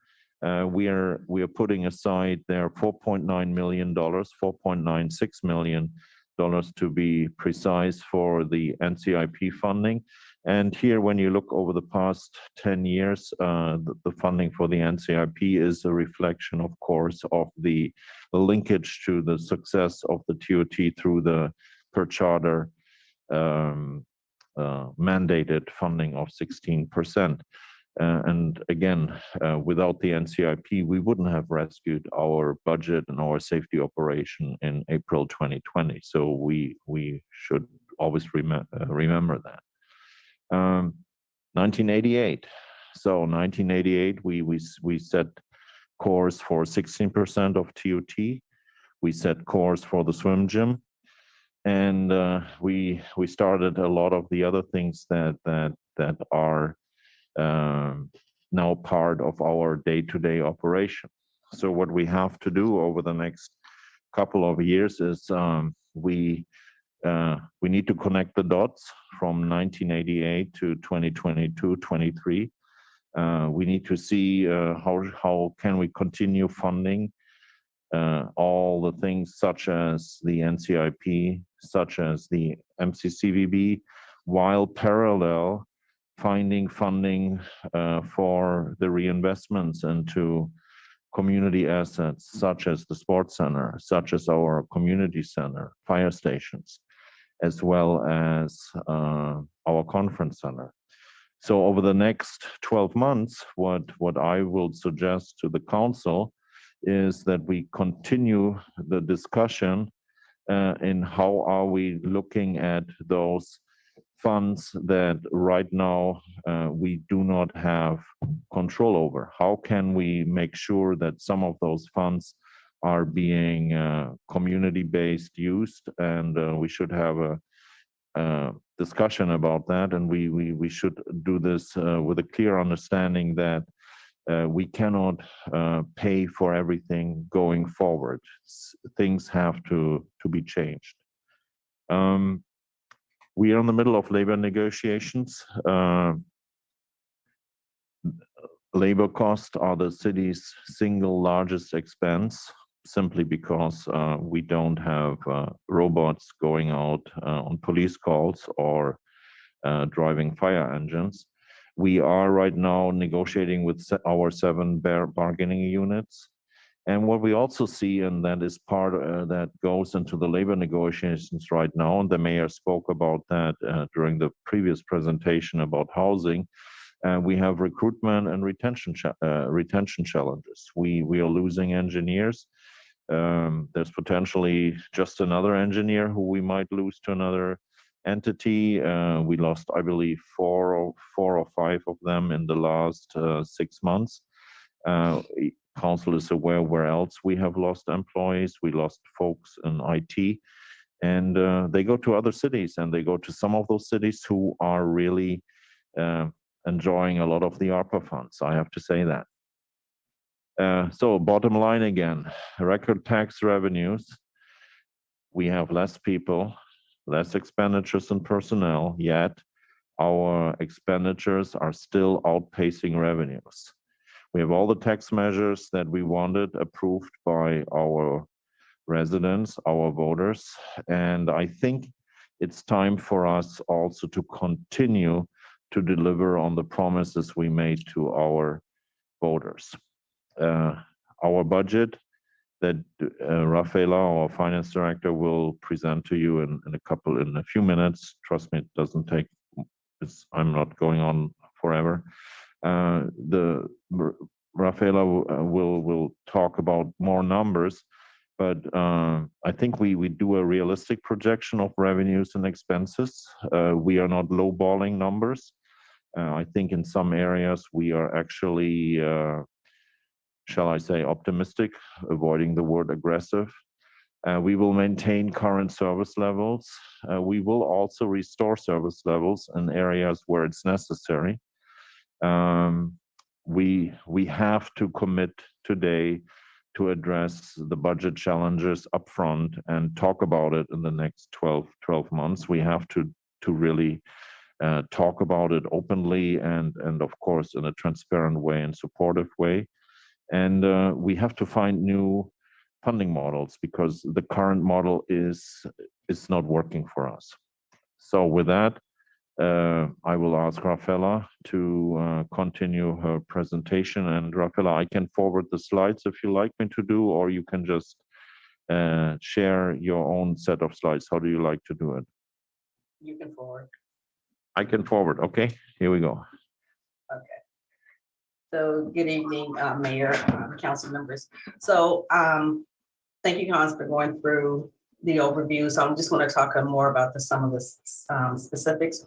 So we're going to start with what our budget process was this year. So first of all, we had our departments provide estimated revenues from their departmental programs. And from that, we went to the expenditures. And so due to the compounded changes that stem from the pandemic, staffing level changes, and CPI increases, and just an overall services provided, the departments were asked to start with a zero-based budget. The expenditure budget was supposed to be built from scratch based on their actual needs. So what we did, though I know wasn't an actual zero base, so what we did was we gave the department some guidance. And by guidance, we just say basically use the prior year's budget plus 3%. So what we didn't want to have happen, we did as a guideline, as a baseline. So we didn't want to have happen some tremendous amounts of numbers, but something that was kind of in the ballpark of what they really needed. Now, of course, allowances were made for specific costs like utilities, because we know utilities are up about 20%. And of course, fuel, everyone knows that is significantly higher than it has been. Next slide. Next slide. Sorry. So we continue the citywide revenues. So they were compiled by estimates from departments, from trend analysis, from our consultants, from a finance revenue staff, and also from the city manager's office. In finance, we also went and determined the retirement contributions from the OPEB and UALL, and we allocated the amounts that had to be allocated to each department. From there, we also went to the internal service costs for IT services, risk management, and the vehicle replacement funds, and those are all determined and included in the final department's expenditures. Next slide. So this is what we came up with. So our projected revenues was $86,216,684. The requested expenses that came from all the departments, $89,986,236. So that is a shortage of $3.7 million that we had to work with. And this does not include the COLAs, the cost of living adjustments. Next slide. So with that, the budget team went back to work trying to find resolutions. So with the budget team consisting of finance, HR, and city manager's office, we met with each department separately to review the initial submitted request. And then we worked to resolve the initial shortage between the revenues and requested expenditures. We reviewed all requests for position changes and other programmatic requests. And then we followed up with the departments to further reduce expenditures wherever it was feasible. Next slide.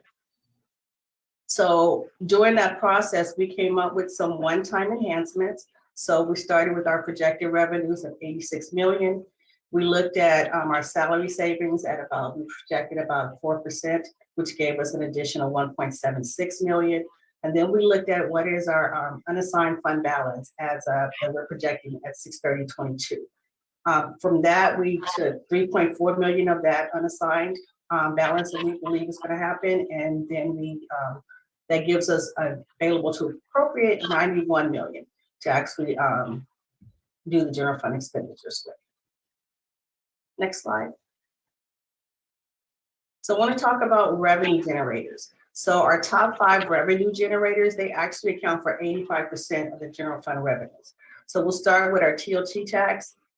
We generate about 30% of the revenues, and that is net of the NCIP allocation of 16%. And I'll talk more about that on the next slide. Our sales and use tax comes in at 18%. Fees and charges are 16%. Property taxes are also 16%. And then our utility users tax comes in around 5%. And then everything else that we do rounds up that last 15%. But these are the top 5 revenue generators that we have. Next slide. So our transient, our TOT tax, our allocation, so our projected revenue is 31 million. And we have our 16% that goes to NCIP. So that contribution is projected to be 4.96 million next year, which gives us that 30% of 26 million 40,000. So from that, we also have to look at the MCVB contribution, that's 6%, which is equals 6% of the gross, which comes to 1.86 million. It is now capped at 1.8 million. It used to be 989,000, but just recently that was increased. So we are looking at spending 1.8 to MCCBB. So that means available for appropriation is actually 24 million out of the TOT. Next slide. So looking at our expenditure categories, I talked about earlier how our salaries are highest paid. So salaries and benefits for general fund, they are 76% of our total general fund. And we have operations and maintenance comes in at 12%, as well as our internal service funds are also 12% of expenditures. Next slide. So in the budget that we are proposing, we did restore some of selected positions and had some new additions from the request. We had new additions or selected positions in community development and finance, fire, library, parks and recs, police, and public works. Pretty much everyone, no one got everything that they wanted, but everyone did get something to help move the operations in their departments. Next slide. And just to kind of give you an idea, so based on salary benefits based by department, what we have, so these are what was proposed by all the total proposed personnel costs by all the departments. So our administrative departments, which would include mayor, council, city manager, city attorney, finance and human resources, those account for 12% of the total. Community development accounts for 5%. Parks and recreation is 12%, library is 3%, and our public safety, that's police and fire, account for 58%. I just want to add the city manager's office with $3.4 million. That's really a great number, but we keep in mind it's not just the city manager's office. It includes the city clerk as well as the whole operation in the conference center. So that composes the $3.4 million. So it's not just my salary. Thank you. Next slide, please. Okay. So our proposed 22-23 budget also includes a $1 million investment in our pension liability reserves. Includes $207,560 in economic reserves. As you will remember, at mid-year, we increased the economic reserve to reach 18%. But as you can see, we still need, it's a good thing we did that. I believe it was about 1.4 million that we actually used to get it to 18%. But based on the numbers that we have now, we still need now another 200,000 just to get it back to the 16%. And our proposal also includes 750,000 in CIP. As we just talked about, the NCIP is 4.9 million, and then it also includes 250,000 to put into the conference center reserves as well. Next slide. So just to give you actual numbers for next year for the sports center supplement. So we're looking at 2.4 million coming in. We have requested expenses of 4.4 million. Our debt service and for sports center is 541,000. So the supplement by the general fund is 2.4 million. So our projected cost recovery is 49.7%. And per city council policy, the sports center aims to recover 75% of the cost. So like Hans said earlier, we're not quite there yet. So it's something that we're actually really looking at as well. Next slide. So for the conference center, we did the same thing. We looked at the revenues at 1.76 is what we're expecting for next year. It costs 2.9 million to actually run. So it's supplemented by the general fund at 1.98 million. Next slide. And the library. The library is not really expected to bring any money in, so we have a very modest 21,000. We have expenses at 3 million. So a general fund allocation to run the library is 3,010,000. And we have a library trust fund revenue that we are looking at receiving 101,000 for next year. Next slide. And so our 5-year projections, you've seen this slide before. We just wanted to bring it back just to kind of show what the projections are looking like. So for the thing that I really want to bring your attention to is the first section with the revenues over and under expenditures, that we are still looking at the structural deficit. So as we are still working on all the strategies that we can to alleviate the deficit, but this is what we're looking at. We still have for this year 86.2, expenditures at 88.3 million, and so over budget by 2.1. So again, this does not include, and it will not be updated until some decisions are actually made and budgets adopted. So we'll have actual adopted numbers in here that'll actually make this look a little bit better. So we're looking forward to that. And our next slide. So the general fund structural deficits are things we just really want to talk about. There continues to be that structural deficit in the general fund, and it's based on expenditures, as we talked about earlier, outpacing the revenue. And so key things that we need to do is monitoring the expenses in adherence to our adopted budget. And we need to temper additional non-budgeted spending throughout the fiscal year. That has to be a priority. It's the only way that we're going to actually kind of get up out this hole. And so we continue to address these issues and we make decisions that are sustainable long-term. And with that, I will turn it back over to our city manager for his closing remarks. Next slide. Yeah, thank you, Rafaela. So my closing remarks are, before you ask all your questions, is we're treading water. Despite our best efforts, we're not getting anywhere right now. We don't have enough funding for CIP. We cannot put enough money aside for our various reserves or for the pension liability. We are on track. Fiscal year 2023 is on track. As Rafaela showed you how we are going to bridge those funding shortfalls.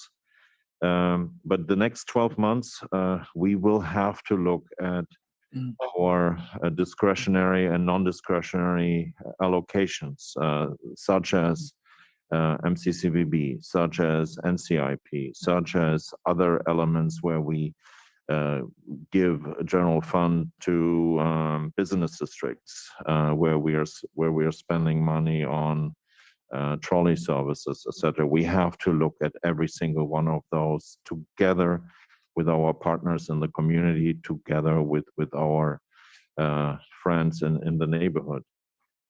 We need to do something about the sports center, and we will do this in the next 12 months because we need to ensure that we are not continuing to support the sports center in a way that we do it for this year. That's not sustainable to give $2.5 million into the sports center year after year. So what we are doing is we will be looking with professional help at how are we operating the sports center, how effective is the programming, how effective are our pricing that we have, the offers that we are doing. So we need professional help, and we have started that process already in finding those folks that can help us with that. There's still a huge uncertainty out there, and I mentioned that early on, despite all the good vibes that people seem to have about certain things. We may face service cuts. We may also face again layoffs in the following year. So we need to be aware for that, because if our revenue estimates are not coming on target, we still have the other challenges that or the other obligations that we have to take care of. So in summary, the budget is on track. We will present to you in more detail in June the budget for your approval and for some of your last minute inputs as well to figure it all out.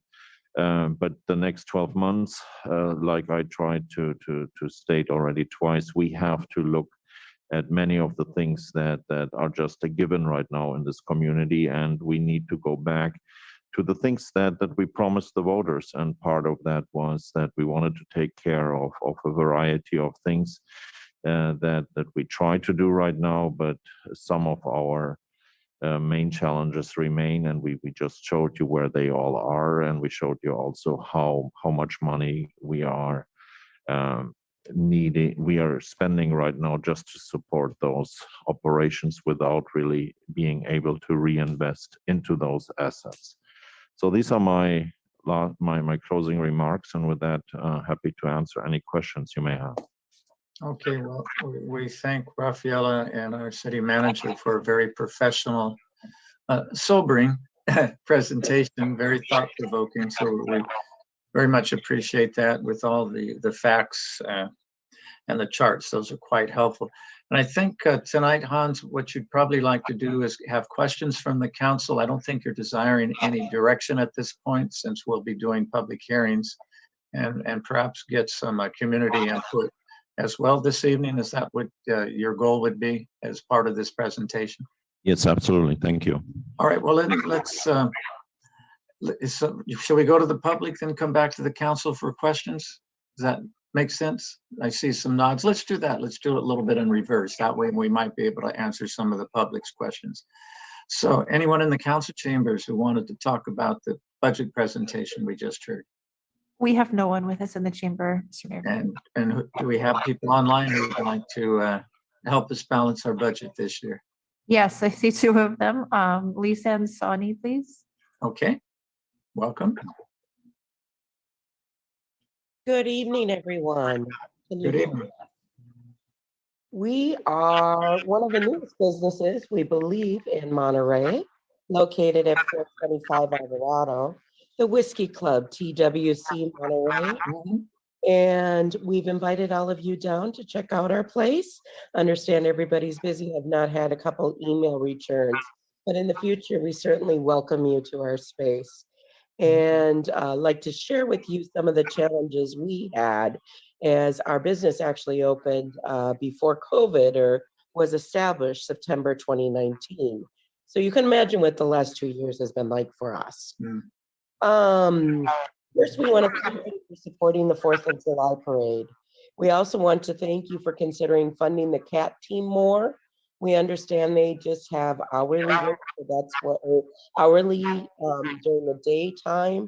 And I think there really would be an opportunity for some evening and weekend hours. At least that's my understanding right now. And we also want to ensure police and fire and safety funding as much as possible. Is the city considering an outside entity to sell the sports center? It sounds like the city manager mentioned that you're going to need to look at that in the next 12 months. I think for some business owners, that certainly is perplexing, as it doesn't seem to be a main city service. And, you know, there's a sense that it's draining things. Is the city addressing pensions? And if so, how? Is the city considering retirement packages, or what are they doing for people who are making over $200,000? 250, 300, 350, 400, or even more? And do these include pensions and all the other benefits associated? This is very concerning for the small businesses who also pay for their own health care and retirement amidst the risks of business ownership like the past 2 years. As many business members in the Monterey community watched the affordable housing part of this meeting earlier, which we also value, yet I'm sure there is a solution without water and lower lumber and building costs, as well as fees and taxes. The business owners were texting together and calling each other, and some anyways, obviously, it's not all of them, but some. And they'd like the city to consider and to really consider having another meeting of the business realities in the city, just like you did for affordable housing, a study session, staff reports, things like that. So we also request the council change the sit and lay ordinance to at least 11 p.m. or midnight versus a 9 p.m. It's just way too early right now, at least within the business districts. And I see I'm almost out of time. We look forward to being a new Monterey neighbor and appreciate all you do serving the council. The facility needs slide and lack of dollars concerns. Thank you for your service. And thank you for your comments, and I would encourage you to put those in writing if you would, and you can send them to suggest@monterey.org, and it will be part of the public record. Next, we have Rob O'Keefe. Go ahead, please. Thank you very much. This is Rob O'Keefe, the President and CEO of the Monterey County Convention and Visitors Bureau, and I want to say three things: make an observation, express some appreciation, and talk about a commitment. First, a few observations. Number one, I've been to the Whiskey Club, and if you haven't, you should go. Second, I'd like to put a number out there to match Hans's 1988. That number is 2056. That's 34 years from now, just as 1988, 34 years from now going backwards. And think about that, because what I'm about to say has a lot to do with the future and where do we want to be in 2056. And I suspect that tourism is still going to be a heavy influence on where we're at that point and how we get there.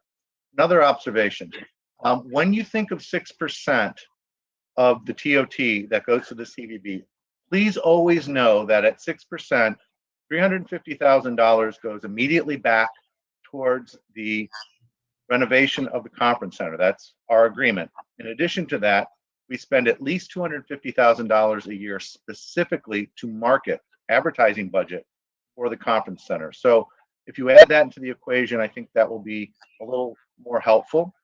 And then third would be, there was a lot of talk about challenges, expenditure challenges, revenue challenges, but I'm going to talk about a revenue opportunity. And the dollars that you spend from your TOT collections for destination marketing are going to help fulfill some of those expenditure challenges that you have.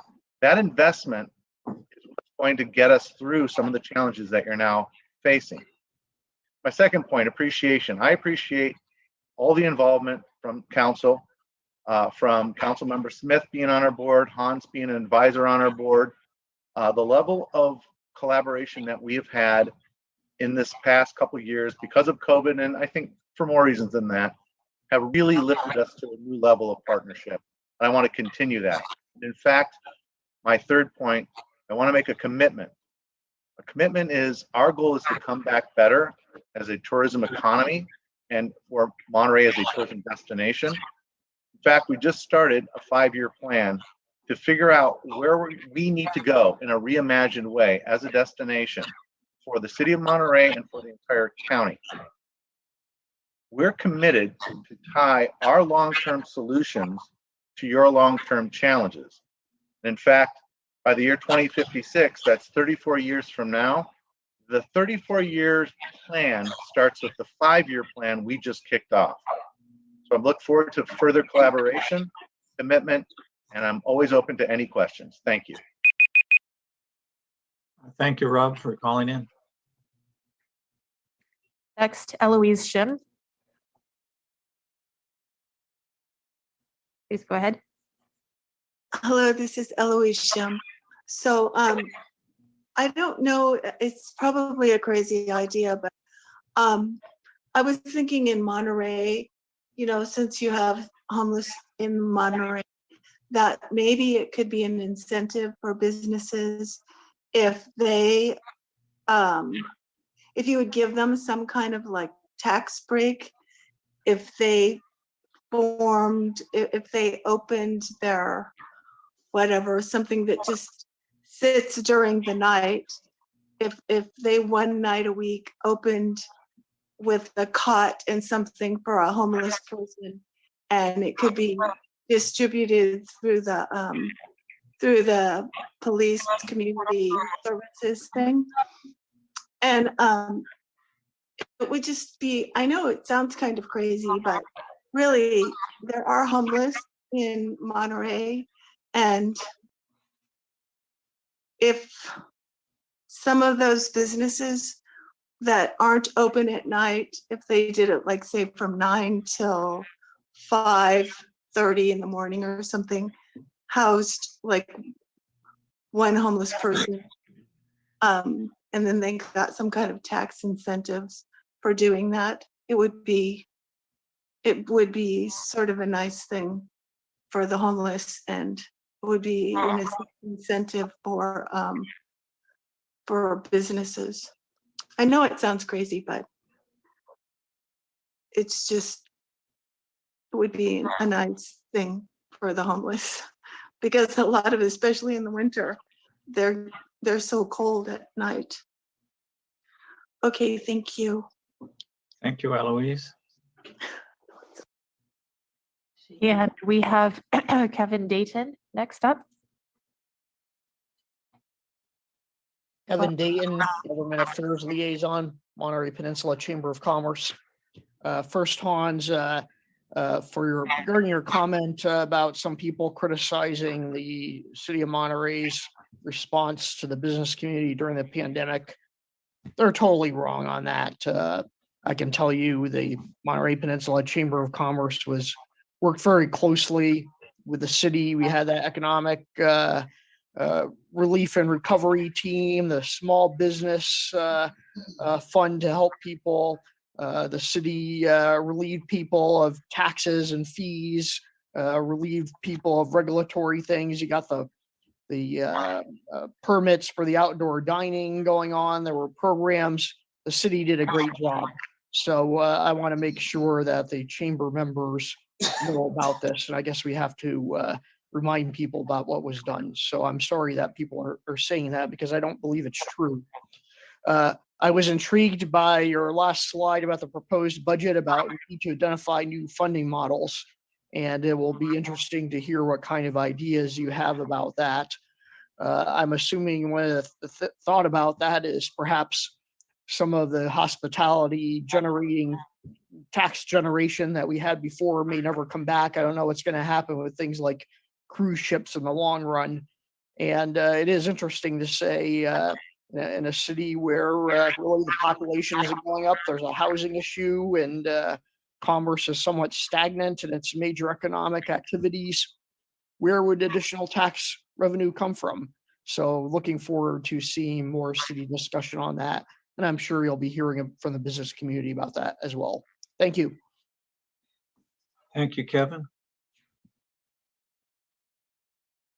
And next we have Mitchell Sawney. Good evening. Thanks for giving me the opportunity to speak. As my wife spoke a little while ago, we're glad to be in downtown Monterey. We appreciate all that you guys do for the city of Monterey, for the citizens of Monterey, and those that visit this beautiful city and region. You know, I'd like to address something that a lady mentioned right before Kevin Dayton spoke. She talked about the possibility of businesses opening up their doors to the homeless to sleep in there. I'd like to sort of make people aware of the realities that we deal with being in downtown. My employees are afraid to walk to the garage, which is less than a block away from my business, even at 9 p.m. at night, for fear of being attacked by a homeless person. Not just female employees.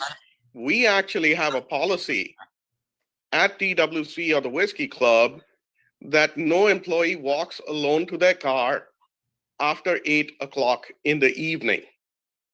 This is the state of affairs that some are totally unaware of. These are the conditions we deal with. Now, I don't fault any one individual, but the system as a whole that has let this develop, you know, over time. This did not happen in a matter of a month or a year or 3. This is just a systemic problem that needs to be addressed with a systemic solution. Perhaps these individuals have some mental challenges. I was personally attacked by an individual that I've called about almost every day for more than a year now. If you look at the call logs, you'll see my name. It is despicable to think that a business owner would risk all that they have built, their livelihood, the livelihood of all of their employees, to allow some individuals like that to come and sleep in their businesses.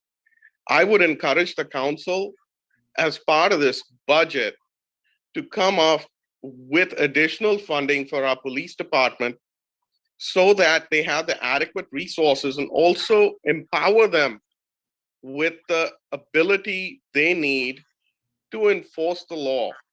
Perhaps the sit and lie ordinance should be moved out to midnight or taken away from the central business district. I have seen a homeless individual urinate on my window at 11 a.m. in the morning. So I'll leave you with that thought tonight. Imagine a family with young children walking by having to witness that in a tourist town. Have a great night. Thank you, Mitchell, for your comments. Mr. Mayor, we do not have any further requests to speak. Okay, well, at this point, I want to let the council know we do have to have an essential closed session because staff does need some direction and authorization. And so, and it is 10:40. So my point here is if you have essential questions, please do.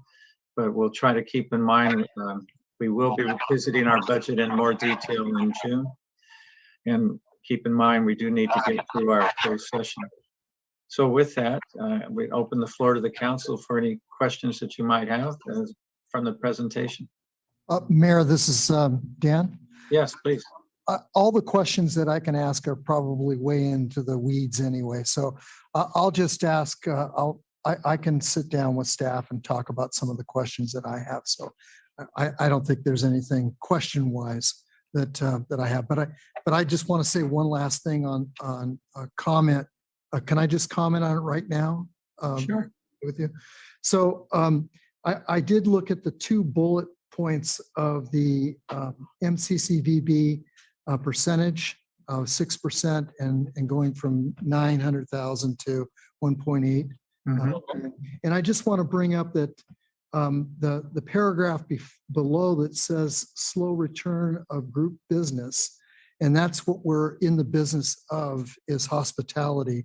And even though it's tough for us to understand that, but that's the reason why we need to try and help the MCCVB advertise our community, at least Monterey, so that we can continue with the dollars that are coming into our city. I'm not being very articulate about it, but I'm just saying that I think that type of revenue is extremely important to the city, and advertising is part of that deal. Okay, thank you, Councilmember Dan. Anyone else? Before we go to Councilmember Ed? Yeah, just real quick. I had one question, and a bunch of the other ones I can do offline with the city manager. One question was on the debt service that the sports center currently has. I think the figure was $540,000 annually. That's debt service. I think just to part of the public education piece on the sports center, Hans covered it in terms of the marketing, getting us back to the point where we are at the threshold of it's got membership and it's carrying itself, so we don't have a $2.5 million deficit. So the questions are around that I'll pursue and get an answer, and maybe we can ask the city manager and the finance director to drill down a little bit deeper on the sports center capital improvement and the loan, how long we have that loan, and how much longer we'll be paying that debt service, because that factors into, I think, what is the largest concern we all have as we're seeing the numbers. We want the business to come back. We want our members to come back, and the community needs to feel safe to do that. But at the same time, we've got to make sure that we are handling that obligation correctly. So if we can have the staff come back with more detail on that, I'm satisfied, and I have no other questions tonight. All right, thank you. And we'll go to our online members now. Councilmember Tyler. Yeah, so I'll quickly just make a few comments. I think on a positive note, the budget doesn't really take into account things like cannabis retail, if that's the path that we continue to go down. So I'm trying to draw a silver lining here in the doom and gloom of what we're seeing with the budget numbers here. But I also think, just like I discussed in the last agenda item, that we really need to take a serious look at other revenue streams as much as we're looking at cutting, because like was stated earlier, we haven't even incorporated COLA into these numbers. And so what does that look like, and the impact that we're going to have when we go into these discussions that we're going to have in closed session? So I'm asking if staff can kind of come back to us and have a true healthy conversation around what those opportunities might look like. And I just really appreciated the staff's report. Kind of, you said it, Mayor, kind of sobering, really around some of the realities that are associated with our budget, because it has been a little bit of a kicking the can down the road. I have a lot of heartburn with seeing our CIP with 750K and our NCIP getting 5 million. But to me, that just, it doesn't make sense when we have experts that we're paying a decent salary, that they're identifying projects that probably should be getting the focus, and they're not. So anyways, I'll stop there for now, and I look forward to continuing the discussion in the upcoming workshops. Mr. Mayor, can you hear me? Yeah, I'm sorry. I had to, I'm getting feedback from the council chambers, I think. I don't know if I'm the only one, but. Yeah, I am too. Okay. I'll be brief. I think when this comes back, I'd appreciate a little bit more detail on the new spending that was sort of being proposed. And I noted, I think it was about 58% of the new spending going to public safety. I can't remember now what it was for example, Parks and Rec, but it was pretty small. And I guess my thinking is that if we don't hire people to offer those programs, you're not going to generate the revenue that was lost in the sports center and the Parks and Rec programs. So I think I'd really appreciate maybe hearing a little bit more of the details on where some of that new spending is going. And I just kind of hearken back to 2 years ago. We had a lot of people speaking to us about our priorities and our budget. And we laid off a lot of people, most of them in Parks and Rec and the library. And I don't really see that being a priority to bring that back. I do understand we expect those areas to pay for themselves. We don't necessarily expect other areas like public safety to pay for themselves, but I just wonder if they could better pay for themselves if we brought some of the people back who deliver the programs. So I'd like to maybe have some more detail on that next time. Thank you. Okay, thank you. All right, so I'm sure we're going to have some really interesting, intense discussions going forward on this. So with that, we're going to recess or adjourn to closed session. As always, I want to thank the public and our staff and our council for another very interesting, stimulating meeting. So we will see you shortly in closed session. I think we may have to go to a different link for that as well. Thanks, everybody. Mr. Mayor, we still have to ask if somebody wants to speak on the closed session, please. Thank you. Does anyone want to speak on closed session? Thank you, Hans. No one in the chamber, and anyone online? Nobody is online. And no one in the chamber. Okay, thank you, Hans, for that reminder. So we'll see some of you shortly in closed session. Good evening.